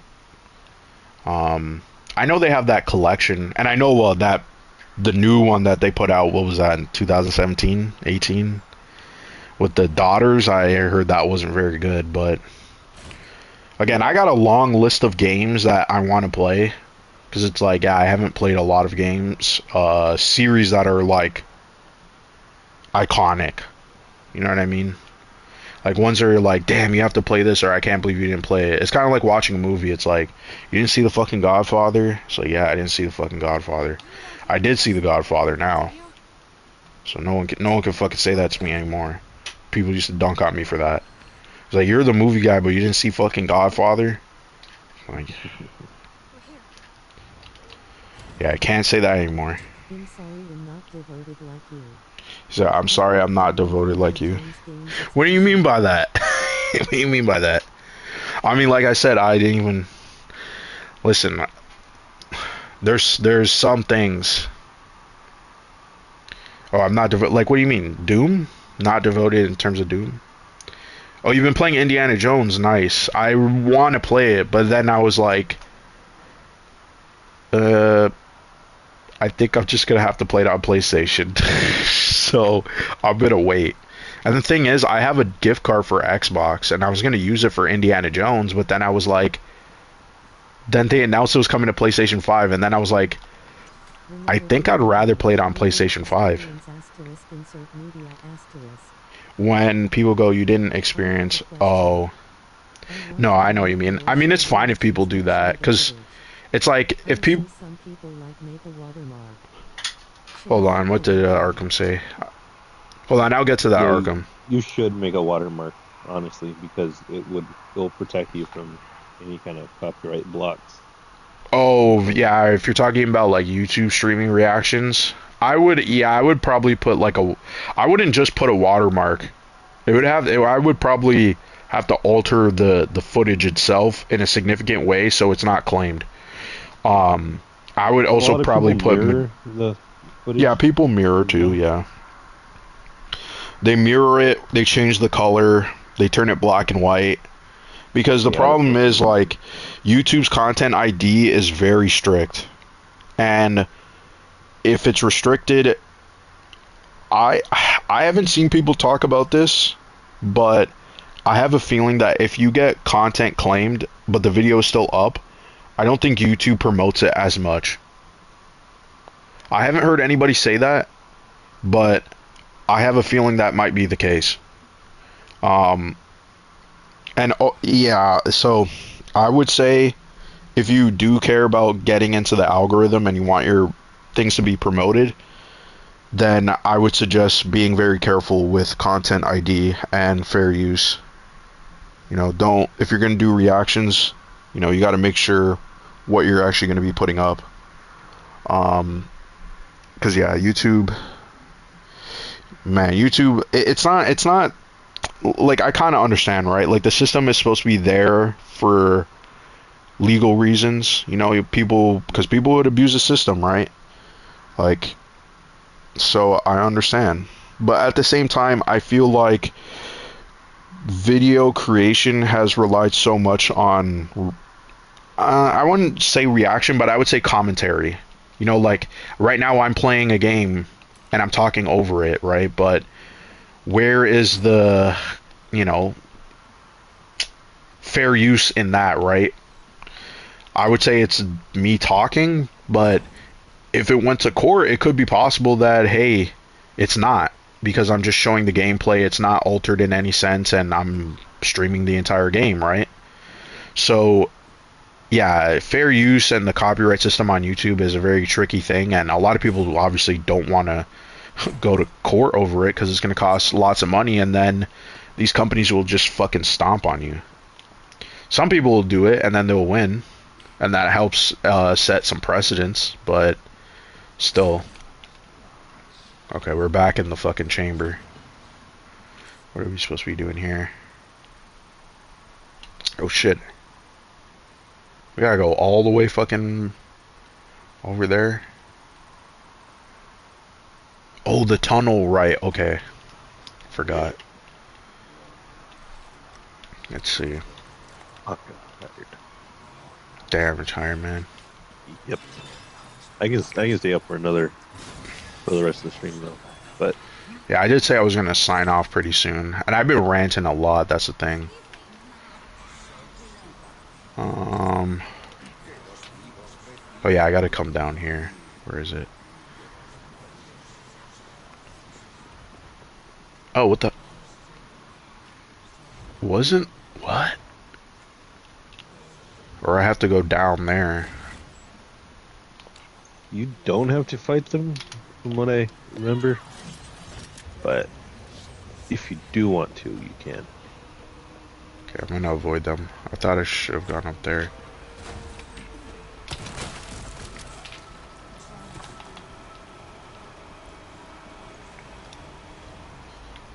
Okay. So should I be going in the... Is it the tunnel that is there? Oh, now it's cut off. Okay, never mind. Yeah. Because I'm supposed to be going back to the ballroom. Or not Yeah. back to the ballroom, but going to it. Because this was the courtyard. This is where we were before. Mm-hmm.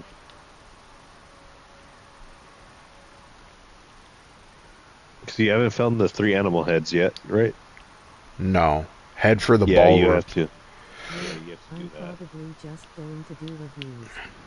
It seems easier than reactions. Oh, then why did I go this way? Now I'm confused. Where? Because this is what happens when I talk too much. I don't remember what direction I was going in. Yeah, you backtracked completely. Yeah, that's probably why. Okay. Because this is okay. This is the way that we went in, and we're going deep. So it's like I messed up.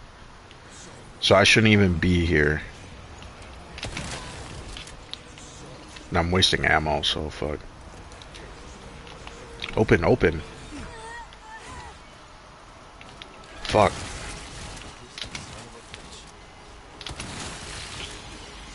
Let's go.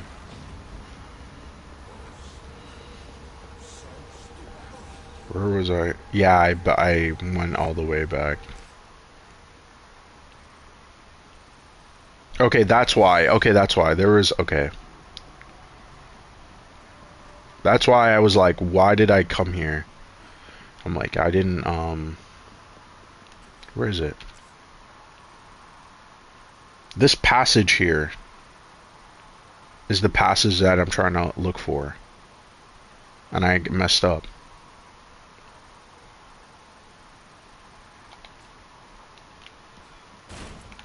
So how do I get back to that, the typewriter? I think you have to go downstairs, actually, to get, if I remember.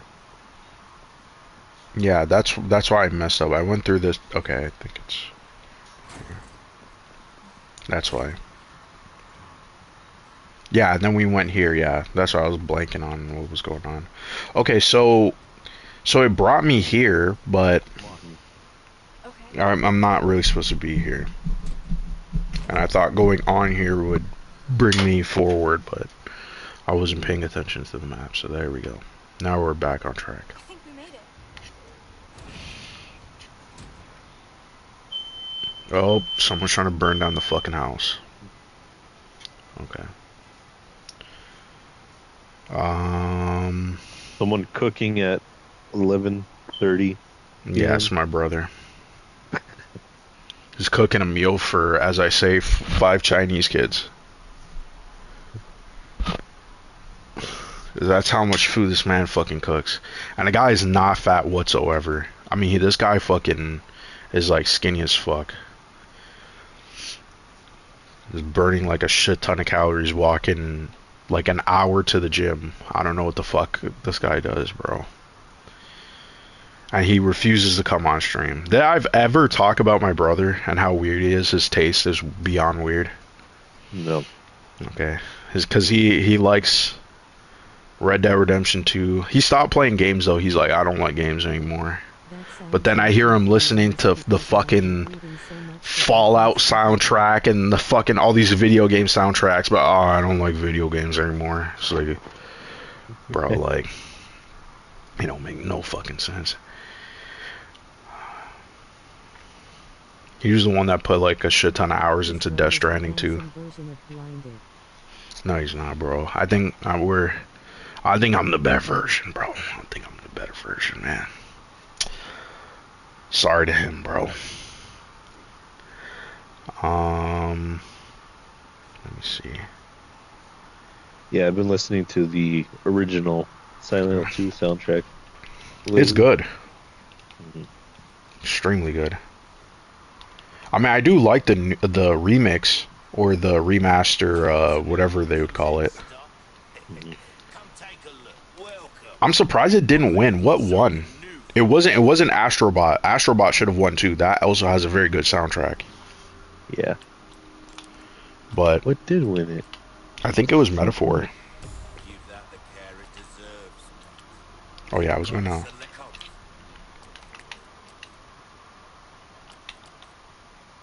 Okay, that's what I was gonna do. Yeah, does anybody know what won best soundtrack or best score or whatever it was at the Game Awards? I think it was Metaphor. I could be wrong, but it was not Silent Hill, and I was pissed.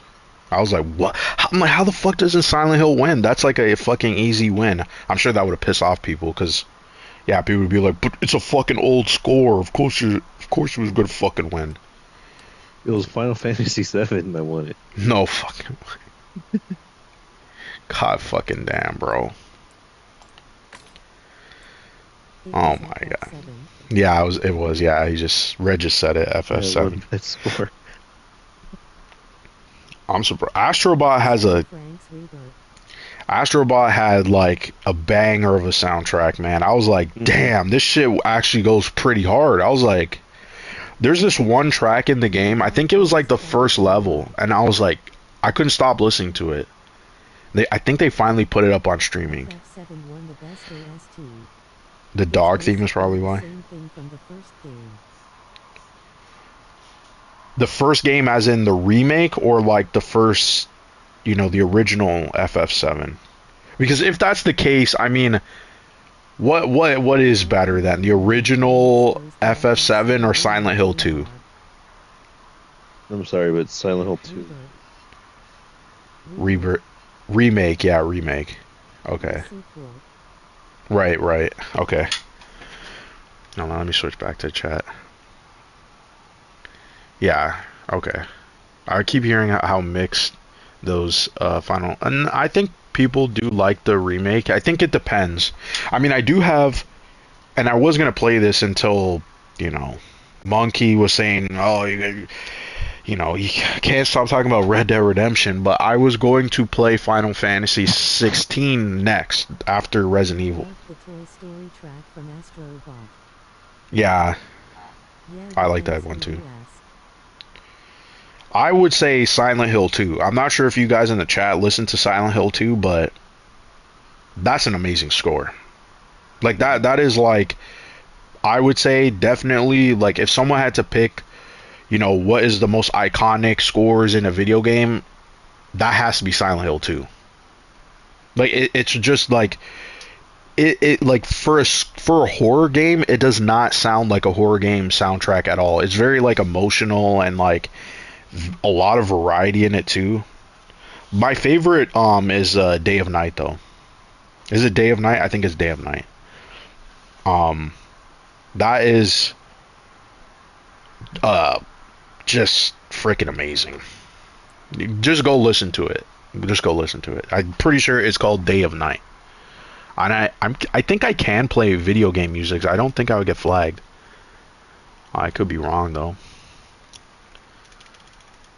Let me see. Day of Night? Yeah, it is Day of Night, yes.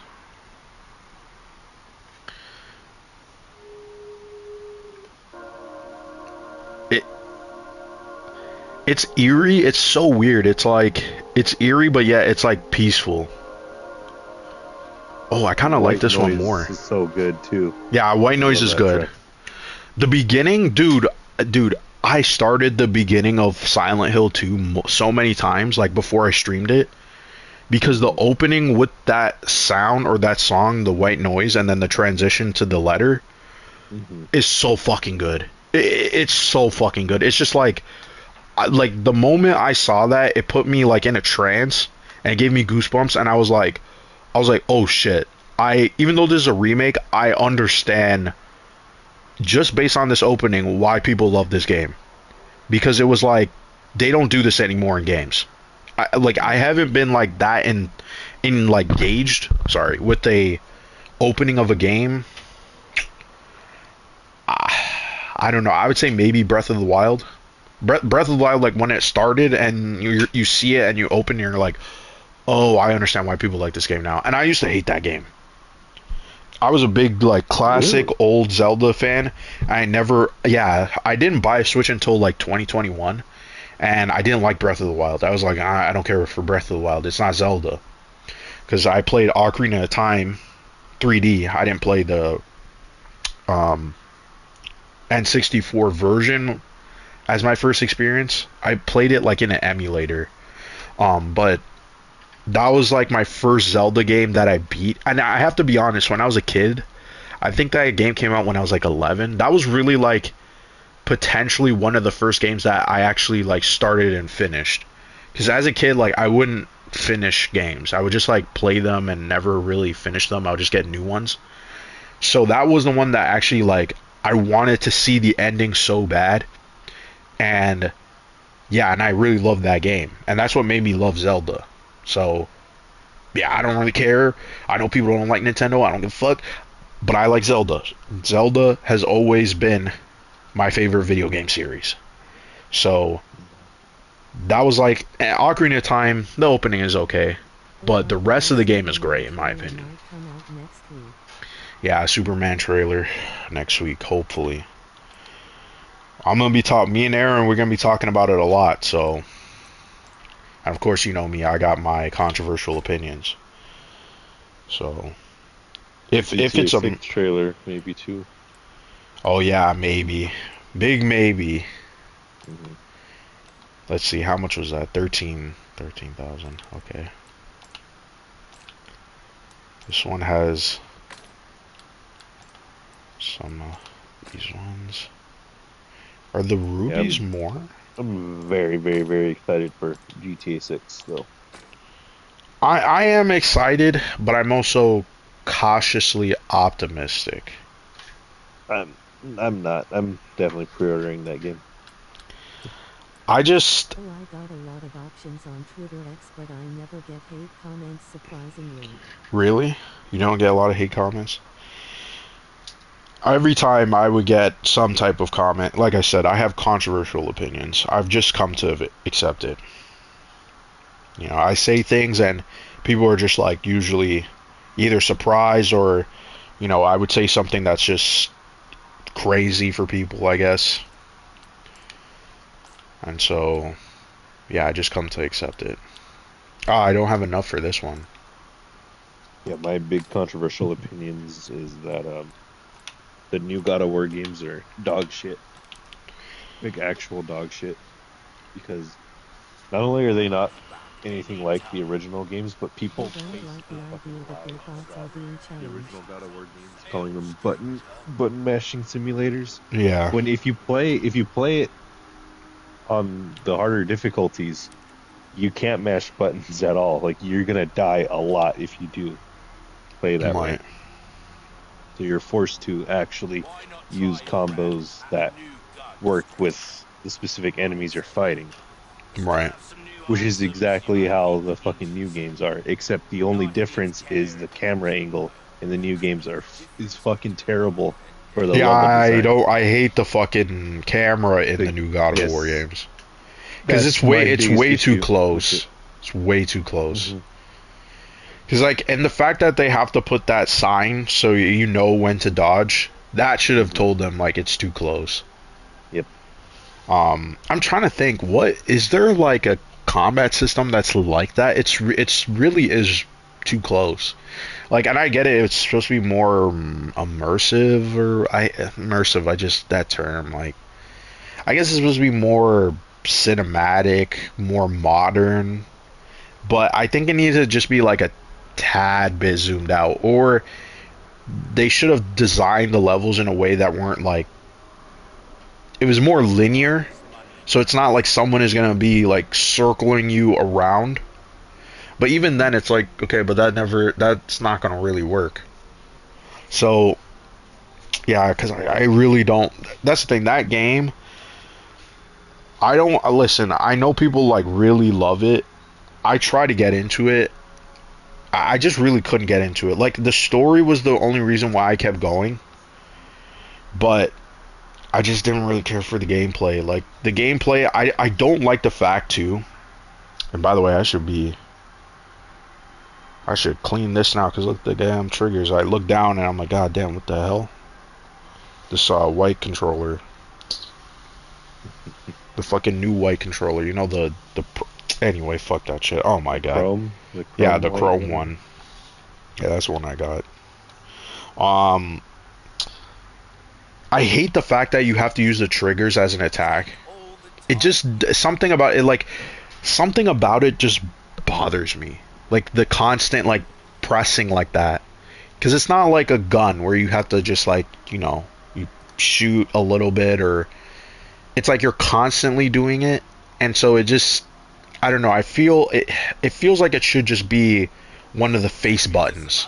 Sorry, I'm pressing random buttons because I'm like trying to mimic the God of War, but I don't know. I'm not really a fan of some of the button placements in that game. And also I don't like the opening of that game too, speaking of openings.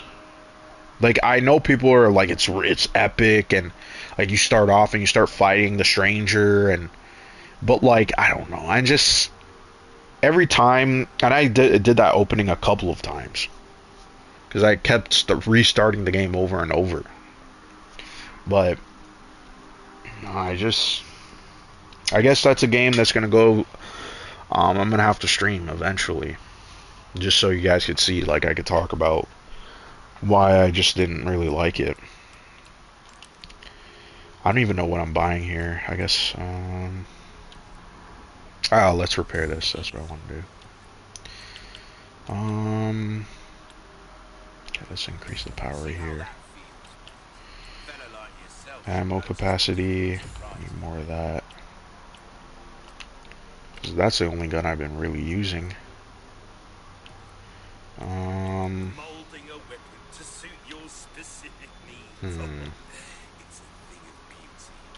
don't really use that.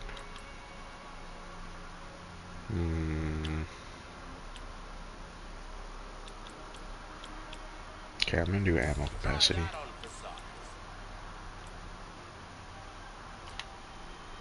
Let's see, is there any more? Oh yeah, I should sell this.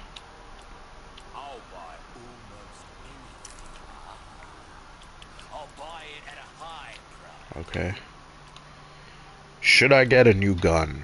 A semi-automatic shotgun? Or actually, you know what? Just upgrade the space first.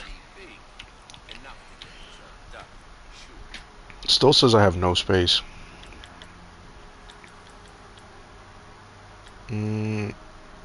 High compact. I don't think I can buy both of them, unfortunately.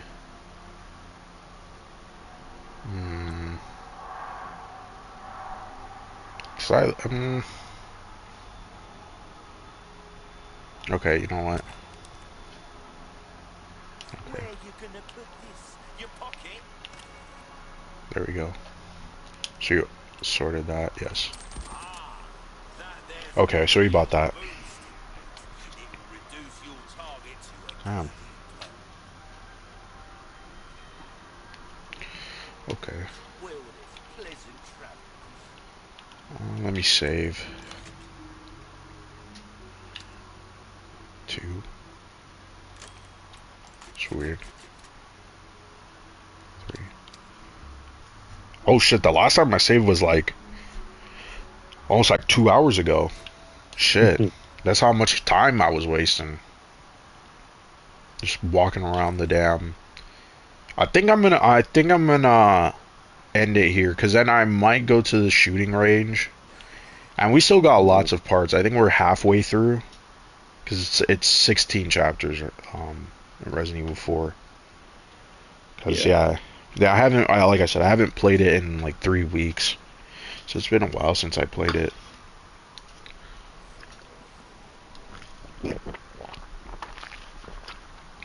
So yeah, I'm gonna end it. I'm gonna end the stream here, guys. A quarter into the game. If I'm on chapter 9, did it say 9? I thought we were like halfway, because I thought it was 16 chapters. No, you're about halfway. Yeah.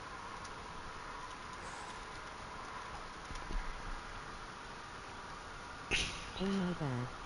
Yeah, it's 16. Yeah. Yeah, there's still some major things that we got to do. So yeah, I'll get through it. I won't. Well, we'll see. I don't think I'm gonna be here tomorrow, because usually I would stream at 7.